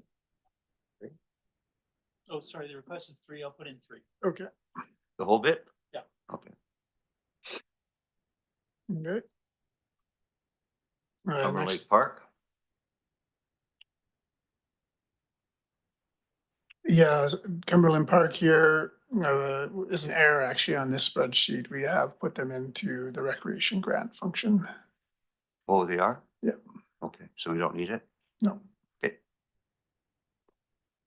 Denman Island Marine?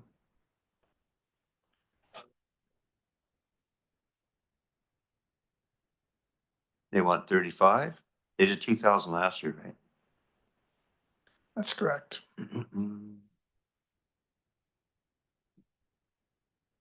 Might want to leave the mics on, yeah. Yeah, last year all 2,000 was from Denman contribution. How This much? year- Last year Denman contributed the full 2,000 and no, I don't think Yeah. anyone else Yeah, contributed. that's good. 2,000 is good. To where? To the To the Cumberland Lake? Denman Island. Denman Marine Island Stewards. Marine Steward. Oh, definitely, okay. we're on Yeah, I'll Denman keep it Island. the same level. I just didn't create. 2,000, okay, I'll go 1,000. Okay, thank Cumberland Lake Park, we're gonna change that name. Now we're on the Denman Island Blackberry Lanes preschool. Last year you awarded 5,000. This year the request is for 10,000. Yeah, it's, actually, this one I have to bring down a bit if all my Denman budgets are gonna work, unfortunately, so, I think I can do 4,000 for this one. Yeah, last year Denman did 4,000 and 1,000 was from Area C.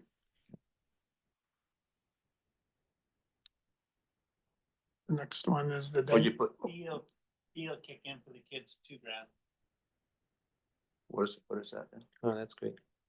The Denman Island Blackberry Lane preschool is the one we're still I'll put on. $2,000 in too then. Yeah. Have that, Lisa? Okay, thank you. Next one is the Denman Island Climate Action Network. And they're really around increasing awareness on climate crisis, which includes public education. They host a website and letter writing, as well as they're hoping to start a repair cafe. Yeah, I'll keep the same amount as last year at 1,500. Yeah. Last year was 1,000 from Denman and 500 from Area C. So you're looking at, sorry, Director Herbert, 1,000? I can do the whole thing this year if, yeah. The whole thing is 34? Or No, 15, 15, keeping okay. it at 1,500. Yeah, thank you.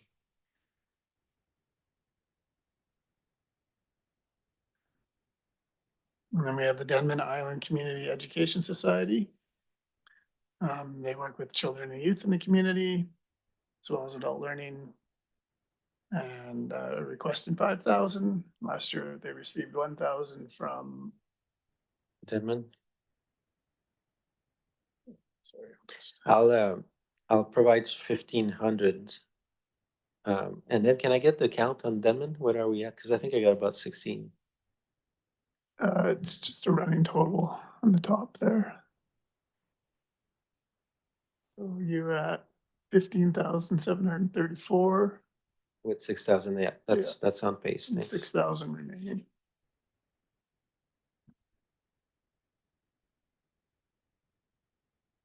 The next. You're putting in what? Sorry. You've got 1,500 going in? Yeah. Okay, I'll put 5. They were requesting 5. No, 500. 500, I think. Yeah, you're up at what right now? 15, right? Yeah, maybe 2,000. Thank you. And then for the Healthcare Center Society and the Old School Committee, I'll do 3,000 each, and I think that wraps up Denman on my end. Yeah. Okay, can I just make a comment on the Healthcare Society? Yeah, for This is perhaps one of those gray areas where a lot of their mandate relies on our provincial authority. Just want to make sure you're aware of that. A lot of their mandate, what? Would be under the provincial Yes, responsibility. absolutely. I'm aware of that. So we are, it's not 100% confirmed. I'd say it's 85% confirmed, but we're going to bring our MLE for a tour of Hornby and Denman and look at ambulance and rural clinics and home care support. I think I mentioned that at the broader board this summer, and bring Deborah Toporowski from Cowichan Tribes, who's now the rural health. And I'll definitely, she's definitely going to come and meet with the Denman Island Health Center Society. But I still think, like everything else, it's good for local government to chip in a little bit. Their budgets are much higher, but it shows that support that we have at local level. So yeah, 3,000 for health center.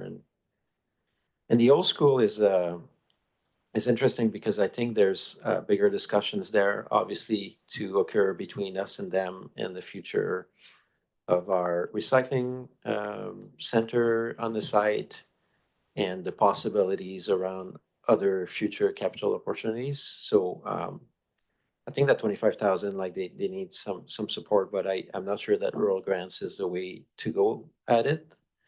However, I'd still like to put 3 grants so they don't feel like it's we can make a contribution, but I think there's a bigger play that we can have over the next couple of years in our relationship with them. For this Denman Island Old School, they're looking at a heat pump. Would you like a comment that 3,000 is to be directed only towards the capital item of a heat pump, or can be more Yeah, operationally 3,000 broad? towards the heat pump, and then Okay. of course with a note to see if they can qualify for our LG cap heat pump rebates and provincial and all that. Okay. Yeah. And maybe we can, I don't know if we can do that, but our home energy service, our navigator. Yeah, it might be great to encourage them to come and meet, with them, because yeah, they're looking at heat pump, but that's an old building. And I know there's a lot of talks around looking at things more comprehensively when you make these plans. So it might be good to just invite them to meet with our home energy navigator. We'll have the comment in the letter. Yeah, that's great. Farm to Family Meal Services is largely volunteer on, again, on Denman Island. Oh, right, I forgot that one. They're really about providing. I'm running out of budget. I gave too much. So subtract 1,000 from the Denman Island School, and then give the reminder of the Denman budget to this group. And last year, I should also note that Area A, B, and C all kicked in 1,000 from their. Oh, Bing Sun as well? Yeah. I'll put 1,000 in. Yeah, I think I'm out of Huh. We're gonna need all those meal service societies in the years to come. So just to clarify, we have Denman for 1,000 and Area C for 1,000. Yeah. Yeah.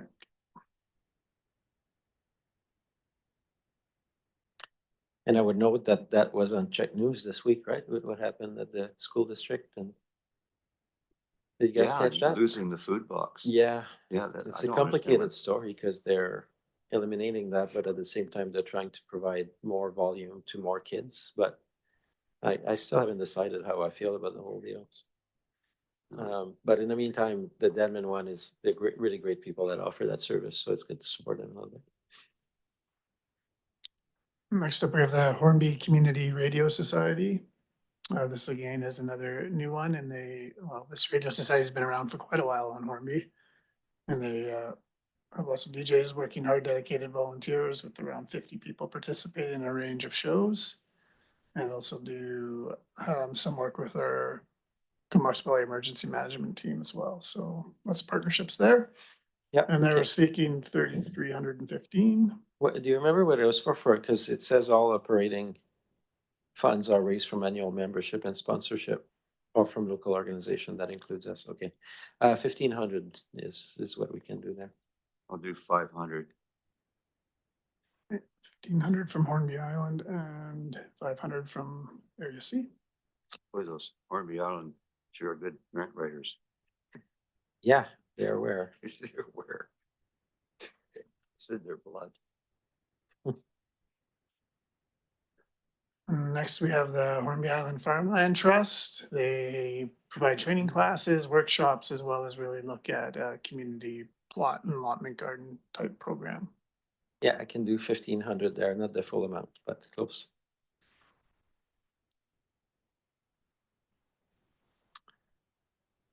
After that, we have the Did we Hornby. get them last year? Sorry. Oh, sorry, they didn't apply last year to my knowledge, or no, they're a new applicant as well.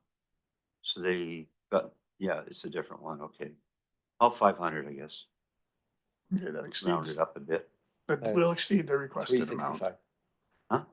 They need 365 to fill the request. 365. The Hornby Festival is great. I'll keep it at the 4,000. It's increasingly, and by the way, the festival used to pull 0 from the regional district, and my first few years I was not funding it, but festivals are under pressure these days, as we know.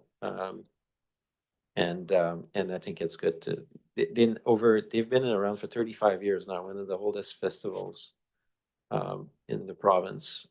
But I'm aware of the financial pressure that's on them, so. Is that the But one in we'll May? keep it at 4,000, I can't do Is that the 10. one in May? Was that? Is it in May? No, it's the long weekend and it's an entire week from like usually August 1st to 10th. Oh, okay. And the festival has like pop folk component of the farm, but they also have classical music the last weekend. So it's like they do the full gambit for 10 days. It's a true, it's very unique. How much are you putting in, Daniel? I'll put 4,000, yeah.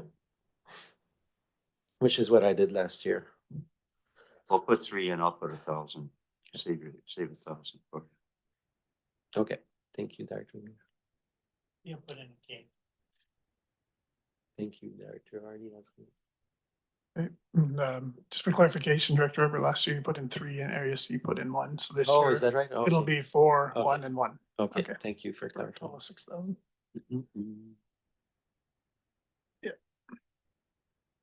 Lake Trail. The Lake Trail Community Education Society, they're really a society that offers programming for all ages through the Lake Trail area, including community drop-in nights.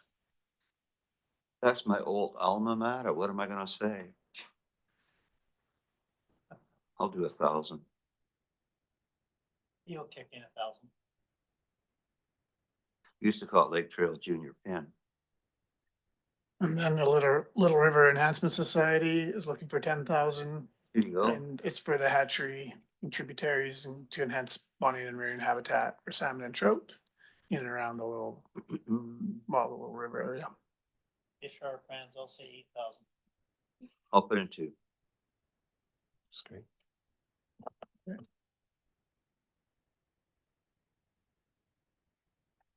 So moving on to Macaulay Road and area residents.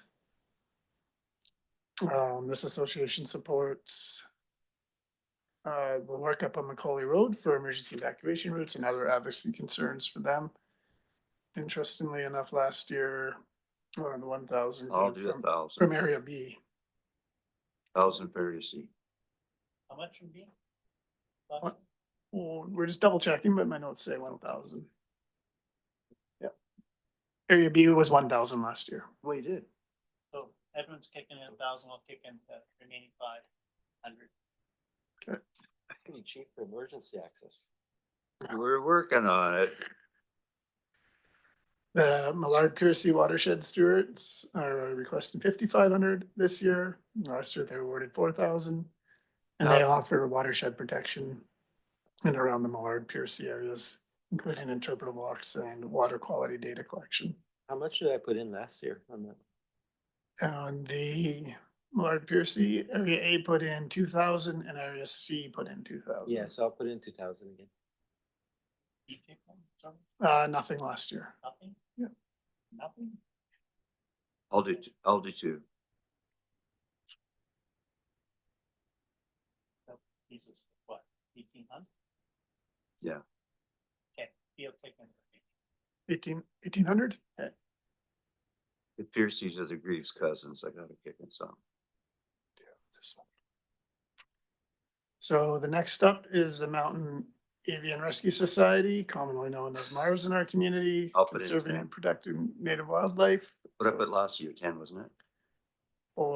Last year, Area A put in 2,500, Area B put in 5,000, Area C put in 10,000. I'll do the same amount as last year, 2,500. I put in 10,000. Okay, that's good for me then.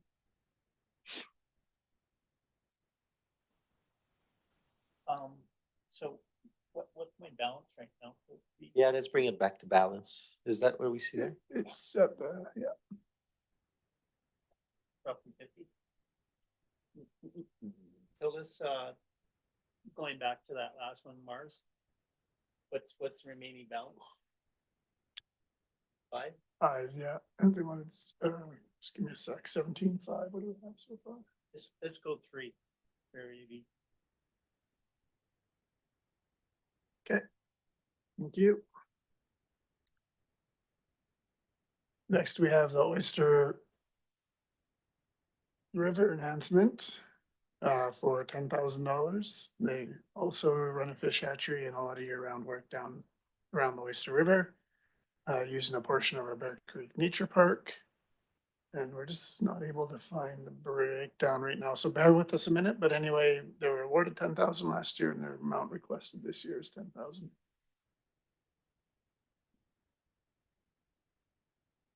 What did you do last year? It's not clear, but it might have been a later application, so it might not have been caught in our spreadsheet, but we're just double checking our resources. How did I get to 41,000 in the Sure. Area A total funds Sure, yeah. allocated? Sorry.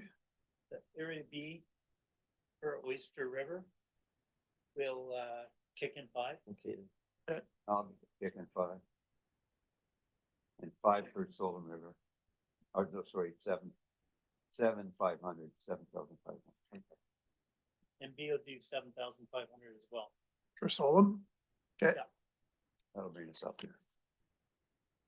Can we bring back the full view of allocated versus? At least is there a way to lock that? I guess it'd be too small on the screen to scroll, sorry. Yeah. Okay, so 41,000 is what's available? No. That. Yeah. I've allocated 41,000 already from my. No, you had a total of, sorry. You've allocated 20, well, about whatever the balance between 24 and 41 is. Oh, gotcha. Gotcha. Got it. Thank you. So remaining 24,000, right? To be allocated from Bainstown. Thank you. So for the Historical Society, that's a huge ask they're coming up with this year. We love the society. They have to redo their windows, and I was driving by yesterday, and I'm pretty sure they're gonna come to us for a roof pretty quick. The roof is looking a little bit dated. So for this one, obviously can't do the 41,000, but I was thinking of a meaningful amount. Well, at first I was thinking of deferring it to further conversations, but then I'm like, that's just, I think 15,000, like 1/3, and then hopefully that provides them if they apply to Community Foundation and others to show that they have strong support from local government. So.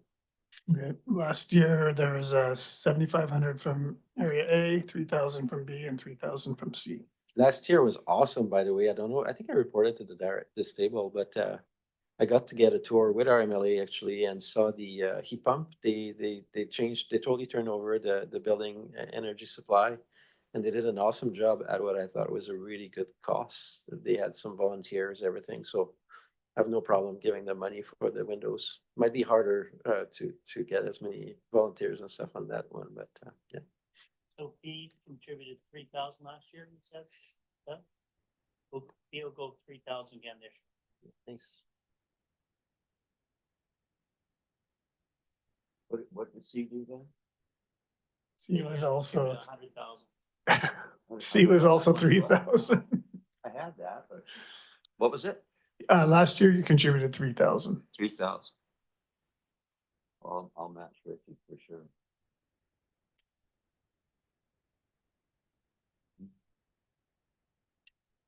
Yeah, 41,000 is a little low. So at this stage, we'll move to the next tab. Lisa, that says 225 EAC RAC, the tab beside it.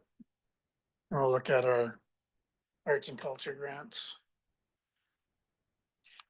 Well, you do the switch over. I have a funny story about the building in Union Bay, the historical building.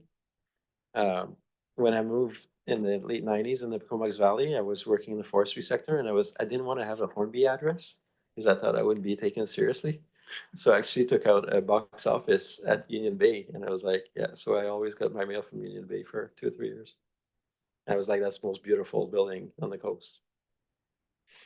I got a friend that has a box there, and he lives up Black Creek.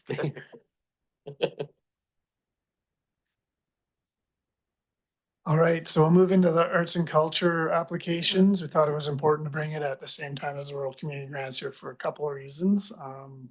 First of all, it's kind of our new process, hopefully moving forward to view these at the same time, but also this one was quite oversubscribed. You set your budget at $5,000 of unallocated funding after the proposed budget review.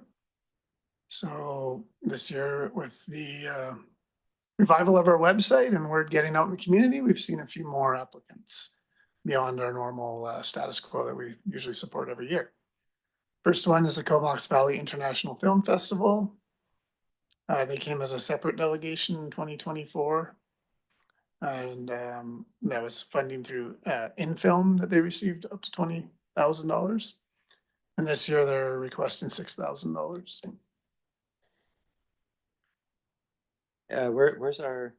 So there's no real, well, we could run a running tally, but you only have $5,000 here to allocate between all services.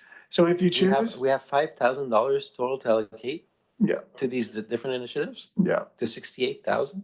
Yes. Wow. So you could also choose to kick these back to rural community grants, which we've set up the spreadsheet for, but we should probably run through the 5,000 you have in your proposed budget first. Oh, so it'll be more, rather than a separate area function, it's more a collaborative conversation. So I have a question. How did we do 24,000 then last year? If we only have 5,000? That was through the InFilm. So I'm not sure why that was noted as such that. And then now Bernie project was basically that 5,000. So in film, we did in a different way, maybe at the regional table? I don't have the details. Because I mean, it'd be a big difference in budget between 25,000 last year and 5,000 this year. I'm just a little confused. Are you asking about the grant that North Island Film? Yeah. Yeah, it says Comox Valley International Film Festival at the top at 20,000. And there's a note to it, 2024 was funding for InFilm. But if we only had a $5,000 budget, that's impossible. So maybe it came out the regional table or something? Yeah, the InFilm grant funding comes out of the tourism service, function 550. Oh, so it shouldn't be in here. And that's separate, that's InFilm.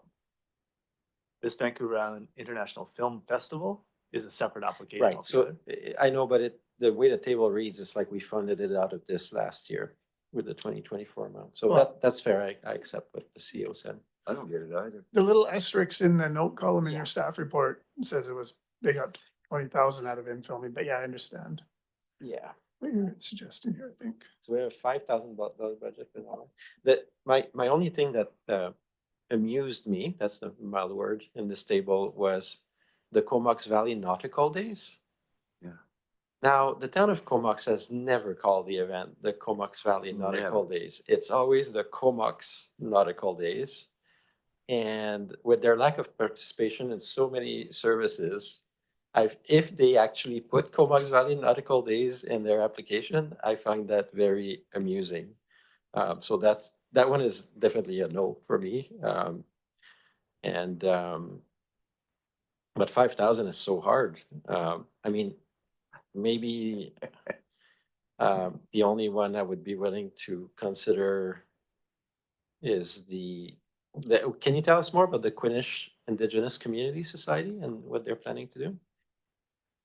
Yeah, so this is a meeting of the elders and they're planning to have a conference on, I have to pull up the application, but let's pull it up quickly to get you more details. It's located at Crown Isle, a large conference and gathering. This came in like Is it last provincial? week, so we're just Right. trying to get. Across the province. They're coming here? Yeah. Well, I would say let's throw all of our big budget on that one. Yeah, If it's 5,000. You know, what do you think, Richard? You'd have, I'll second that. yeah, good. Yeah, so let's put all the money in there.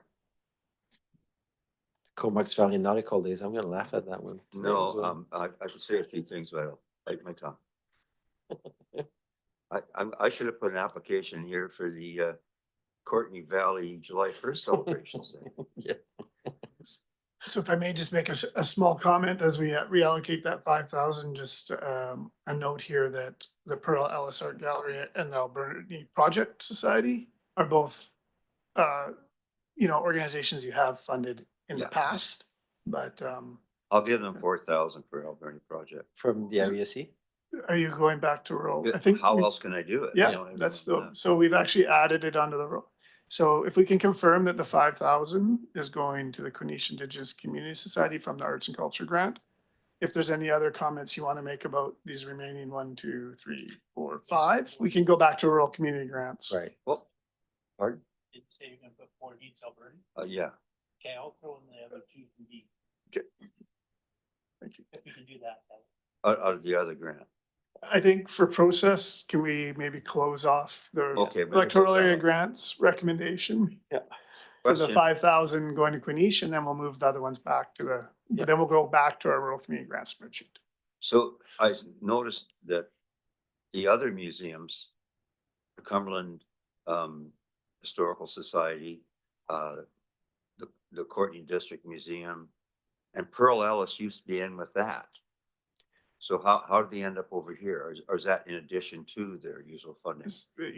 Yeah, so the Pearl Ellis, it took a couple of years out of that original one, and now they've come back to ask for money. They weren't feeling like they needed to ask for support for a couple of years for various reasons. So for many years, they were a part of that main proposed budget.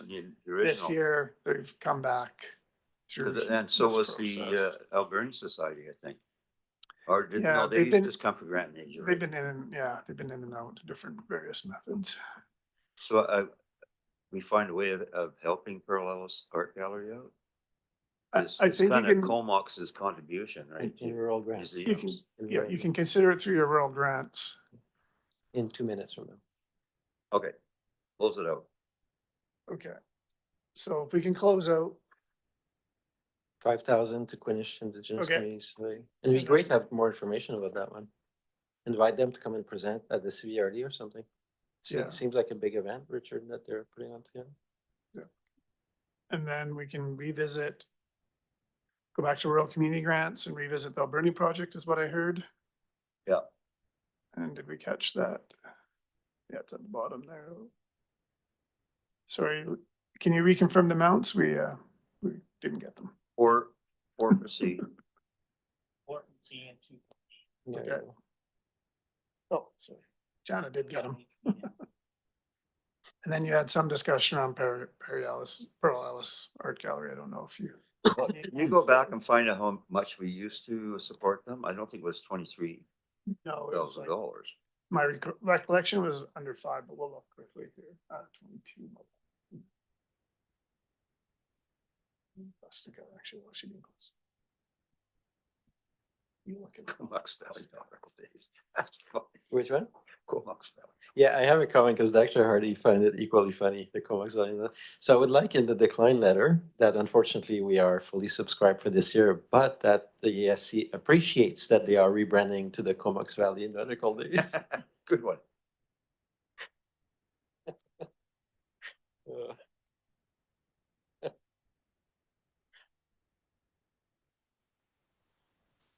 We did play there last year, though.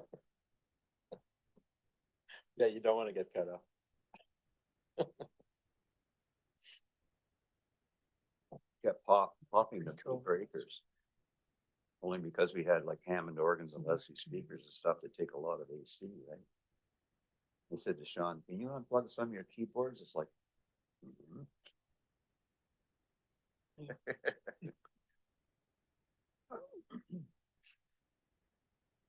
Just trying to figure out what to get Pearl Ellis.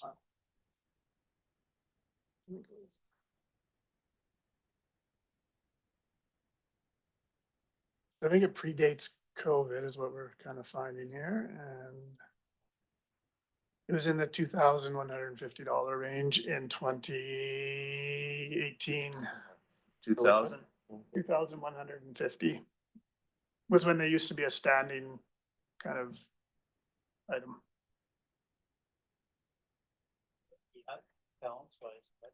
At least I can pull it up with the new additions. That's okay. That's how we do this process. Oh, I gotta slow down. What do you kicking the 25. 25,000? 100. I gotta keep my powder dry. Okay, so you'll kick in 2,500 per pearl.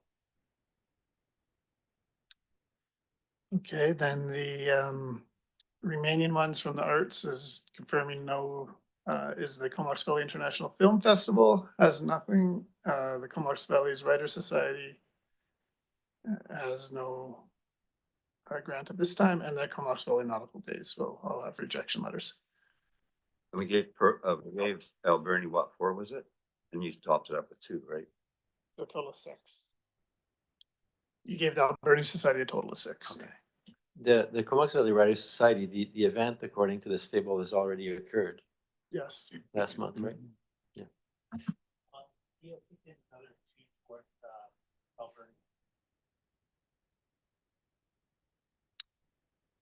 That exceeds their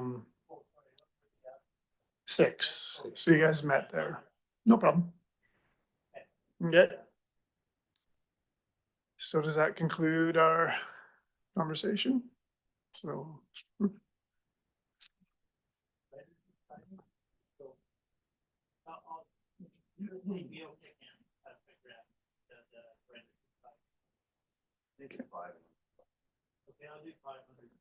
Okay, area B and C each for 500 for the Writers Society. And in proposed budget next year, we may consider adding some of these in to be considered if we get the grants in early enough. And or increasing your unallocated amounts for your consideration in 2026. Yeah. Yeah. Our remaining is about 99,000. It's not what we're getting out of it.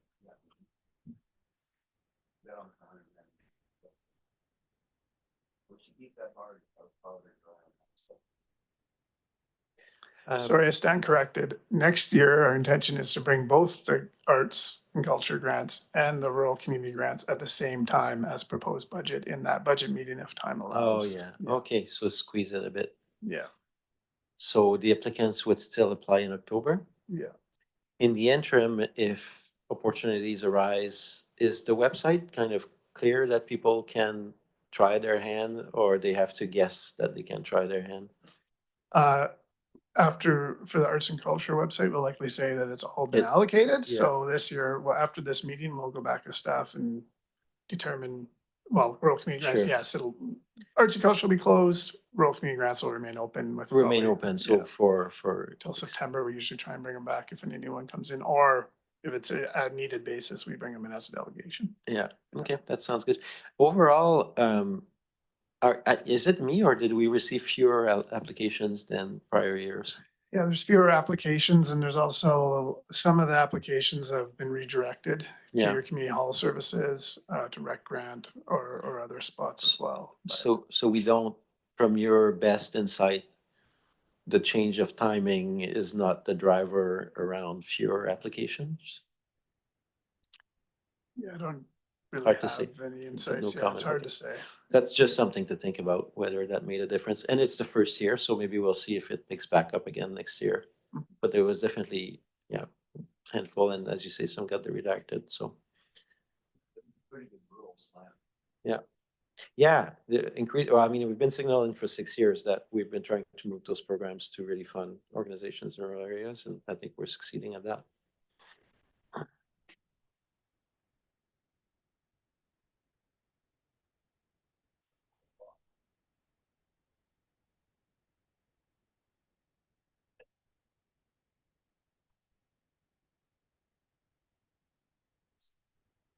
The recommendation.